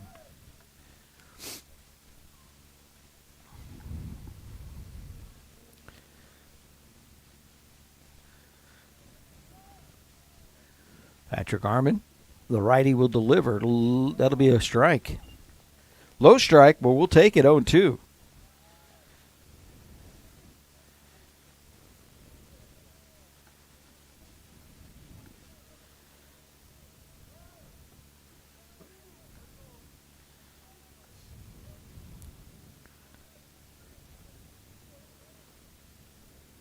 Dylan Carson followed by Peyton Hino in the inning for Bushnell. And that's going to be a base hit into right field. Runner will stop at second. So back-to-back singles for Bushnell after 1 out here in the third. Left fielder Dylan Carson. That'll bring up the redshirt freshman, Dylan Carson, from Eugene, Mount Hood Community College. 0 for 1 so far. There's the left fielder. With 1 out.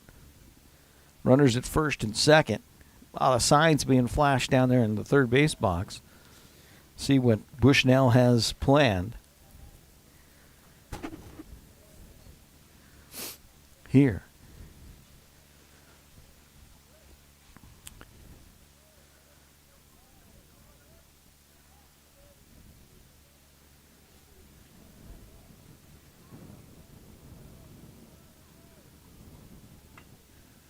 And that's off the handle. That's going to be trouble into left center field. Diving and falling for a base hit. That was in the other dangerous triangle there. And back-to-back-to-back singles here in the top of the third for Bushnell with 1 out. And they have the bases loaded. Center fielder Peyton Hino.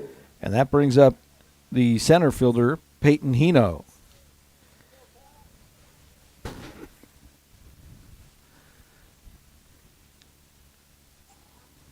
Winter weather advisory for the Klamath Basin's just been posted with snow expected Sunday night and gusts up to 55 miles an hour here in the basin. We have a timeout. Pitching coach going to come out. We will take a break. Oregon Tech baseball brought to you by Lithia. That is so hot. Oh yeah, that's the truck I want. Okay, click here, super easy. I bought a truck! Wait a minute. What the heck? Honey, I love it. How did you know it was the truck I wanted for my birthday? It's your birthday? It's always a fast, easy online buying experience with home delivery. Only at Lithia Chrysler Jeep Dodge of Klamath Falls. If you live here, you get it.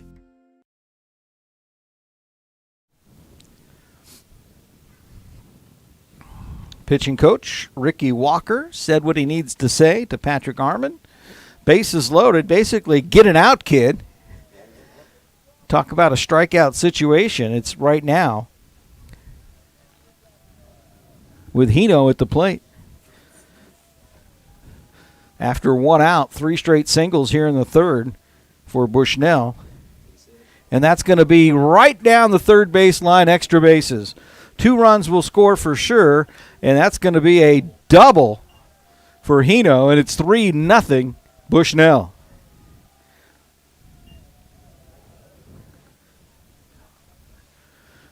That ball just right down the third base line, hugging third base bag, almost coming to a dead stop down the left field line before Malcolm could get to it.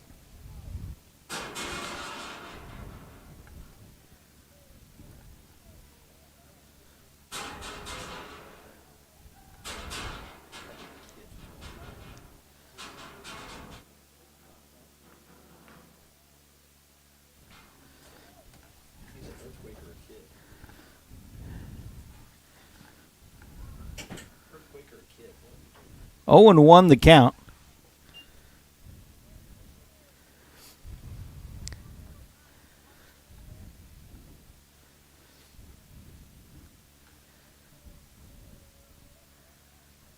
Bases were loaded until that double.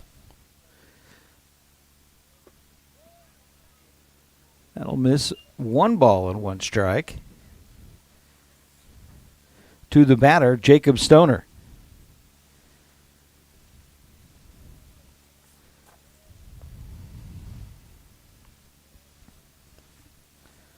Freshman from Puyallup, Washington.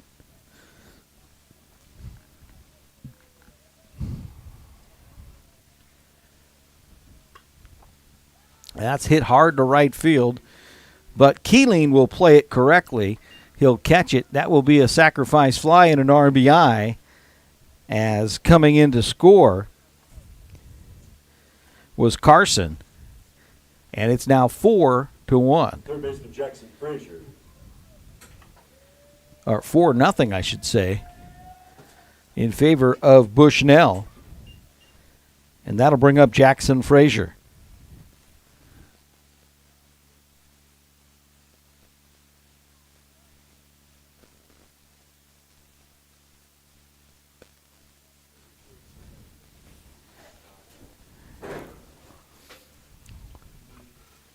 That pitch is fouled away. 0-1-2 here. Is that right? 0-1. 0-1 the count. I was going off our scoreboard, but I forgot we sent Kellen to go chase away the kids pounding on the scoreboard, or pounding on the press box. 2 outs. 3 runs in here in the inning for Bushnell. Yeah. Bring on BT. We want Bobby Thompson.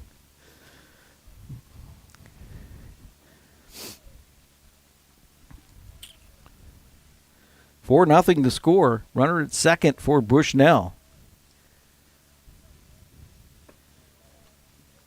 I don't know where that missed, but looked pretty good, 2-1.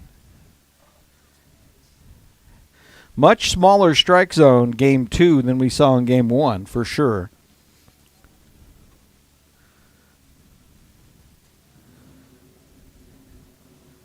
Patrick Armon struggling here for the Owls, giving up 3 runs here in the inning.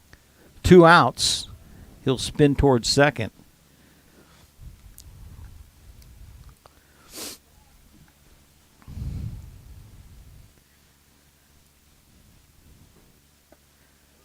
Strike two. Swung on and missed. Haven't seen many swing through strikes from Armin today. Yeah.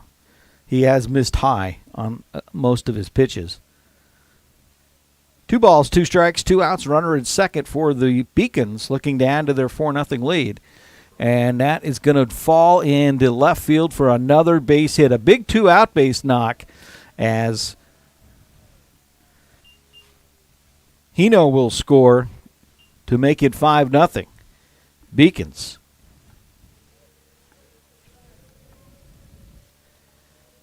The shortstop, Reese Carganilla. That brings up the number 9 hitter in this lineup, the shortstop, Reese Carganilla. 7 hits. Was going to ask, 7th hit of the game. Thank you, Mike Safford. Throw over to first. Tech's hit a lot of atom balls, and the Beacons have hit a lot of bloopers. Best way to describe it so far today. They found some grass for sure.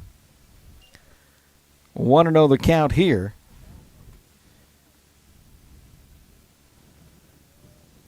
To Carganilla.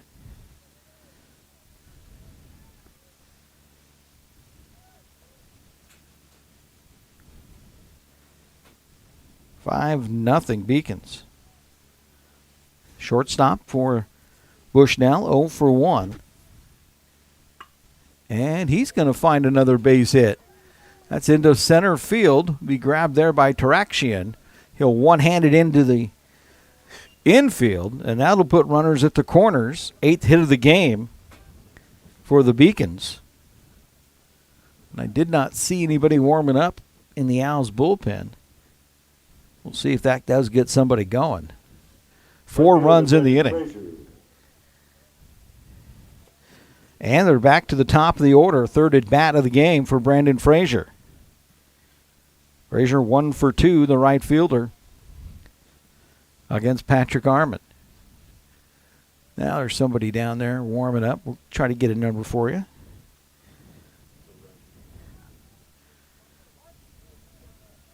Five runs, 8 hits, 1 error for the Beacons. No runs, 1 hit, 1 error for the Owls. And Brendan Talonen warming up for Tech. Breaking pitch in there from Patrick Armin.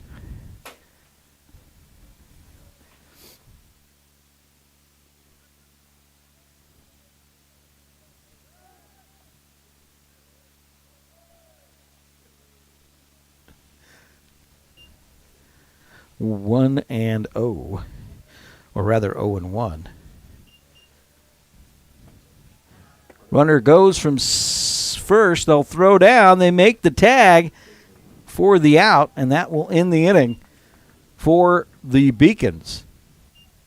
Great throw that time from Oregon Tech's Horner. And in the inning for Bushnell, they come up with 4 runs.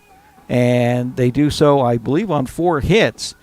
There were no errors, and there was 1 runner left on base. It'll be the Owls to hit when we come back in the bottom of the 3rd. Got some work to do, trailing it 5-0. At Klamath Falls Toyota, you'll experience our goal to completely satisfy every customer, every day. Because our customers are like family to us. You'll also experience the teamwork of our professional and knowledgeable staff. They're authentic, caring, and the best in the industry. And when you choose from our great selection of new Toyotas or quality pre-owned cars, trucks, and SUVs, you'll experience a process that's efficient, easy, and transparent. Experience amazing at Klamath Falls Toyota, where experience is everything.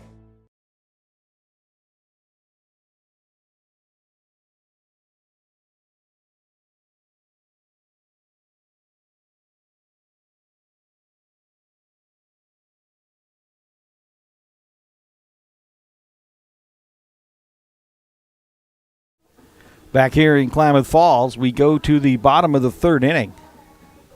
Bushnell leading at 5-0. Oregon Tech won game 1, 12-11. In that game, Tech was up 7-0, and Bushnell came back with an 8-run inning to take that lead, Leading off the Oregon Tech third. only to see Tech come back and win it. Malcolm. Alex Malcolm will lead things off for Tech here in the bottom of the third.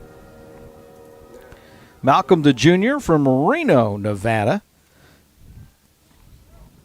hitting just under 250 on the year. That pitch misses outside for a ball from Adam Sabatino.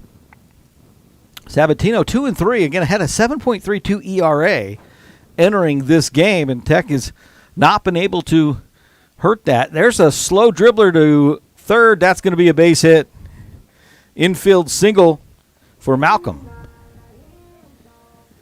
The center fielder, number 5, Michael Turakshin. And that brings up the center fielder for the Owls. As we were mentioning, Bobby Thompson last season when he was doing play-by-play. Just Michael T. That's all he'd call him. Mike had a kick out of that. So here's Turakshin for the Owls. His first at bat in the game here in the third. Foul ball on a bunt attempt. Trying to get Malcolm over to second.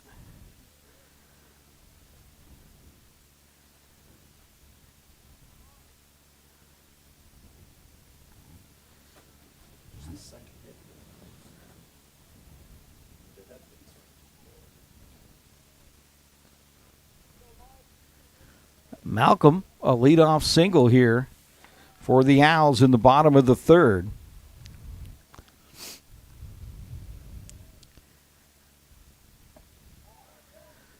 That one inside, 1-1.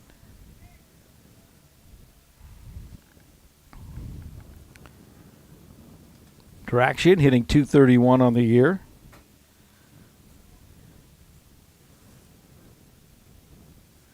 Oh for 4 in game 1. They'll throw over to first.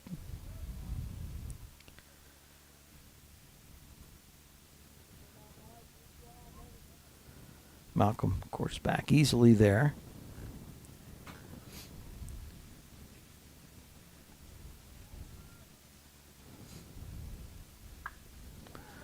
He'll yank that one foul, will Turakshin.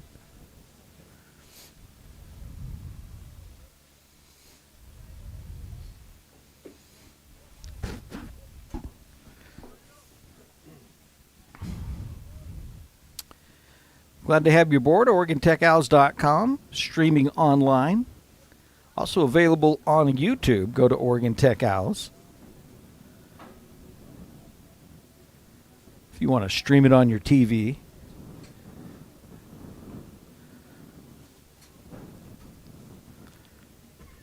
Top of the order, and Ortiz waiting on deck for the Owls, trying to get something going here in the bottom of the third. 1-2 count to Michael Turakshin after a leadoff single. Malcolm at first. Changeup looks good, but just misses inside. Pitch has not been given here in game 2. So, it was a good-looking pitch. Be honest. Sabatino with a good pitch there. He's definitely, I think, in pretty good command of his pitches today for the Beacons. 2-2 is low. And is that 2-2 now or 3-2? 3-2, okay.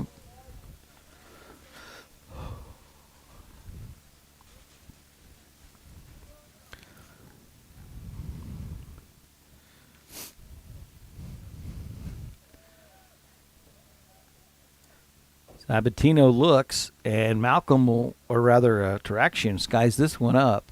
It'll be out of play.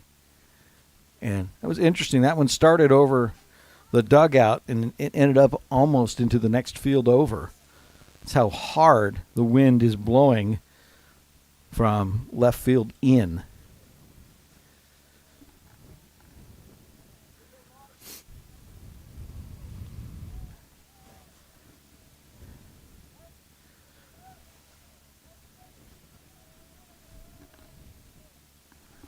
Malcolm, the base runner at first, gets a short lead. They'll throw over there. Going to pay a little bit of attention to him.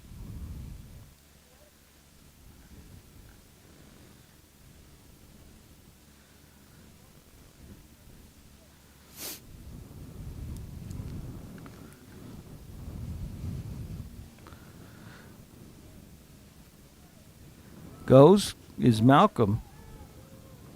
They'll throw down. He dropped the ball, and Malcolm was heading off the base. And a good thing, that would have been a strike him out, throw him out, double play. I agree with what he's coming out to complain about. The traction was coming over the middle of the plate when he threw. Threw down, so traction was in the way. I don't know. Top of the order now for Matthew Ortiz with a runner at second base for the Owls.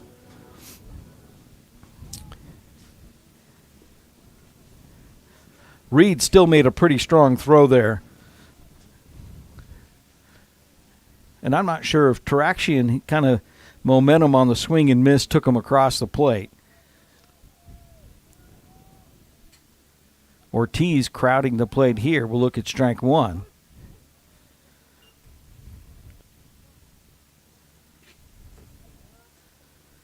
Good pitch from Sabatino.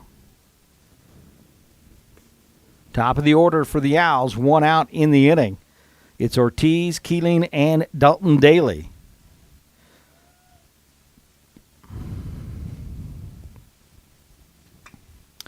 That's hit to third. Fielded nicely and by Frazier on to get the out. Over at first. Malcolm stays at second. 2 outs in the inning. Left fielder Caleb Keeley. And here's Keeling for the Owls.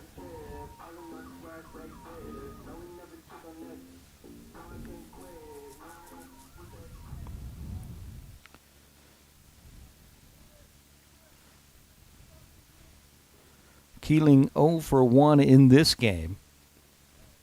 Was 2 for 5 in the first game. Helped lead the Owls to that 12-11 win. But got some work to do here, trailing at 5-0.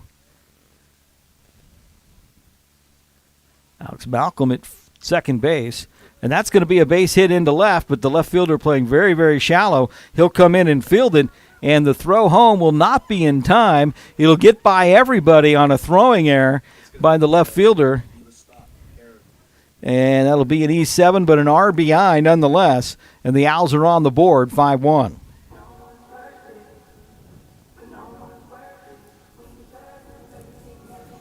Caleb Keeling with a big 2-out base knock here. Shortstop Dalton Daly. Here's Dalton Daly for the Owls. Daly hit his Cascade Conference leading 15th or 14th?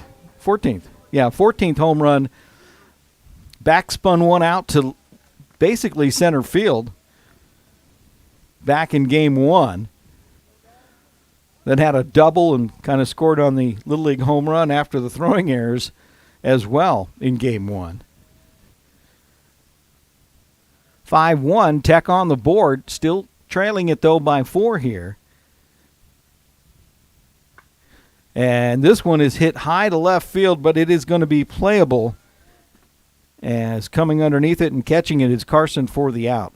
But not before Oregon Tech comes up with a run on a couple hits. There was one left. At the end of 3 full, it's 5-1 in favor of Bushnell. At Klamath Falls Toyota, you'll experience our goal to completely satisfy every customer, every day. Because our customers are like family to us. You'll also experience the teamwork of our professional and knowledgeable staff.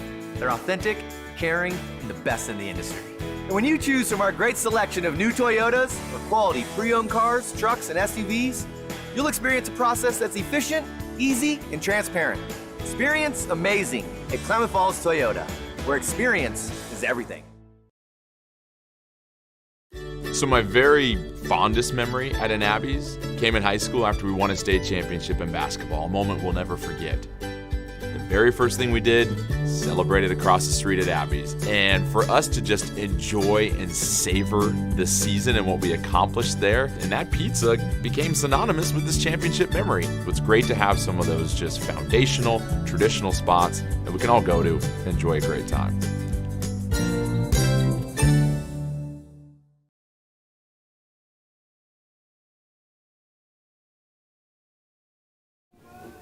Leading off the Bushnell fourth,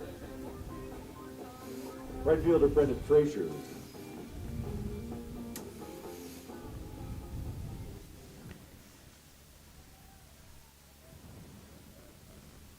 Top of the order for Bushnell here in the fourth. It'll be Frazier, Reed, and Fripp. Patrick Arman in there for the Owls. Stays in to begin the fourth inning here. Nice pitch for strike one. That one will miss just a little bit low. Frazier 1 for 2. Has scored a run. And this one is hit to right field. It's going to fall for a base hit in front of Keeling, and a leadoff single for Bushnell.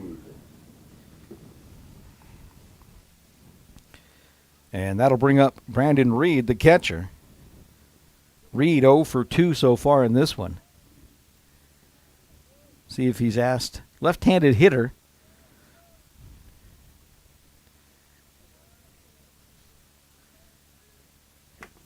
Throw over to first.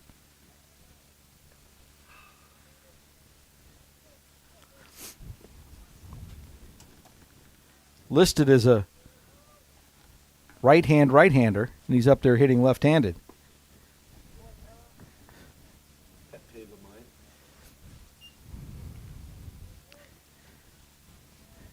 Must not have filled out his player questionnaire right.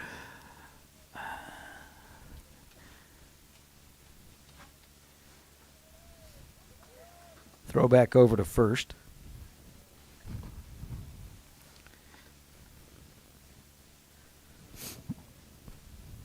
Excuse the pitcher batter stance. Yeah.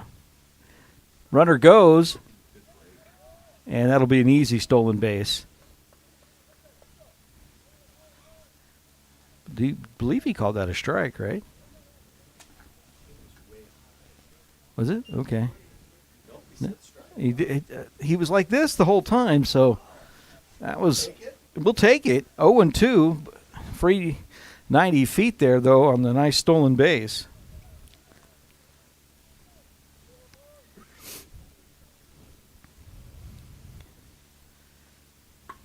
Whoa! Right back up the middle. That'll be an RBI single.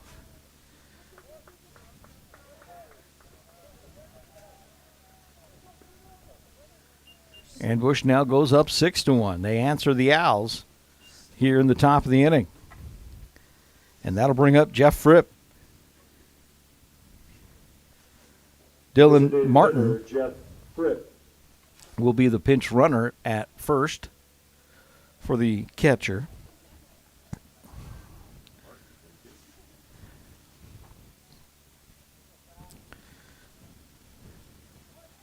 Now 6-1 Beacons here in the fourth.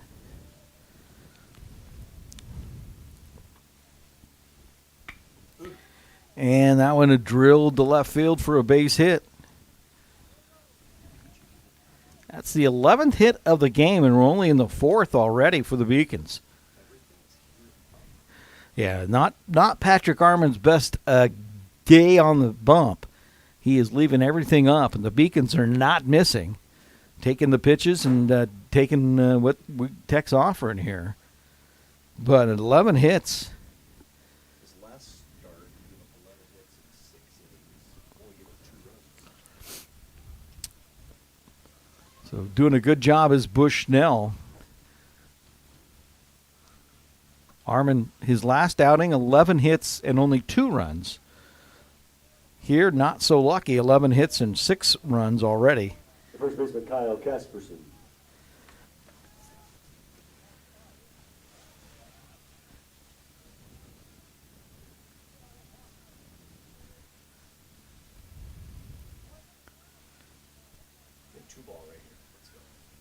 Nobody out here in the inning. One run across. Runners at first and second. And that's a strike. Fripp now 3 for 3 in this game. 6 hits on the day, 6 for 9 on the day. DH having a heck of a good day at the plate. Yeah, and all depending on how many at-bats he had, but he entered at, 315, so.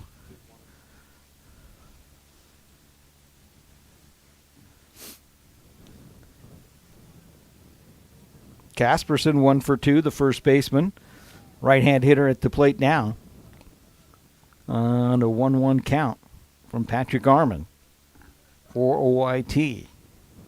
Time is called.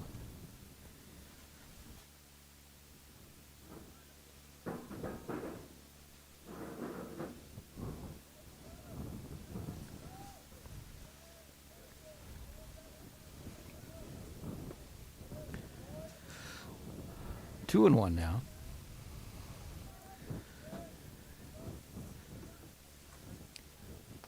Tech outfield of Malcolm in left, Traction in center, and Keeling in right. Left fielder playing in a couple steps. However, right and center playing fairly deep. And that's going to be stroked into center field and caught on the run. Tech got to hurry. Oh, they didn't get the double play at second. Michael Traction with a nice catch for the out. And Tech not able to take advantage of the runner at second. Left fielder Dylan Carson. That was the pinch runner Martin, who thought that ball was falling for sure and almost got doubled up. Looks like that's probably going to do it for Arman, you think? And looks like we're going to have a new pitcher for the Owls. We'll take a timeout. That is so hot. Oh yeah, that's the truck I want. Okay, click here, super easy. I bought a truck! Wait a minute. What the heck? Honey, I love it. How did you know it was the truck I wanted for my birthday? It's your birthday? It's always a fast, easy online buying experience with home delivery. Only at Lithia Chrysler Jeep Dodge of Klamath Falls. If you live here, you get it.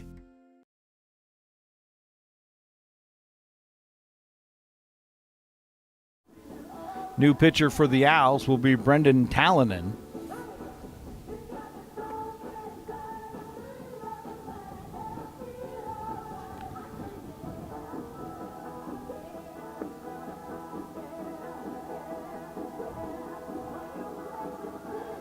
Talonen making his 11th appearance on the season, 1-0 record, 25.1 innings pitched, has a 7.46 ERA.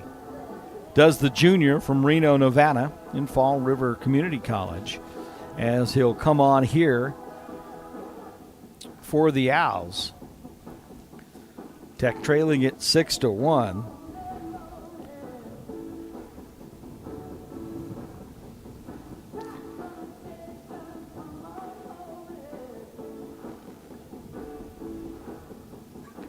Arman faced 21 batters.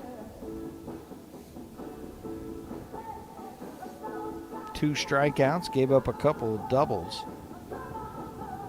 Would you please now pitching for Oregon Tech.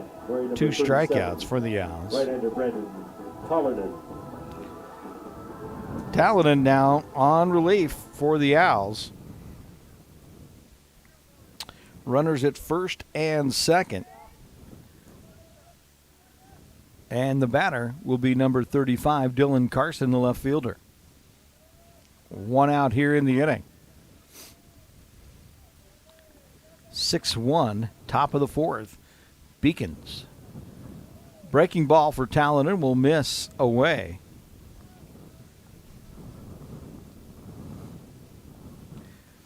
Brennan, a big kid out there, 6'4", 200. Behind the count here, 1-0. Looking for a double play ball to get the Owls out of the inning. That one will miss low, and he's quickly behind 2-0 here.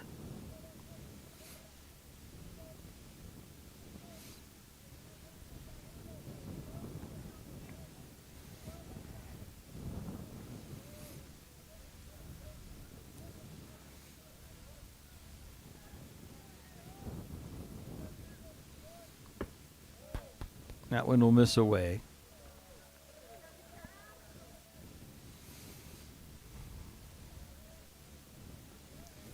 I think it's the toughest thing in baseball is to come in and pitch in relief.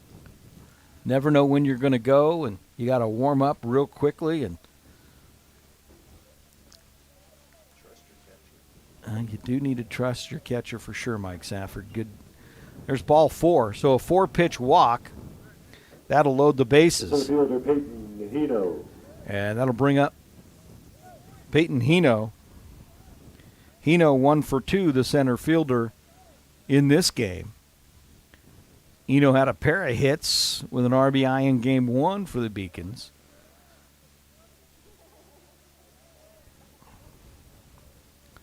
Bushnell leading it right now, 6-1, and they've got the bases loaded, looking for more.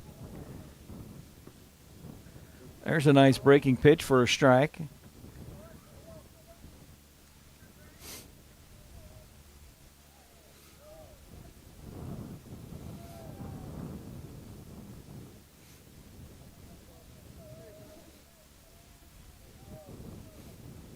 Talon and ready.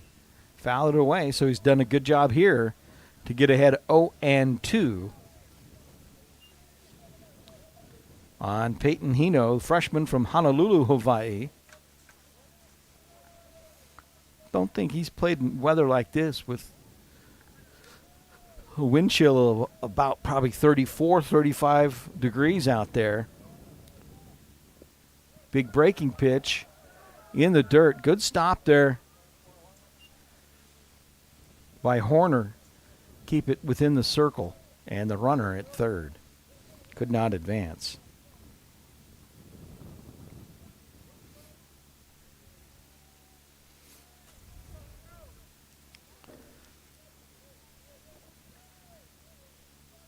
And that runner at third is the pinch runner, Martin, who pinch ran for Reed, the catcher. Courtesy runner, if you will. 1-2 will miss outside, 2-2 now. Nowhere to put them. Bases juiced here in the fourth for Bushnell, looking to add to their 6-1 lead. And that is fouled down the first base line, out of play, into the bullpen.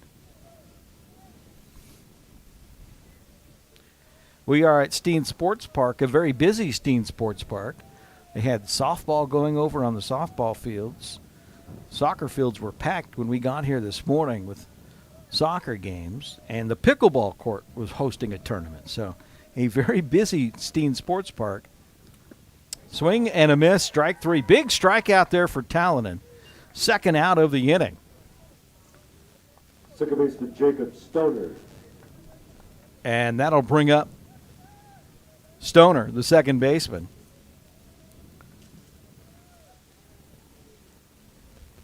For Bushnell with the bases still loaded.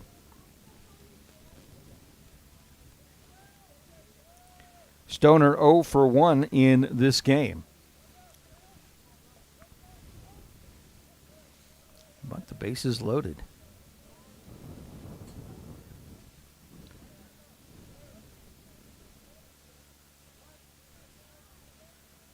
We mentioned all those things here at Steen Sports Park, and I don't even know if there was anything going on in the big indoor arena over there. Breaking ball will miss 1-0 with 2 outs.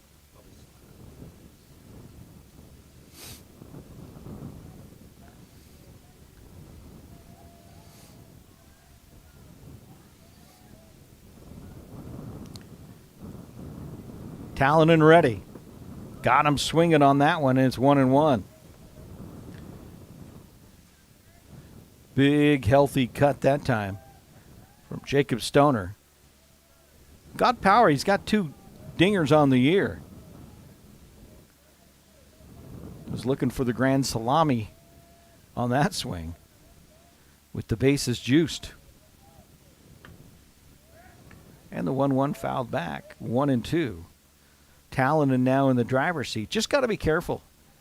Even though you're ahead in the count here, you don't want to throw that breaking ball too bad and give a free run here. So you got to be careful. Still ahead in the count, though. 1-2 with 2 outs.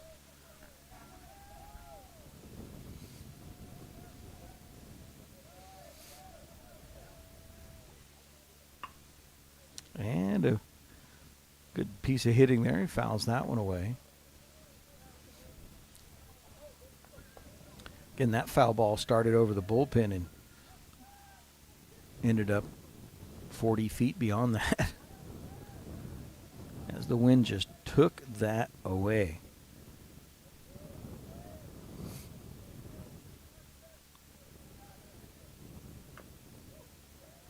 Foul tip.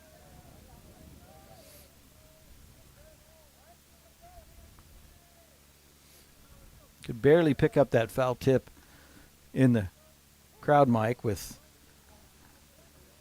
the wind blowing as hard as it is here today.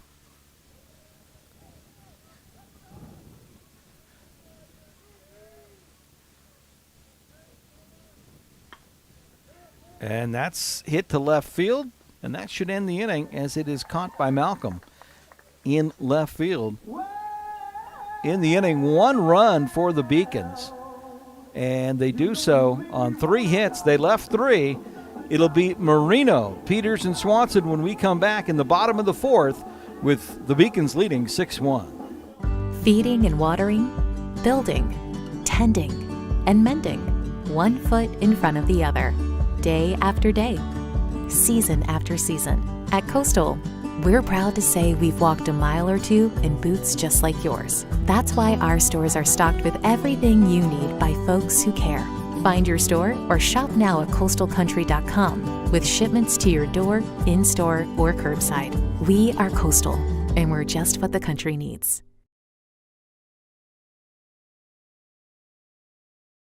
At Klamath Falls Toyota, you'll experience our goal to completely satisfy every customer, every day. Because our customers are like family to us. You'll also experience the teamwork of our professional and knowledgeable staff. They're authentic, caring, and the best in the industry. And when you choose from our great selection of new Toyotas or quality pre-owned cars, trucks, and SUVs, you'll experience a process that's efficient, easy, and transparent. Experience amazing at Klamath Falls Toyota, where experience is everything.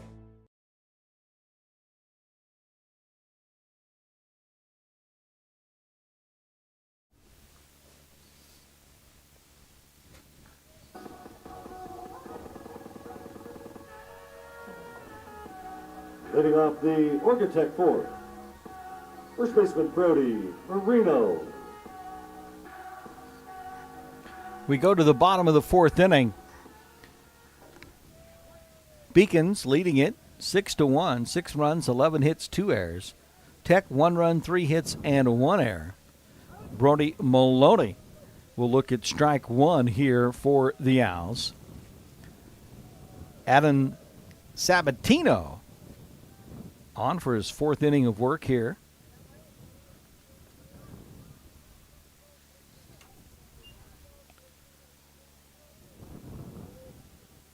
Sabatino, 6-foot sophomore from San Francisco, California. He's looked good today so far for the Beacons. 2-3 record. Had a 7.32 ERA. Only given up 3 hits and 1 run so far for Tech, so he's done a nice job for Bushnell. Marino slaps this to short. Carganilla up with it on to first, not in time. That will be an error on the throw by the shortstop for Bushnell. Had to hurry, and speed can cause that happen. Designated hitter in Peters. Here's Peters for the Owls. Ian with 4 hits on the day. He's had a good day at the plate. Tech with a runner on, looking to get some runs going here in the inning. Trailing at 6-1. Peters will foul that one off. I did see the Oregon Tech trainer had to go over to the Bushnell bench. Not sure what's going on over there, but hopefully everybody's okay. 0-1 the count to Peters. The pitch is low, 1-1.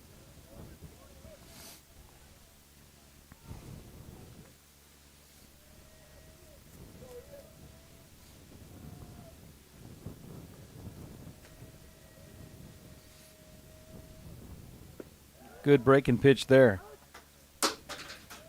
1-2.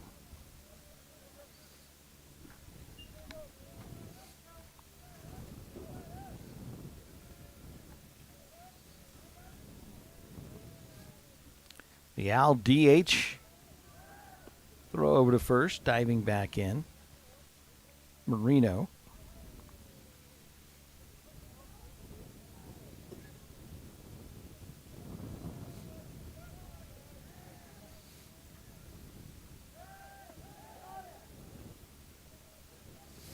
That one was closer than I think Tech would like at first.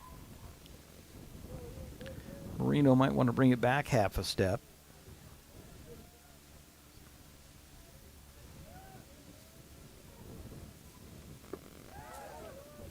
Just missing outside and leaving things up at 2-2.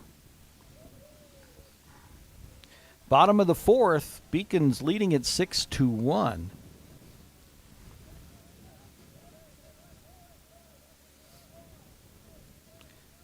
Adam Sabatino has looked good here for the Beacons.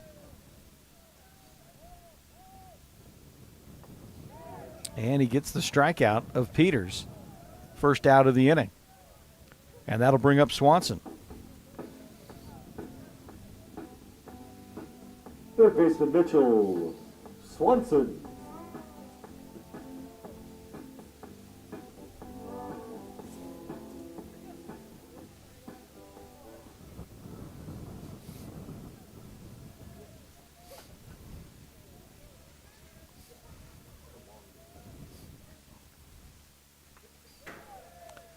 Good cut on that one.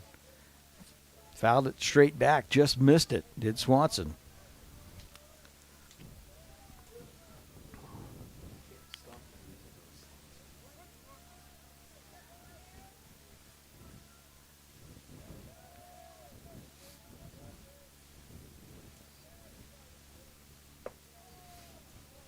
That cut from Swanson on the last pitch, he's looking for his second home run of the year.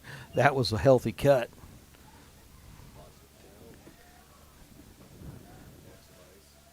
One ball, one strike, one out here in the bottom of the 4th. Runner at first for Tech. That one will miss way outside.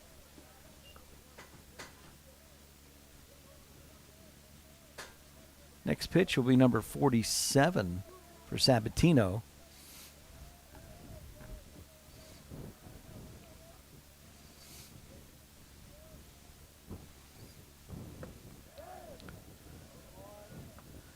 And make it 2-1. 3-1. Sorry. Sun hits that scoreboard just right. You just can't see it sometimes.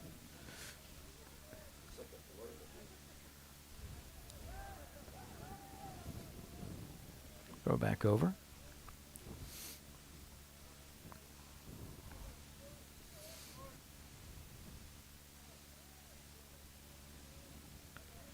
Carson Hino Frazier, the outfield left to right for the Beacons.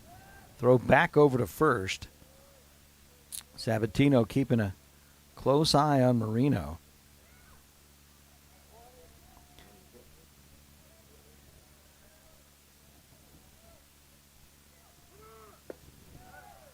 There's a strike, 3-2. A generous strike from what he's had as a strike zone today.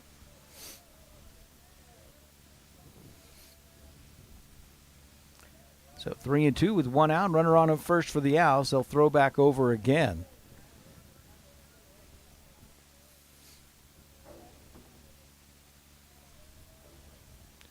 Frazier, Cargania, Stoner, and Casperson around the infield, third to first. Reed, the catcher of Adam Sabatino. Good move that time, and back in safely. Over there at first was Marino.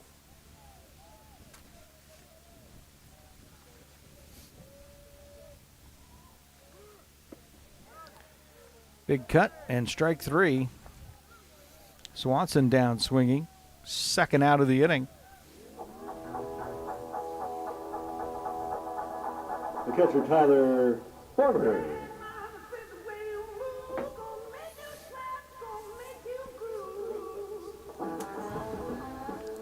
That brings up Horner for the Owls.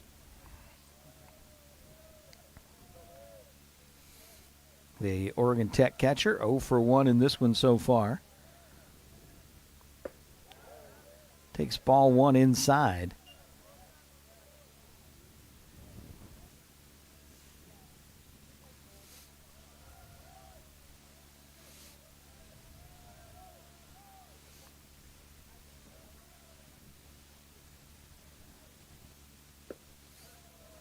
Heading the count here 2-0 is Horner. Looking for his first hit of the day would be a good spot for it.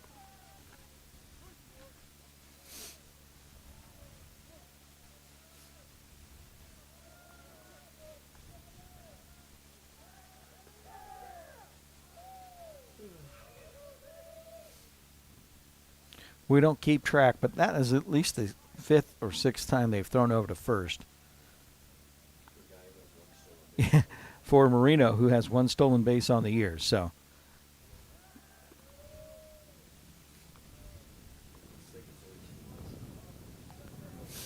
pretty soon you're going to be pushing the odds of throwing one away.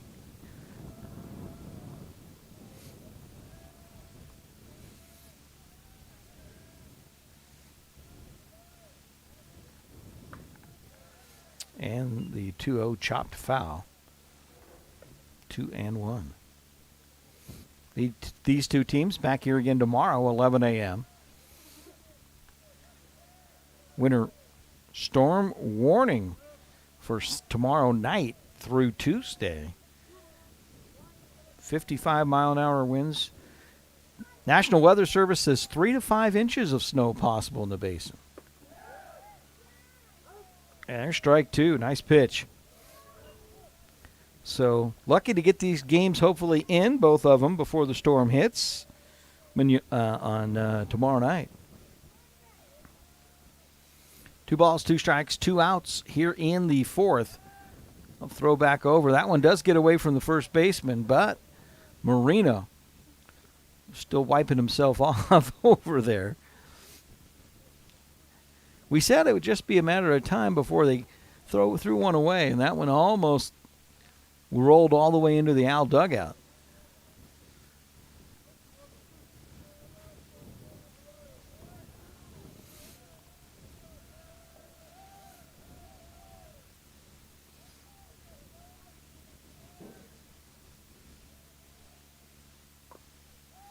Horner fouls that one back.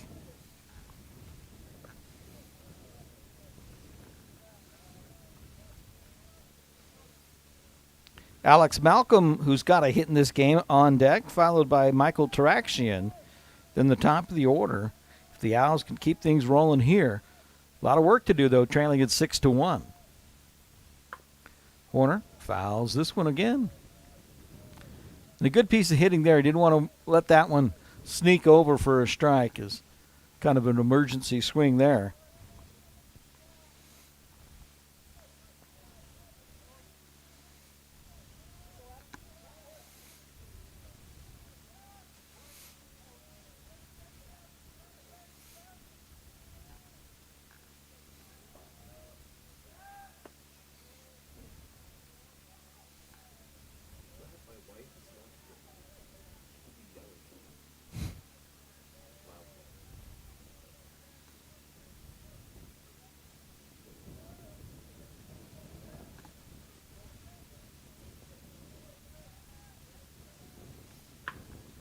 That one is hit hard to right field and gone. A home run for Tyler Horner. His 6th of the season. Home run number 6 on the season for Tyler Horner. That a 2-run shot, and that cuts the lead to 6-3. To the plate for the Owls, left fielder Alex Malcolm.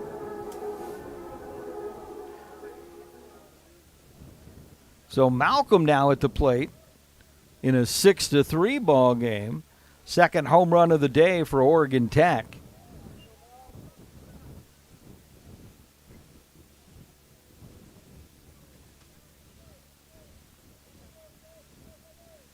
And as I mentioned, 6th home run for Horner on the season. The true freshman from Twin Falls, Idaho, Mike Safford, can hit. Cowboy.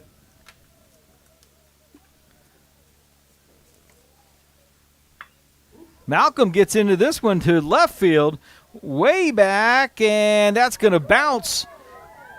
Malcolm's around second, on his way to third. Throw will be cut off, and he will have a triple.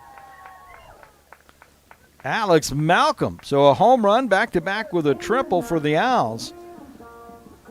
Center fielder Michael Turection.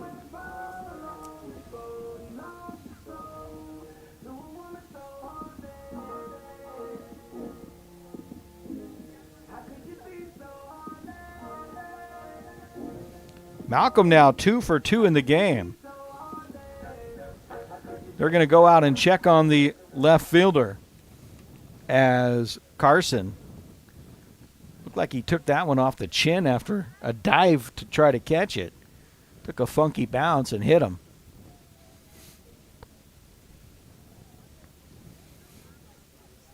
Home plate umpire all the way down into left field to make sure that, yeah, getting a good workout in. Good hustle. He's hustling back. How to stay warm in the cold.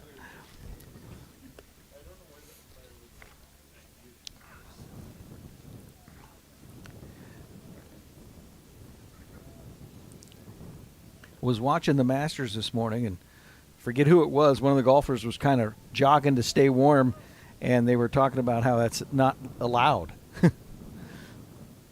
at the Masters. No running on the course.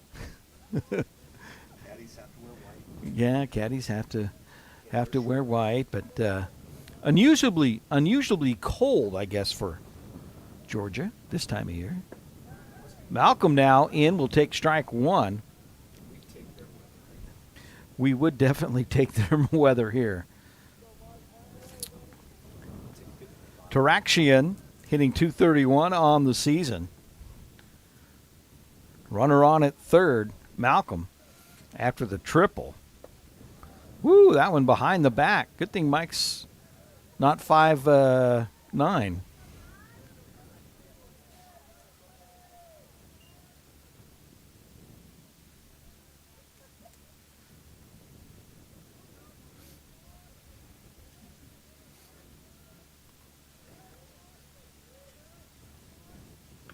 1-1's popped up. That will go out of play. Traction with new life and 1-2 count.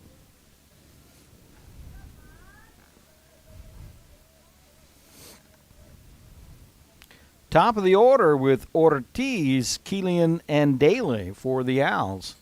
If Taraxian can keep things going. 2-run home run by Tyler Horner made it a 6-3 ball game. Beacon still with the lead, but the fourth run for the Owls just 90 feet away. In Malcolm at third base.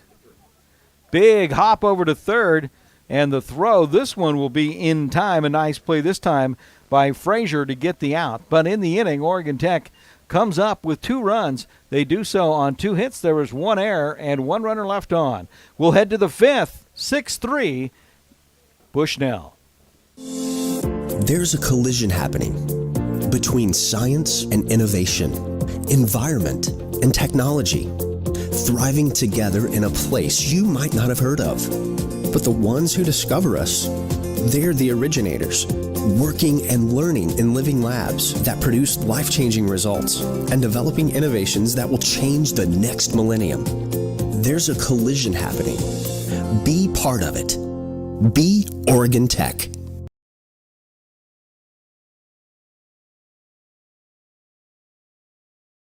So my very fondest memory at an Abby's came in high school after we won a state championship in basketball, a moment we'll never forget.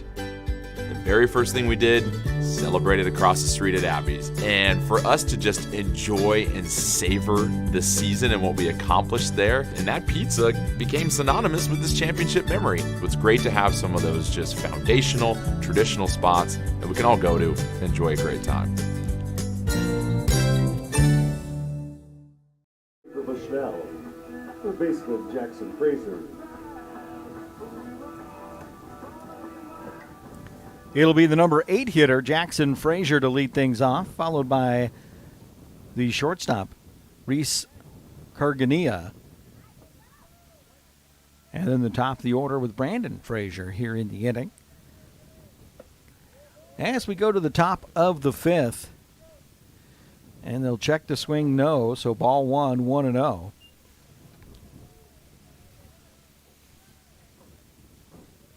Brendan Talonen on for his second inning of work. That's a strike. Good-looking breaking ball.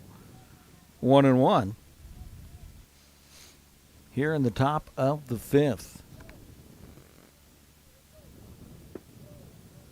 6 runs, 11 hits, 3 errors for Bushnell. Now have 9 errors on the day. Tech 3-5-1.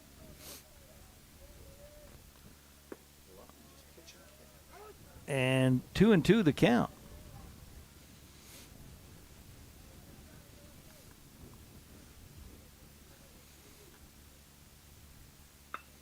Popped up. Should be Taraxian in center. And he will make the catch. 1 out here in the inning. The shortstop, Reese Cargania. And that brings up Cargania.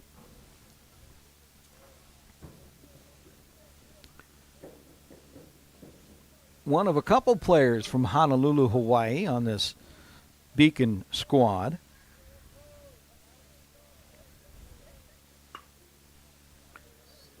He'll pop this one down the right field line, and a nice catch on the run in right field by the Owls was Keeling. That ball was a tough catch. 2 outs here in the inning. And that'll bring up Brendan Frazier. Good defense by the Owls. Leadoff hitter, 2 for 3 for the right fielder for Bushnell. He'll look at a strike 1 from Brendan Talonen. Talonen on in relief here for his second inning.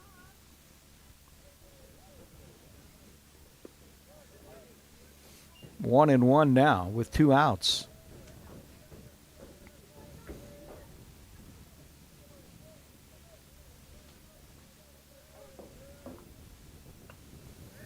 Fouls that one back.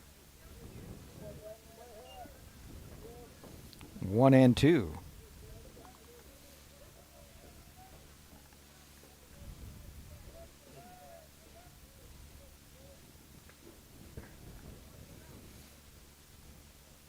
One and two again.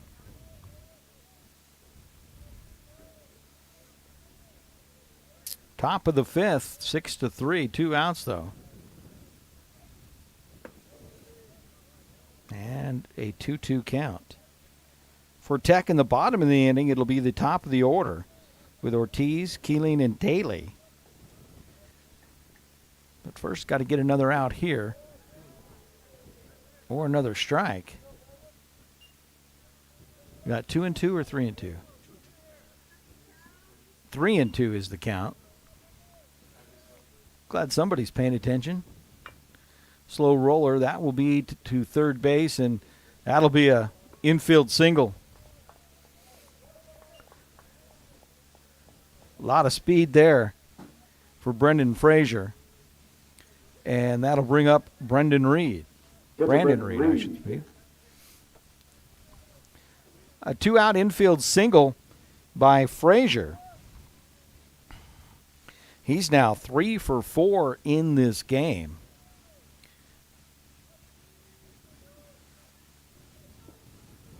And when your leadoff hitter gets on board that many times, usually good things happen for your team. Reed will look at a breaking pitch in for strike one. The catcher for the Beacons, 1 for 3 in this game.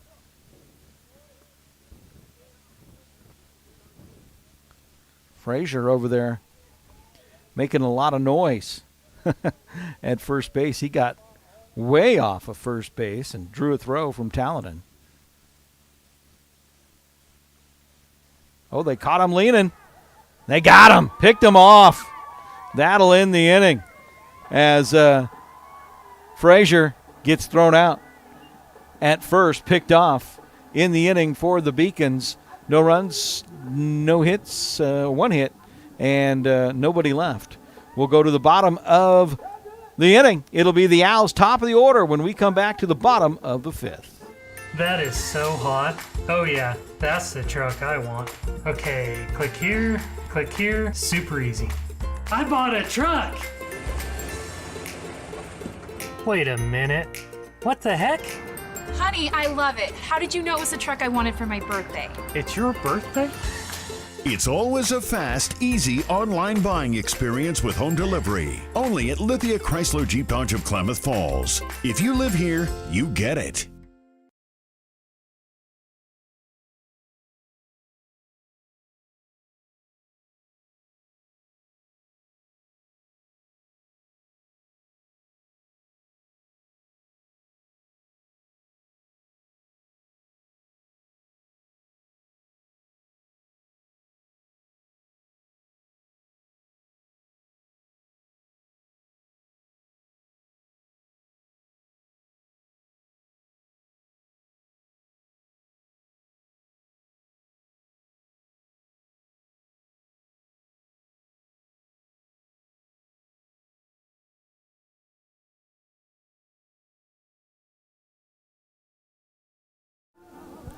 New third baseman for Bushnell will be Jordan Wilson, as he will replace Jackson Frazier.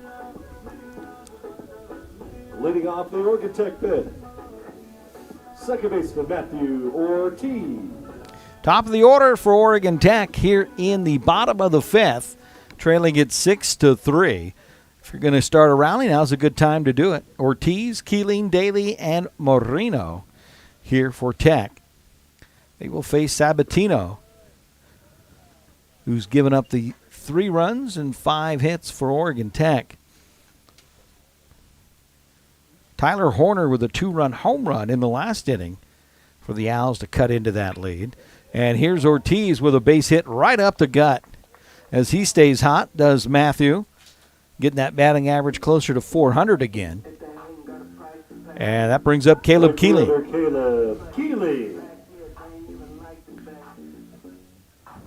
Keeling, senior, transfer from Skyline Community College out of Daly City, California. Another Bay Area kid. Doing good up here at Oregon Tech. And we really appreciate him. Great kid as well. Breaking pitch will miss outside. Ball 1 to Keeling.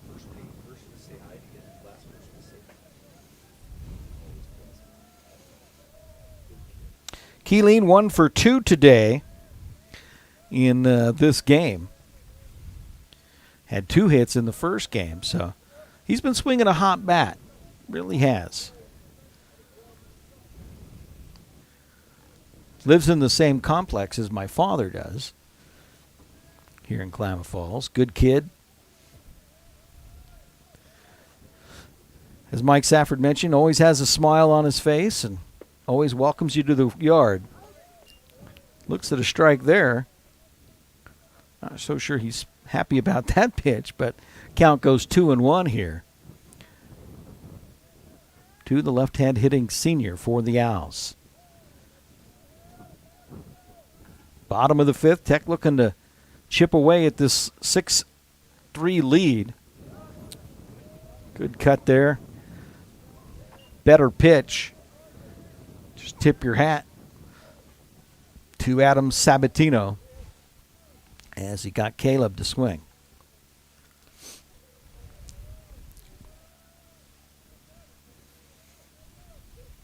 Two balls and two strikes. Ortiz with a short lead over there at first, but Sabatino says, I'll throw over there, keep an eye on him.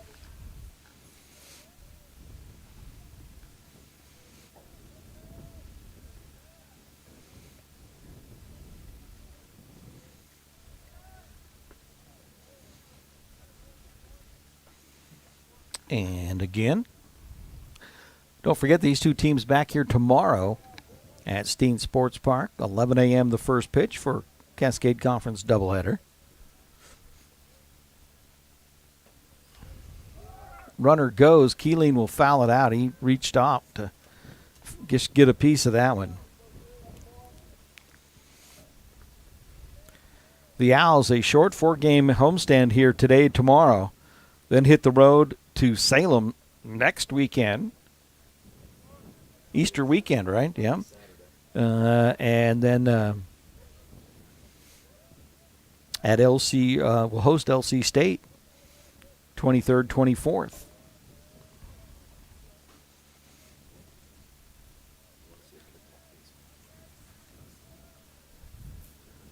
That will be some great baseball. LC State. Third? Fourth. They dropped one for some reason. And Keeling will pop this one up. Wind is going to catch it, going back, and a nice catch there at second base by Stoner.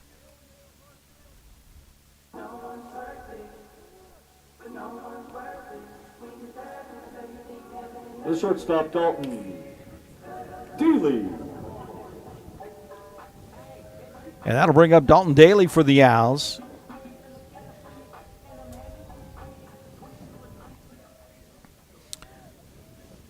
Daly hit his 14th home run of the year in Game 1. Had a really good Game 1 at the plate. Not surprising. 4 RBI, 3 runs scored. Home run double. That pitch missed, must have been high. I don't know, looked pretty good.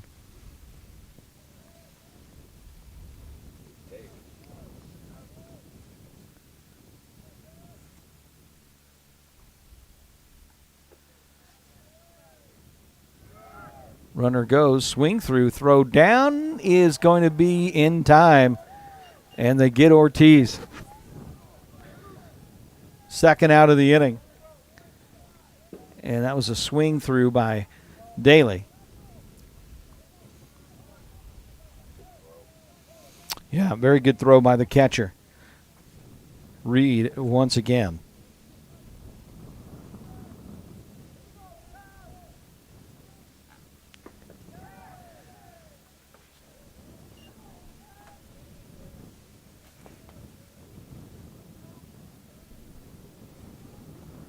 And the count 1-2 here with 2 outs in the bottom of the 5th.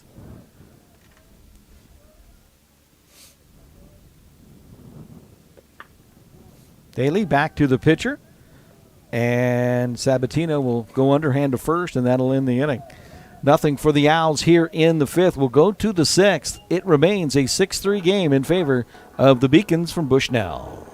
At Klamath Falls Toyota, you'll experience our goal to completely satisfy every customer every day. Because our customers are like family to us. You'll also experience the teamwork of our professional and knowledgeable staff. They're authentic, caring, and the best in the industry. And when you choose from our great selection of new Toyotas or quality pre-owned cars, trucks, and SUVs, you'll experience a process that's efficient, easy, and transparent. Experience amazing at Klamath Falls Toyota, where experience is everything.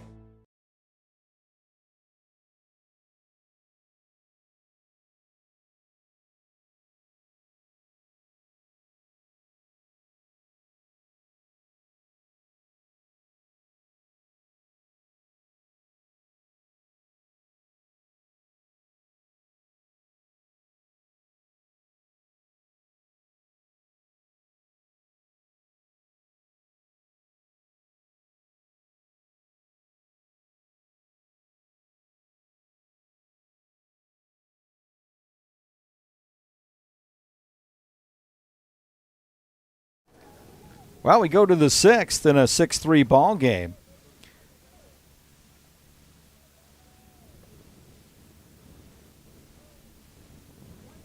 For Bushnell in the inning, it'll be the 2, 3, and 4 hitters, Reed, Fripp, and Casperson. Strike 1 from Talanen. On for his 3rd inning of work here for the Owls. Change up, that's hit slowly to second. Ortiz up with it. On to first, and a nice 2-pitch at bat there for Talanen. 1 out. Designated hitter Jeff Fripp. That'll bring up Fripp for the Beacons. Fripp has been on base, can I say, a lot? He had 3 hits in game 1. He's 3 for 3 in game 2. Oregon Tech has not been able to get him out, as Fripp will foul that one back. 250 junior, 6'3". We did mention from Orange Park, Florida. Boy, that looked good too. 1-1 the count. Again, he's got 6 for 9 today in the 2 games. That one will miss outside. 2-1. Fripp 3 for 3. Scored a run. He's got a double. Strike 2.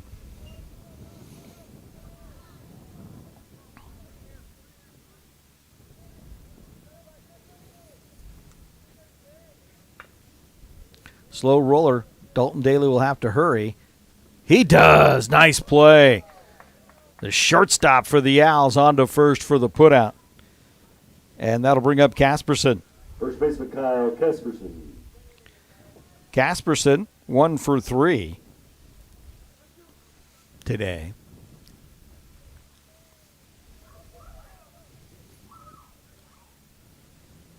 A redshirt freshman from Olympia, Washington. Another lower community college transfer. Good pitch from Talanen, strike 1.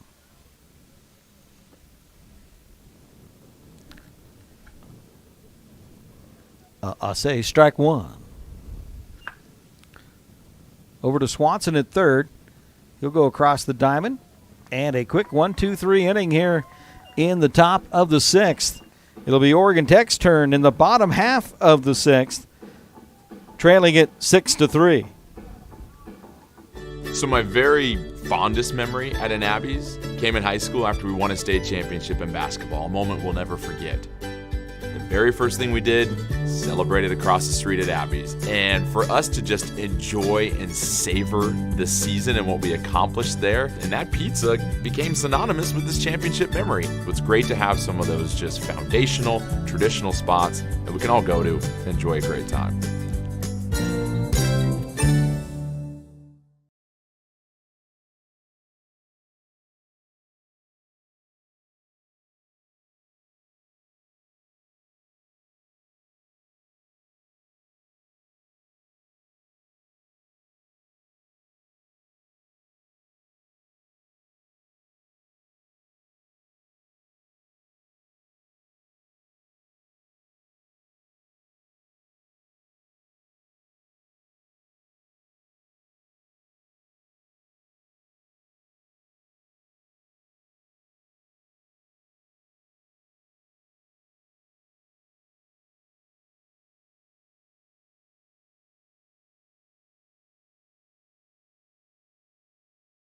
It'll bring Marino to lead things Leading off. off the Oregon Tech 6.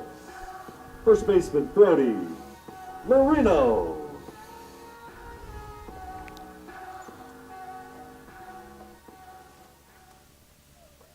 Left-hand hitter Brody Marino to lead things off. And he'll foul that one back.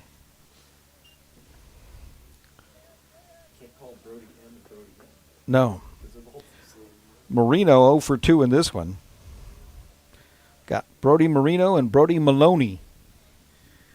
2 different players for the Owls. And they do tongue twist me occasionally. Especially when Maloney is pitching to Marino.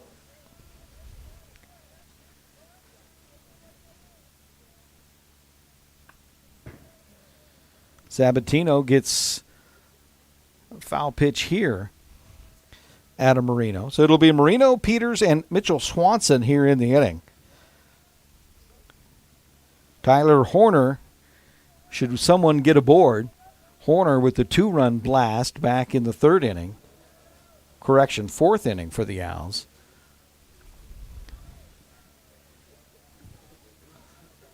That made it a 6-3 ball game.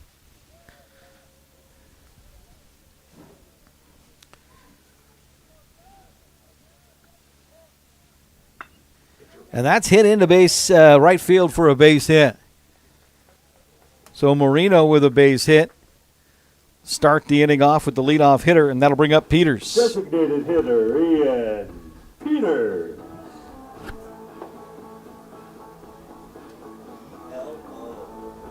Peters, 1 for 2 today in this game.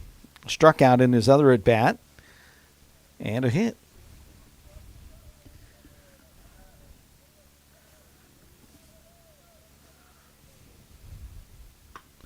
And he'll stroke this one to right field. It's going to be over the head of the right fielder who dove out of the way. And that's Frazier. Around third is Marino. No, they're going to hold him up. Not sure why they held him, but I guess with nobody out, you look for the big inning. And runners at second and third now after the double by Ian Peters, his second hit of the game. Third baseman Mitchell Swanson. And that brings up Mitchell Swanson, the Owl third baseman. Opportunity here for Tech. Trailing at 6-3, you bring the tying run to the plate here in the bottom of the 6th. Productive out's what we need, right? Yeah, we do. And they're going to give up a run for an out. Will Bushnell. Pitch is high for a ball to Swanson.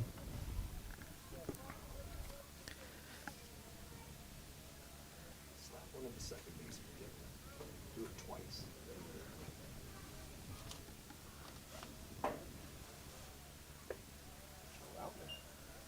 Swanson had 3 hits in the first game.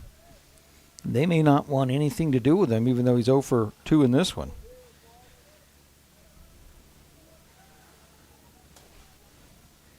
You got Tyler Horner on deck for the Owls, who's already homered in this game.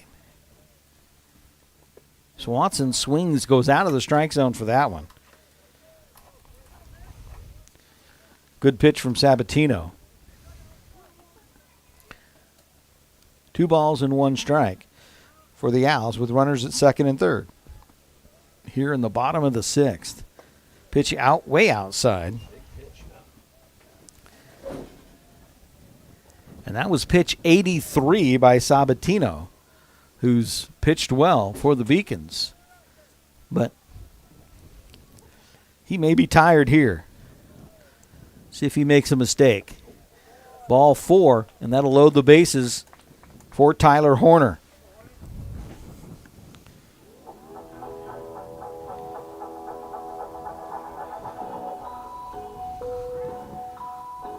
First, we have a meeting at the mound. Coach going to come out and check on his pitcher, and Tommy Richards will do that. As I mentioned, Horner hit his 6th home run of the season back in the 4th inning. That cut the lead to 6-3. Or 6-3. And that brings up the left-hand hitter, Horner. The catcher, Tyler Horner. Bases loaded, nowhere to put them. Nobody out here in the bottom of the 6th. Tech looking to cut that Bushnell 6-3 lead here. That pitch will miss high for ball 1.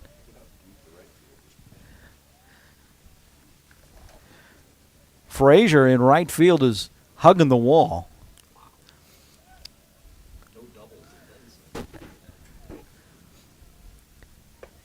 I mean, I can't hardly see him out there. Count 2-0 to Horner.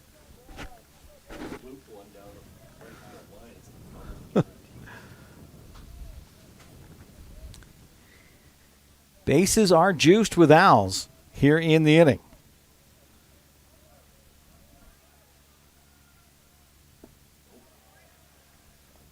Make it 3-0. You going to give him the green light here, Mike Safford? Nope.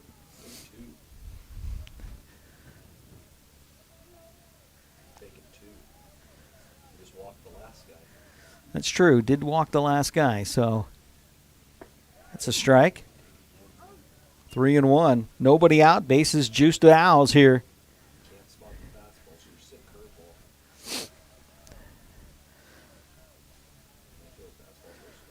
The freshman Horner at the plate, left-hand hitter. And that's outside for ball 4, and that'll be a run for Oregon Tech. And that makes it a 6-4 ball game. And that brings up Alex Malcolm. But I think we're going to have a pitching change, so we'll take the break. This pitching change brought to you by Lithia and, Klamath Falls Toyota. At Klamath Falls Toyota, you'll experience our goal to completely satisfy every customer, every day.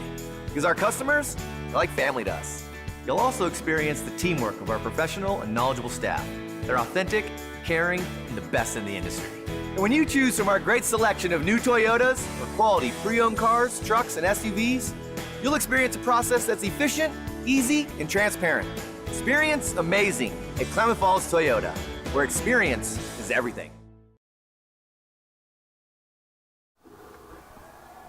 New pitcher will be Soriano, Jaden Soriano, a 5'10 freshman, another kid from Honolulu, Hawaii, for head coach Tommy Richards.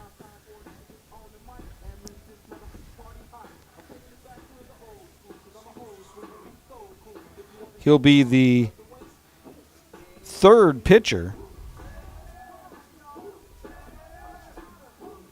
or corrections, second pitcher.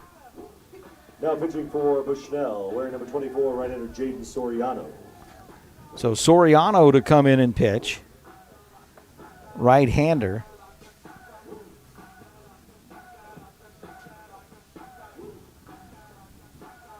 For Sabatino, he goes 5 innings, gives up 8 hits, 4 runs, 2 of them earned. He had 2 walks and 3 strikeouts.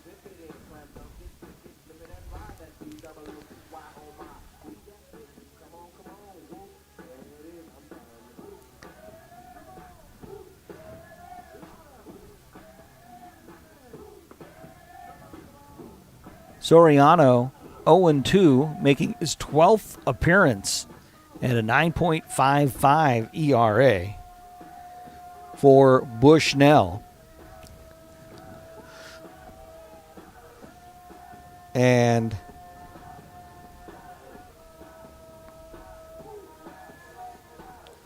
he will face the 8-9 hitters for the Owls here. Nobody out. Bases still loaded. And 1 run across here in the inning. The plate for the Owls, left fielder Alex Malcolm. Malcolm 2 for 2, including a triple for Tech here in this game. He did that off of Sabatino.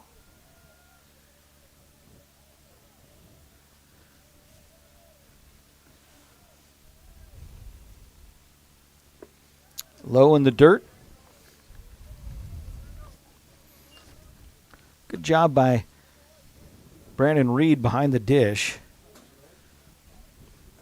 And it's 1-0 from Soriano. Malcolm will pop this one up on the right side. It'll be out into the right field. And catching it and then falling down is the right fielder, Frazier. That'll be an RBI sacrifice fly. And it's a 6-5 ball game. The center fielder, Michael Terection.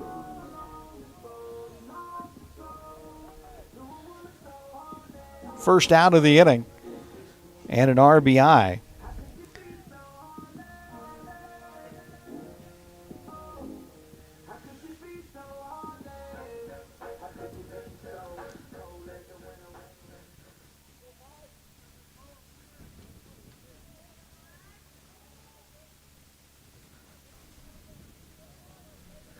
Good base running by the Owls. Puts runners on the corners here with one out.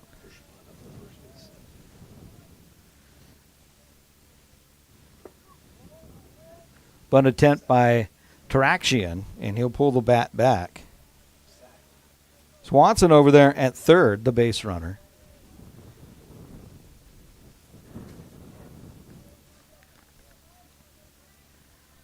And is that Tam at first, pinch running? Okay, for the Owls. So good speed there at first for the Owls. They'll throw that way. He draws the throw. Good job by Tam. Even better job of getting that hand in. He represents the go-ahead run, so an important base runner there is Tam.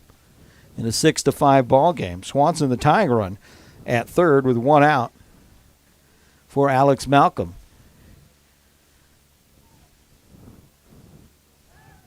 Soriano back over to first, not in time.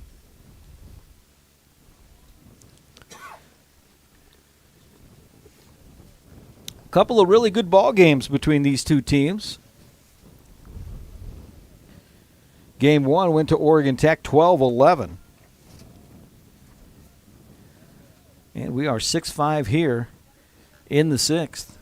Tech, though, threatening for more. Runner goes. They'll throw down to second. That'll be a stolen base. And it was a strike, so the count 1-1.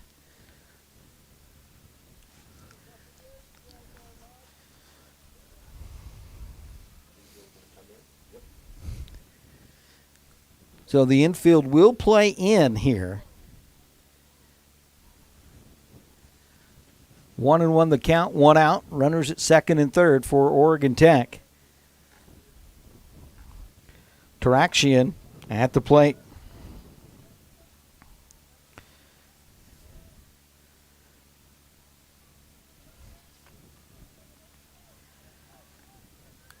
Soriano will deliver. Fouled it back off the glove there of Reed.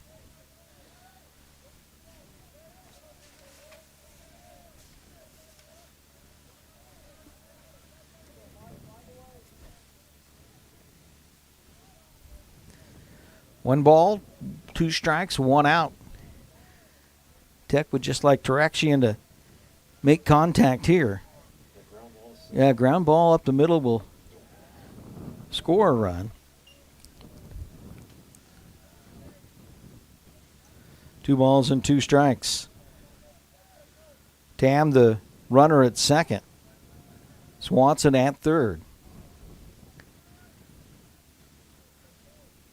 The tying and go-ahead runs respectively for Tech. And that one's going to be popped up. Could be a tough play in this wind. It will be the second baseman who drops it. That'll be an E4 and new life for Taraxian. Again, that wind is so hard today.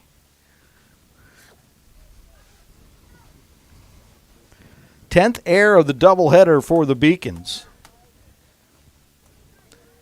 And new life for Michael Taraxian at the plate.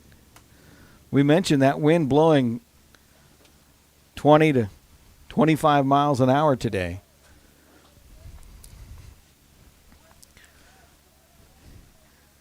But that one hit right in the pocket. And it happened in foul ground. 2-2 fouled back.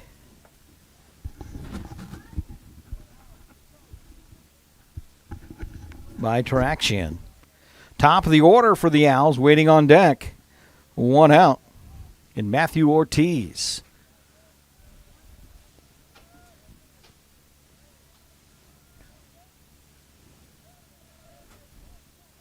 Six-5 ball game.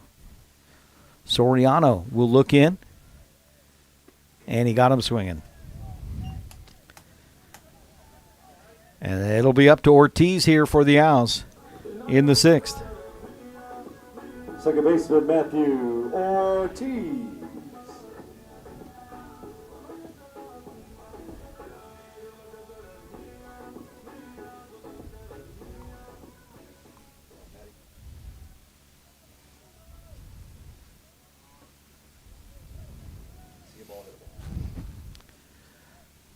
So runners in scoring position here for Tech, second and third. 2 outs, though. Leadoff hitter Ortiz at the plate.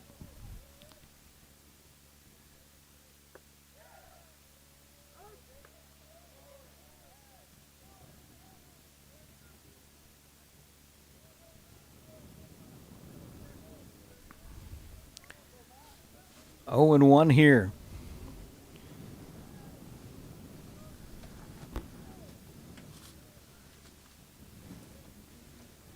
And that one gets away from the catcher. 1 run will score easily.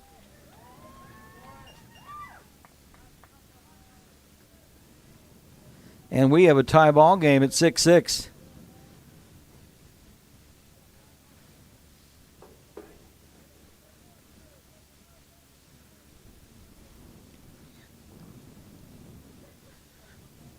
So now the go-ahead run, just 90 feet away for the Owls.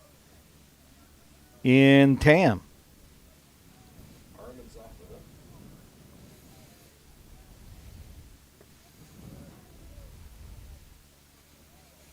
And that one is in the dirt. 2-1.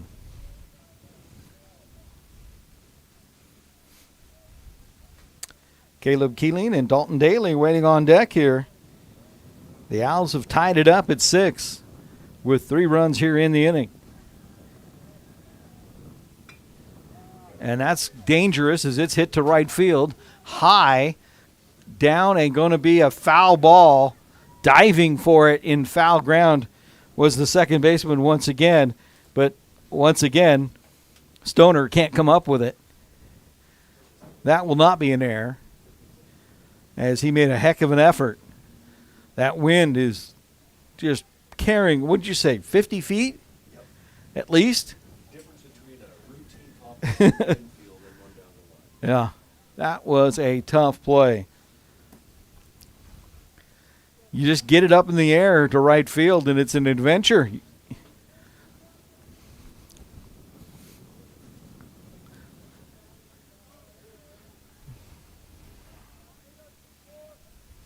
Tam back to third. 2-2 the count with 2 outs. That one in the dirt. Reed with a great stop behind the dish there. Easy pitch to do so, though, on the breaking ball. And we'll go full 3-2.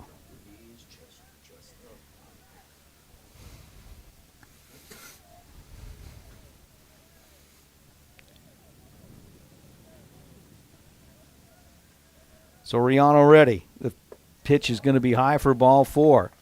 And that'll bring up Caleb Keeling for the Owls.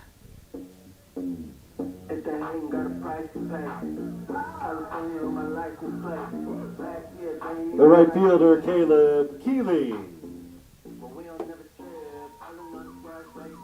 Keeling 1 for 3 with an RBI. Chance to deliver big here for the Owls in a 6-6 ball game. Tech 6 runs on 8 hits, 1 error. They've been aided by Bushnell. They have 6 runs, 12 hits, but 4 errors on the Beacons after 6 errors in game 1. Not an easy day to be playing the outfield anyways, but I believe both head coaches would agree. Some of those plays definitely should have been made. 0-1 to Keeling here. The Owl senior hitting .320 on the season. Throw over to first.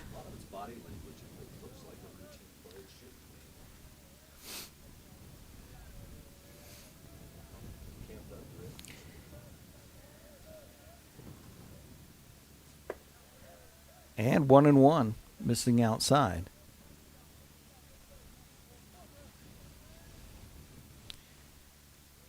Bushnell had the big inning in the third. They scored 4 runs. Tech with 1 in the third, 2 in the fourth. On the Horner 2-run home run, and 3 here in the sixth in the 6-6 game. Inside, and 2-1, with the very dangerous Dalton Daly on deck. The senior, Daly, already with a home run today. Would love to get up there with the bases juiced. Throw over to first. Ortiz back pretty easily. 2-1 the count here. Definitely pressure on the pitcher here, Soriano. And he delivers that one. Swing through, miss, 2-2.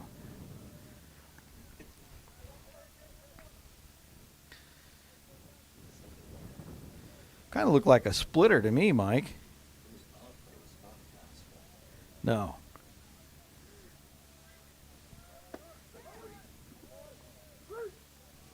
Runner goes, it does not matter. It was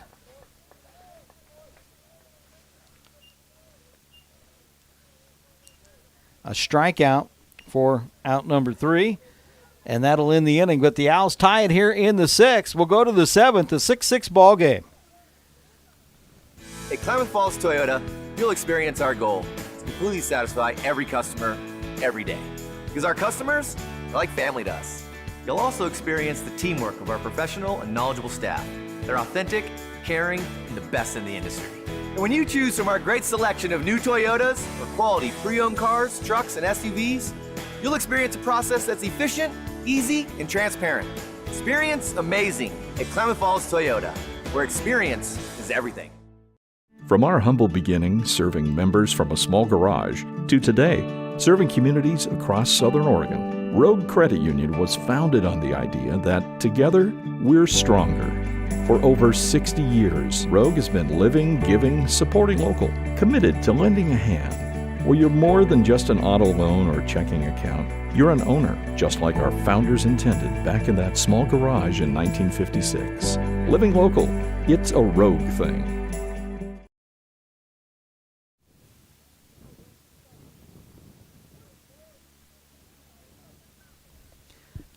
Carson will lead things off for Bushnell.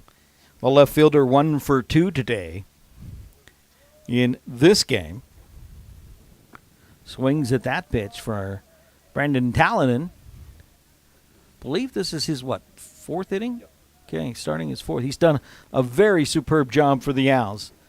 One of his best outings of the season.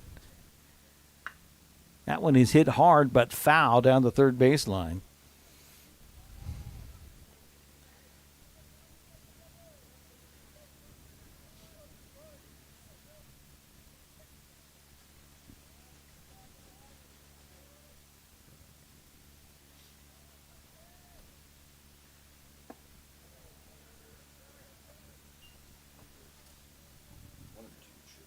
Should be 1 and 2, I think, yeah.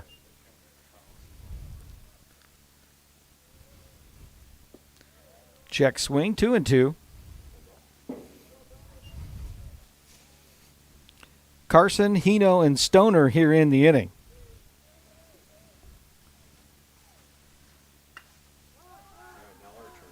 That one is hit high to right center field. Tarakshian will catch it, usually where the right fielder plays. But I'm just happy we made the catch. So, 1 out here in the inning. The Owls don't seem to have, as knock on wood, as much of an adventure as Bushnell has so far today. And that'll bring up Peyton Hino, the center fielder.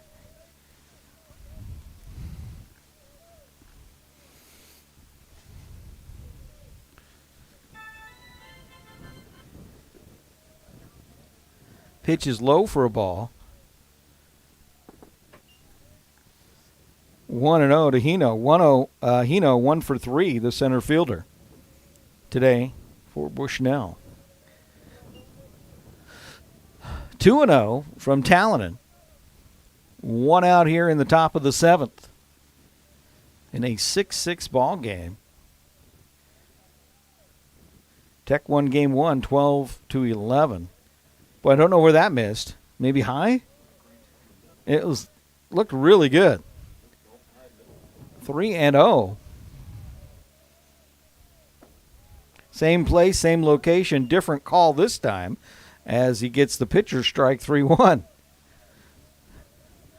Don't know what else to say. Ball 4, how about that? A 1-out walk to Hino, and that'll bring up Stoner. Second baseman Jacob Stoner.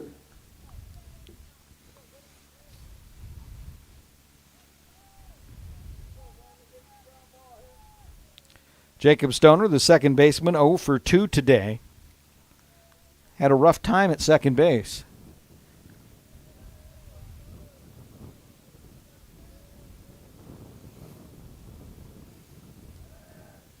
Again, anywhere on that right side, either infield or outfield, a tough day today. Even tougher now with the sun added to the wind, making it very difficult. 1-0, the count. 1 out here in the top of the 7th.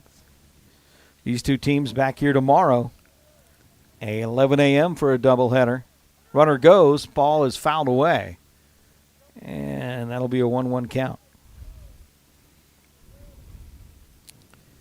Carson was on the move.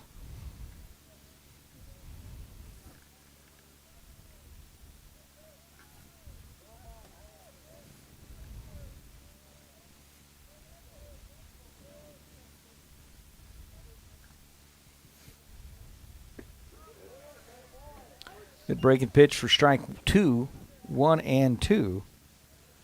Here to Stoner.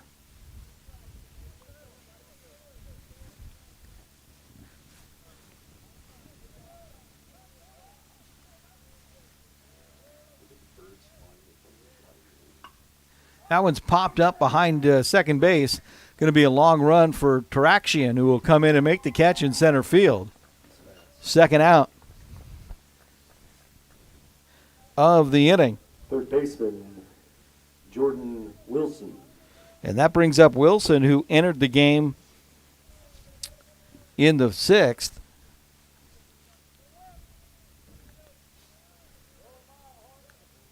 His first at bat in this game. Wilson did play in the first game today. Was 1 for 4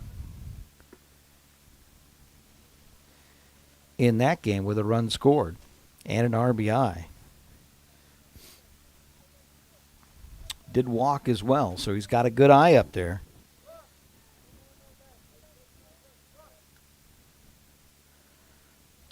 Carganilla on deck.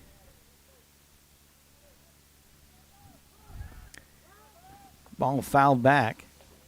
1-1 as the runner was going.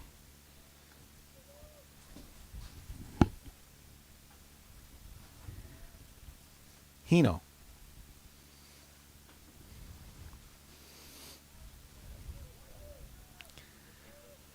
Talonen ready.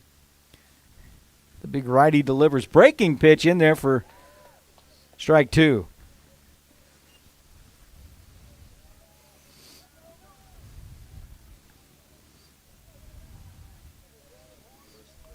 Wilson came in the 6th to play third. This is his first at bat in the game. Runner goes, and this one's popped up again to center field. And Traction will squeeze it for the out. So a quick top of the 6th. It's 7th inning stretch time. Al's coming up when we come back in a 6-6 game. From our humble beginnings serving members from a small garage to today, serving communities across Southern Oregon, Rogue Credit Union was founded on the idea that together we're stronger. For over 60 years, Rogue has been living, giving, supporting local, committed to lending a hand. Well, you're more than just an auto loan or checking account. You're an owner, just like our founders intended back in that small garage in 1956. Living local, it's a Rogue thing. That is so hot. Oh yeah, that's the truck I want. Okay, click here, super easy. I bought a truck! Wait a minute. What the heck? Honey, I love it. How did you know it was the truck I wanted for my birthday? It's your birthday? It's always a fast, easy online buying experience with home delivery. Only at Lithia Chrysler Jeep Dodge of Klamath Falls. If you live here, you get it.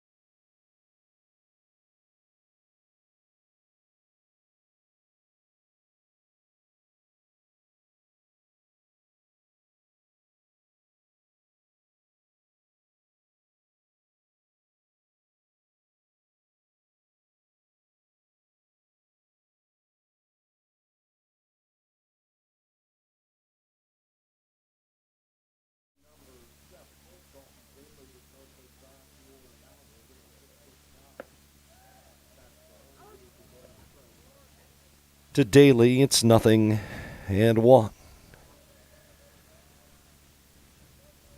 Daly has had a good day at the bat. He had 4 RBI in the opener today. Owls have rallied from 6-1 down as he fouls this one to the screen, and it's 0-2.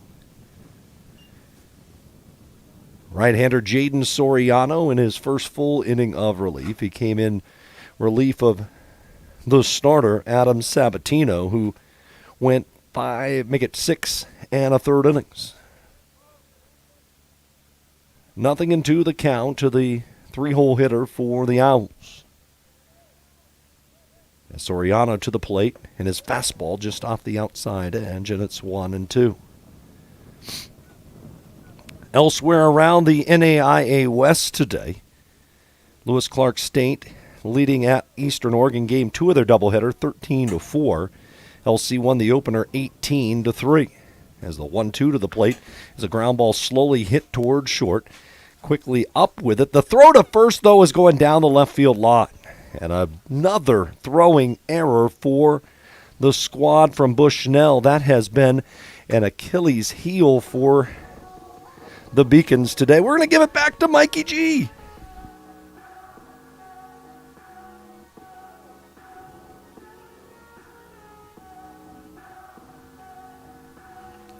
The first baseman, Brody Marino. Here's Brody Marino. Thank you, Michael Safford. Everybody from the Owl dugout was in the bathroom.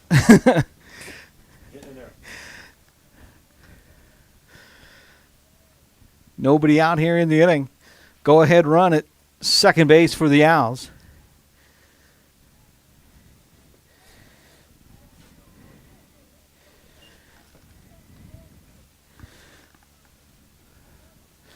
Dalton Daly, an infield single, took second on the throwing error.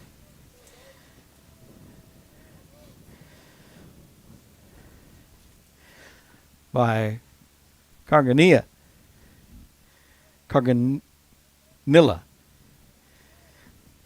Reese C. Reese C.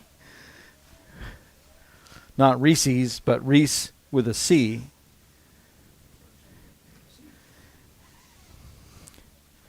Count 1-1 here.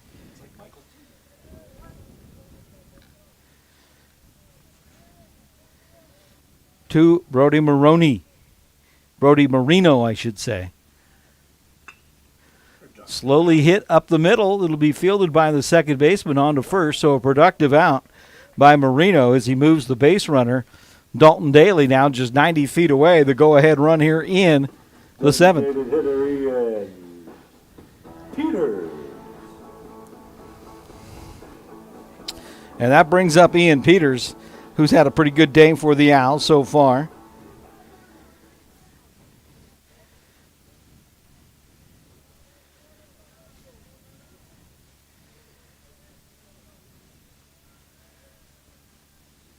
The Tech DH, 2 for 3 in this game. 1 out, and he's just looking for a pitch that he can drive somewhere to score a run. Infield playing in. That pushes Peters' batting average up about 100 points.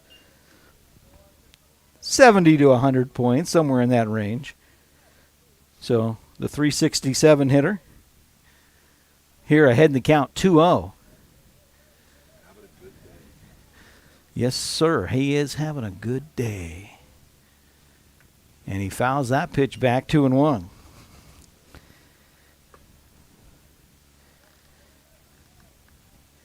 Peters 3 hits in the first game.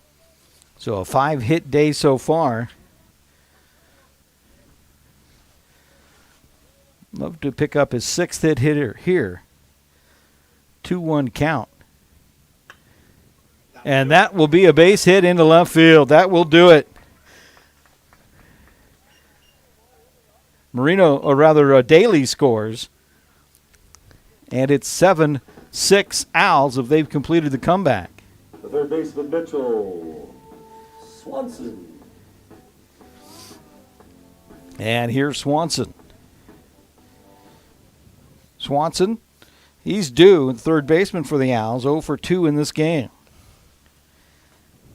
Had 3 hits in the first game.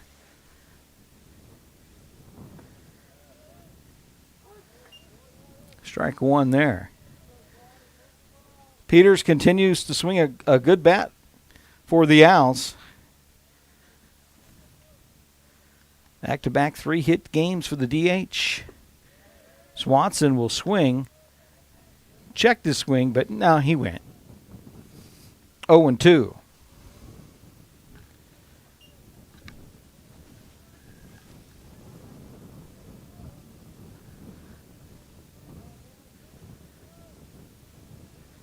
The Owl catcher, Tyler Horner, waiting on deck. That one fouled way back.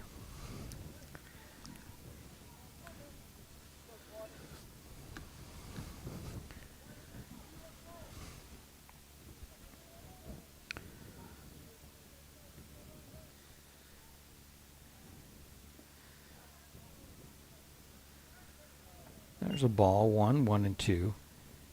Reed has done a nice job behind the dish for the Beacons.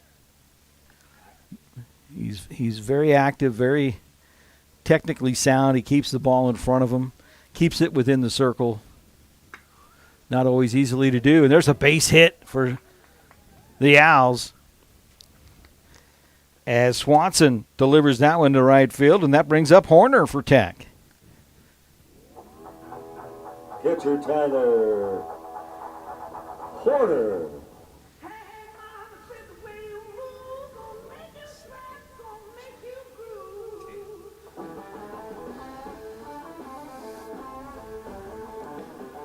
Keala Tam will pinch run for the Owls at second base for Peters.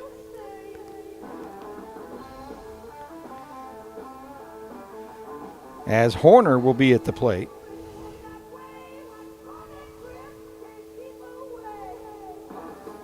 Tech leading at 7-6.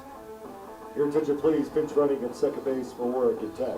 For 28, Keala Tam.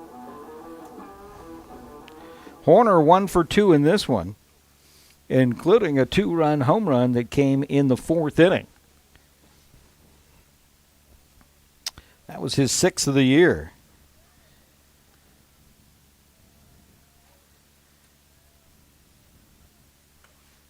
Fouls that one straight back. He just missed that one.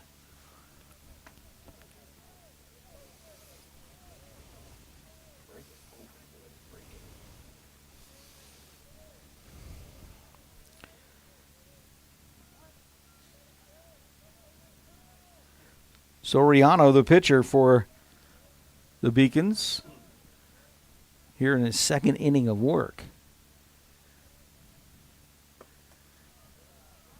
That one misses for a ball.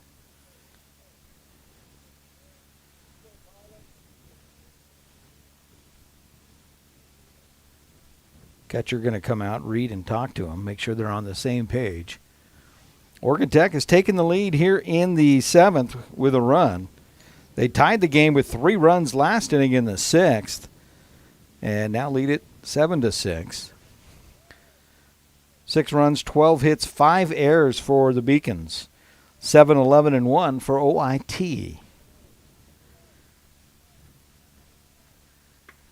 And that one fouled down the left field line, out of play.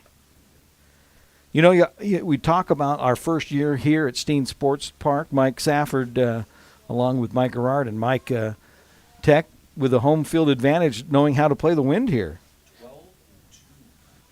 12-2 record here at home. That counted the win earlier today.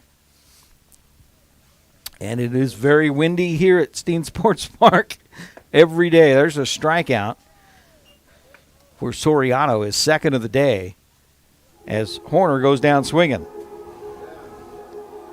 Left fielder Alex Malcolm. And that'll bring up Malcolm, who's 2 for 2, the Owl left fielder.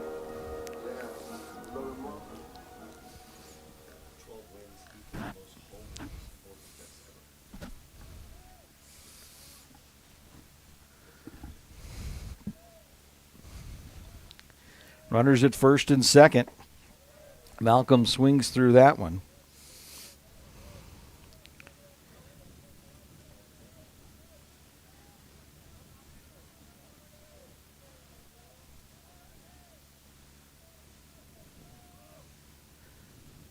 The 12 home wins, the most ever at home in the history of Oregon Tech baseball. And a check swing there, 0-2.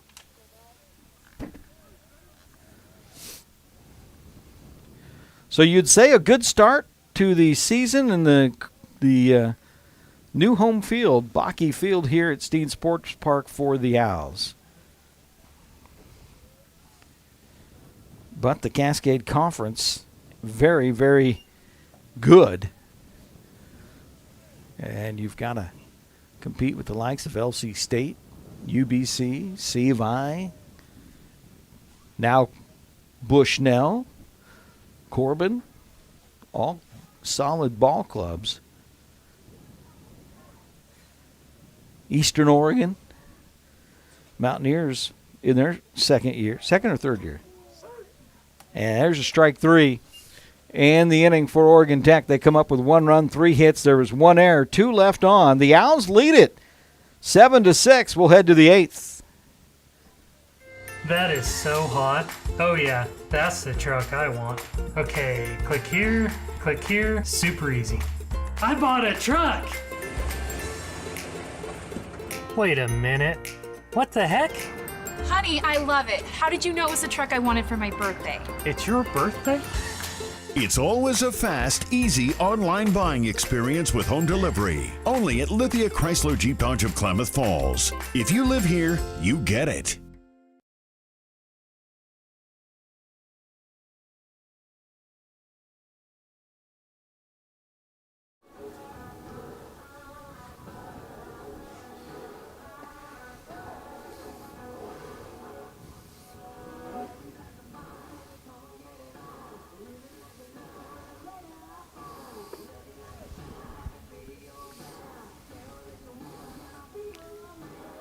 Carganilla will lead things off. Leading off the Bushnell 8th, shortstop Reese Carganilla.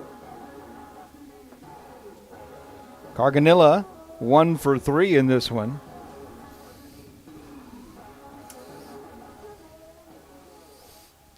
The right-hand shortstop to face Brandon Talonen, who continues to work for the Owls. And a nice pitch there from Talonen on for strike 1.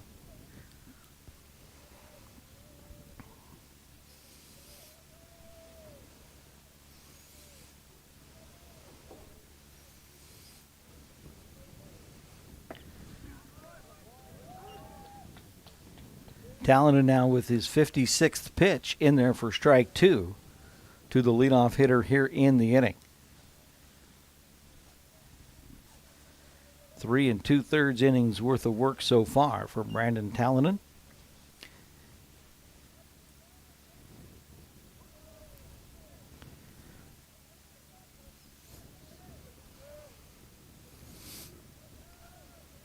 Talonen ready. And that one is skied to right center field once again. And it will be caught by Keeling in right field with Taraxian screaming across Right behind fielder him. Brendan Fraser.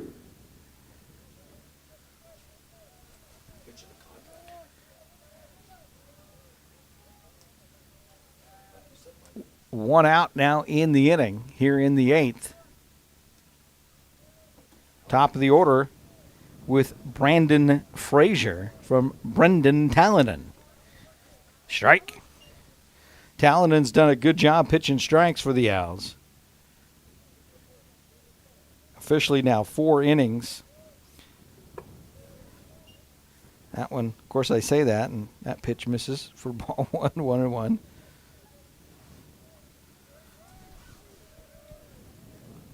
Of his 59 pitches, Talonen with 36 strikes.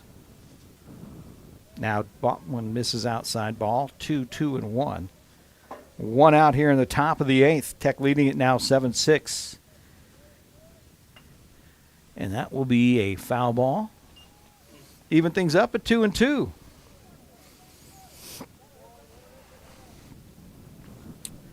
It was Little League Day here, Mike Safford, but I don't see any Little Leaguers left. They're watching us. That one fouled away.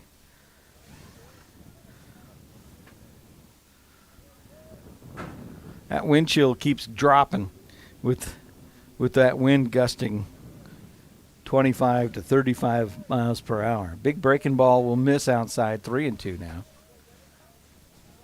That's why we're glad we have the heaters.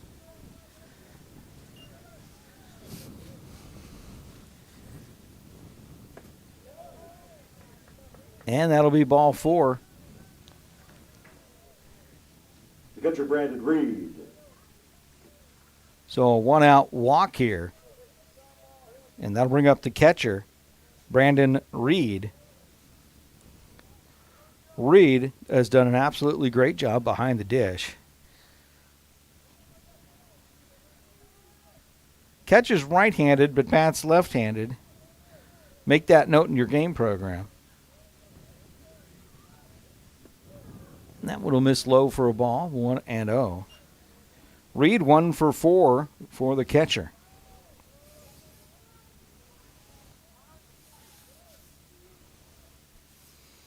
Also did get an RBI with that in there. Time called here at the plate. Ricky Walker going to make the slow roll out to the bump to talk to his pitcher. And with that, we'll take a timeout. Oregon Tech baseball brought to you by Abby's Pizza. So my very fondest memory at an Abby's came in high school after we won a state championship in basketball, a moment we'll never forget. The very first thing we did, celebrated across the street at Abby's. And for us to just enjoy and savor the season and what we accomplished there, and that pizza became synonymous with this championship memory. It's great to have some of those just foundational, traditional spots that we can all go to and enjoy a great time.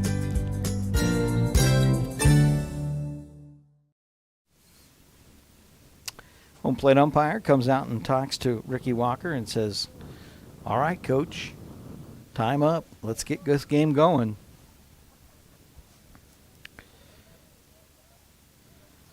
Always find it interesting to see how players respond, pitchers respond after the talking to.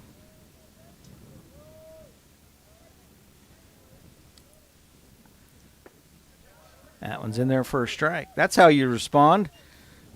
You throw a breaking pitch strike on the outside corner, 1-1. You know, I assume that's probably what Coach Walker said. Just throw what you feel comfortable throwing. There's another one back-to-back, 1-2, with 1 out.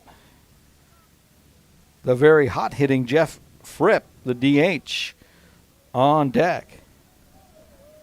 having a good day. 6 hits today for Fripp. Swing and a miss, and he lost the bat. Strike 3. That's the second out of the game, of the inning, I should say. Designated hitter Jeff Fripp. Need a little pine tar on that bat.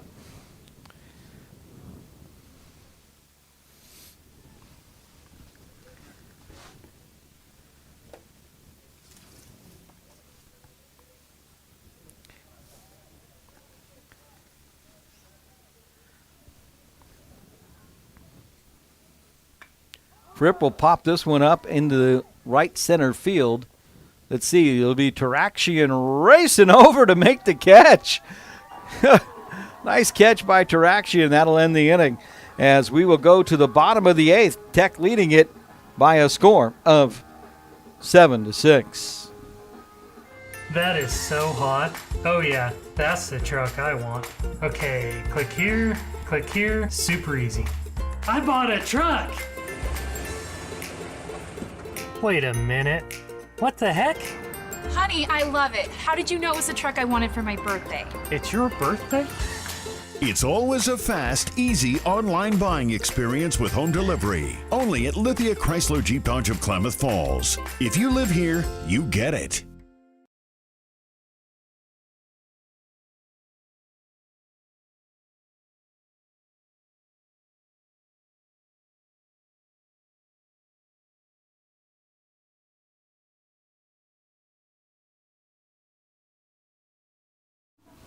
For Oregon Tech here in the inning, it'll be the 9-hitter, Michael Taraxian, who has made some phenomenal plays. Your defensive player of the day, I think, will be Michael Taraxian. We'll go ahead and kind of give that nod to him. He's made a lot of plays in center field today. Matter of fact, he's got 6 putouts, does Taraxian, in center field. And in this wind, with no errors, that's a very good day. He will be the leadoff hitter here for the Owls, followed by Ortiz. The center fielder, Michael Taraxian.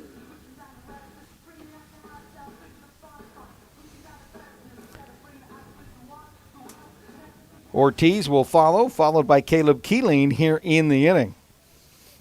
Taraxian at the plate, though, 0 for 3 for Oregon Tech. Ooh, that one just foul. Took a weird hop on the second bounce there, but 4, 5, and 6 for Bushnell on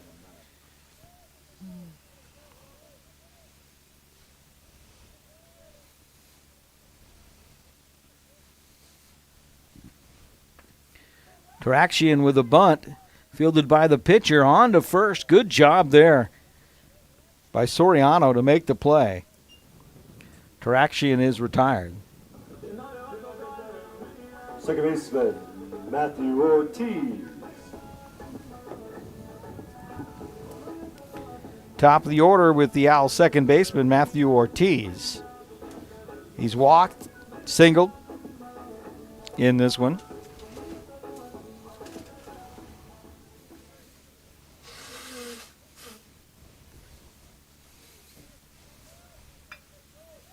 And Ortiz fouls this one back.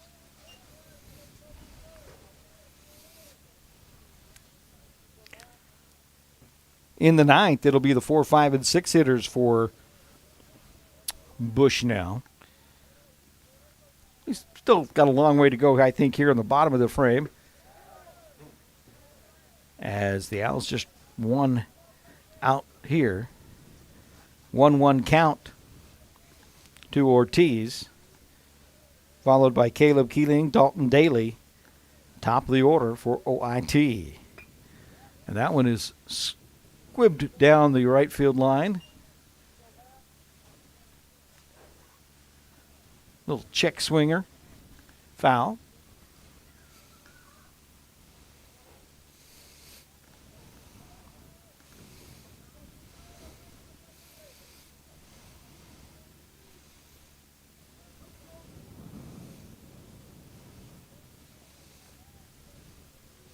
Soriano, the right-hander, will look in the dirt. And count goes to 2-2.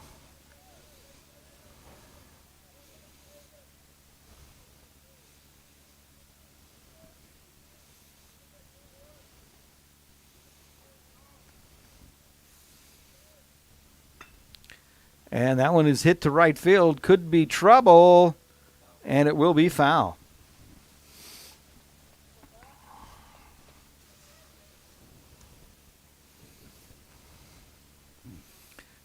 That's still Frazier in right, correct?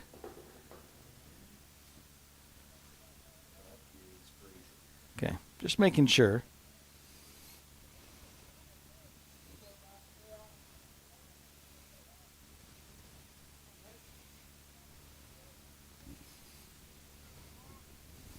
Two balls and two strikes, one out here in the bottom of the eighth. Tech looking to add to its 7-6 lead. And Ortiz with a drive to right field and a great catch. We asked if that was still Frazier, Brandon, and it is, and he makes a nice catch in right field. Right fielder Caleb Keeling. That brings up Tech's right fielder, Caleb Keeling. 2 outs now in the bottom of the eighth.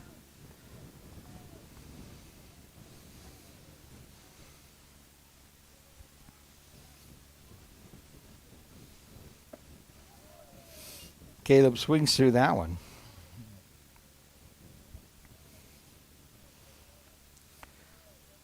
In softball, number 6 College of Idaho took 2 games from Bushnell in Caldwell today. Cascade Conference once again stacked in softball. Lady Owls number 2. C of I 6. Southern Oregon in the top 10. Mountaineers of Eastern Oregon, a very good team, as Keeling will drive this one for a base hit into right center field. Good job with the Owl right fielder. And that will allow Dalton Daly to hit. Shortstop Dalton Daly.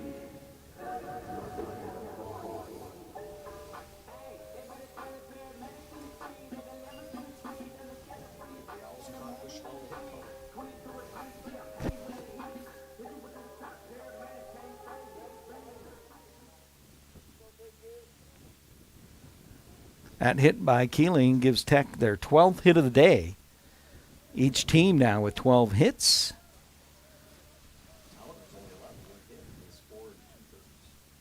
Check swing there. Good job by Dalton Daly not to swing at that one. 1-0.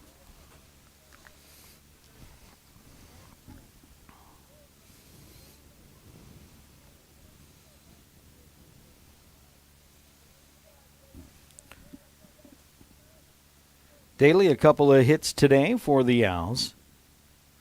And he'll pop this one up to right center field. And that will be caught by Frazier in right field to end the inning. So a quick 1-2-3 inning for the Owls. Actually, we did have one hit and 1 runner left on. But we'll go to the 9th. Owls leading it 7-6. At Klamath Falls Toyota, you'll experience our goal to completely satisfy every customer, every day. Because our customers are like family to us. You'll also experience the teamwork of our professional and knowledgeable staff. They're authentic, caring, and the best in the industry. And when you choose from our great selection of new Toyotas or quality pre-owned cars, trucks, and SUVs, you'll experience a process that's efficient, easy, and transparent. Experience amazing at Klamath Falls Toyota, where experience is everything. There's a collision happening between science and innovation, environment and technology, thriving together in a place you might not have heard of. But the ones who discover us, they're the originators, working and learning in living labs that produce life-changing results and developing innovations that will change the next millennium. There's a collision happening. Be part of it. Be Oregon Tech. We go to the 9th. Tech leading it 7-6.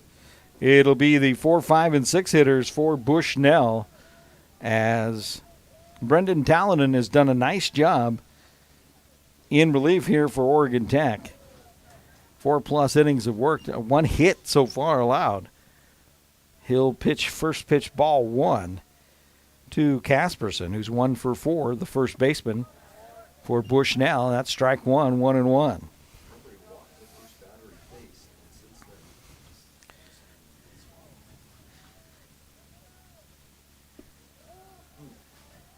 That one misses away. Ball 2, 2-1.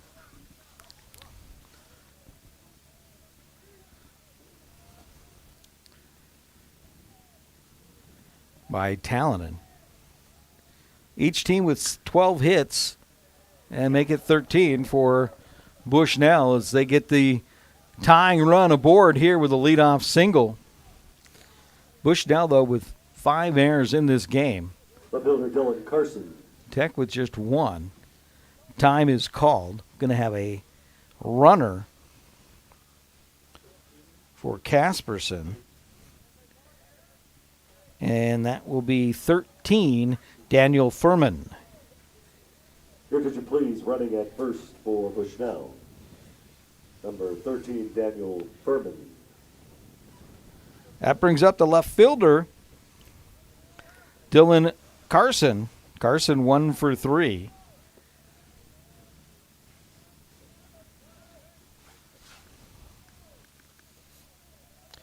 Big kid at the plate. 6'5", 230 for the freshman from Eugene.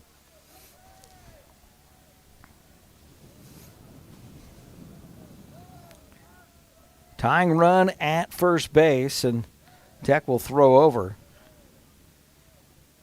And Furman will dive back.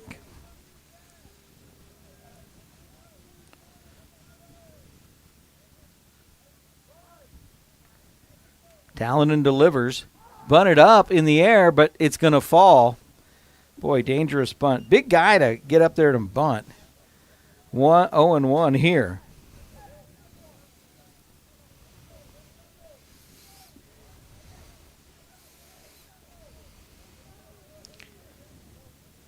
Number 5 hitter in this lineup. I wonder how many times Carson's been asked to bunt. Didn't look comfortable on that bunt attempt. Let's see what he does here. This one right back to the pitcher. He'll go to second for the lead. On to first, double play! Yes, great turn by Dalton Daly. Excellent throw for the double play from Tallanen. And they turn the double play on the bunt. 2 outs, 1 out away from sweeping this doubleheader. And that'll bring up the center fielder, Peyton Hino. Great defense that time by the Owls. There's a big breaking ball for strike 1.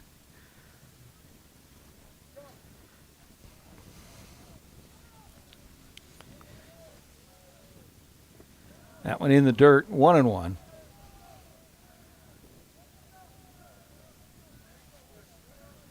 Six runs, 13 hits, 5 errors for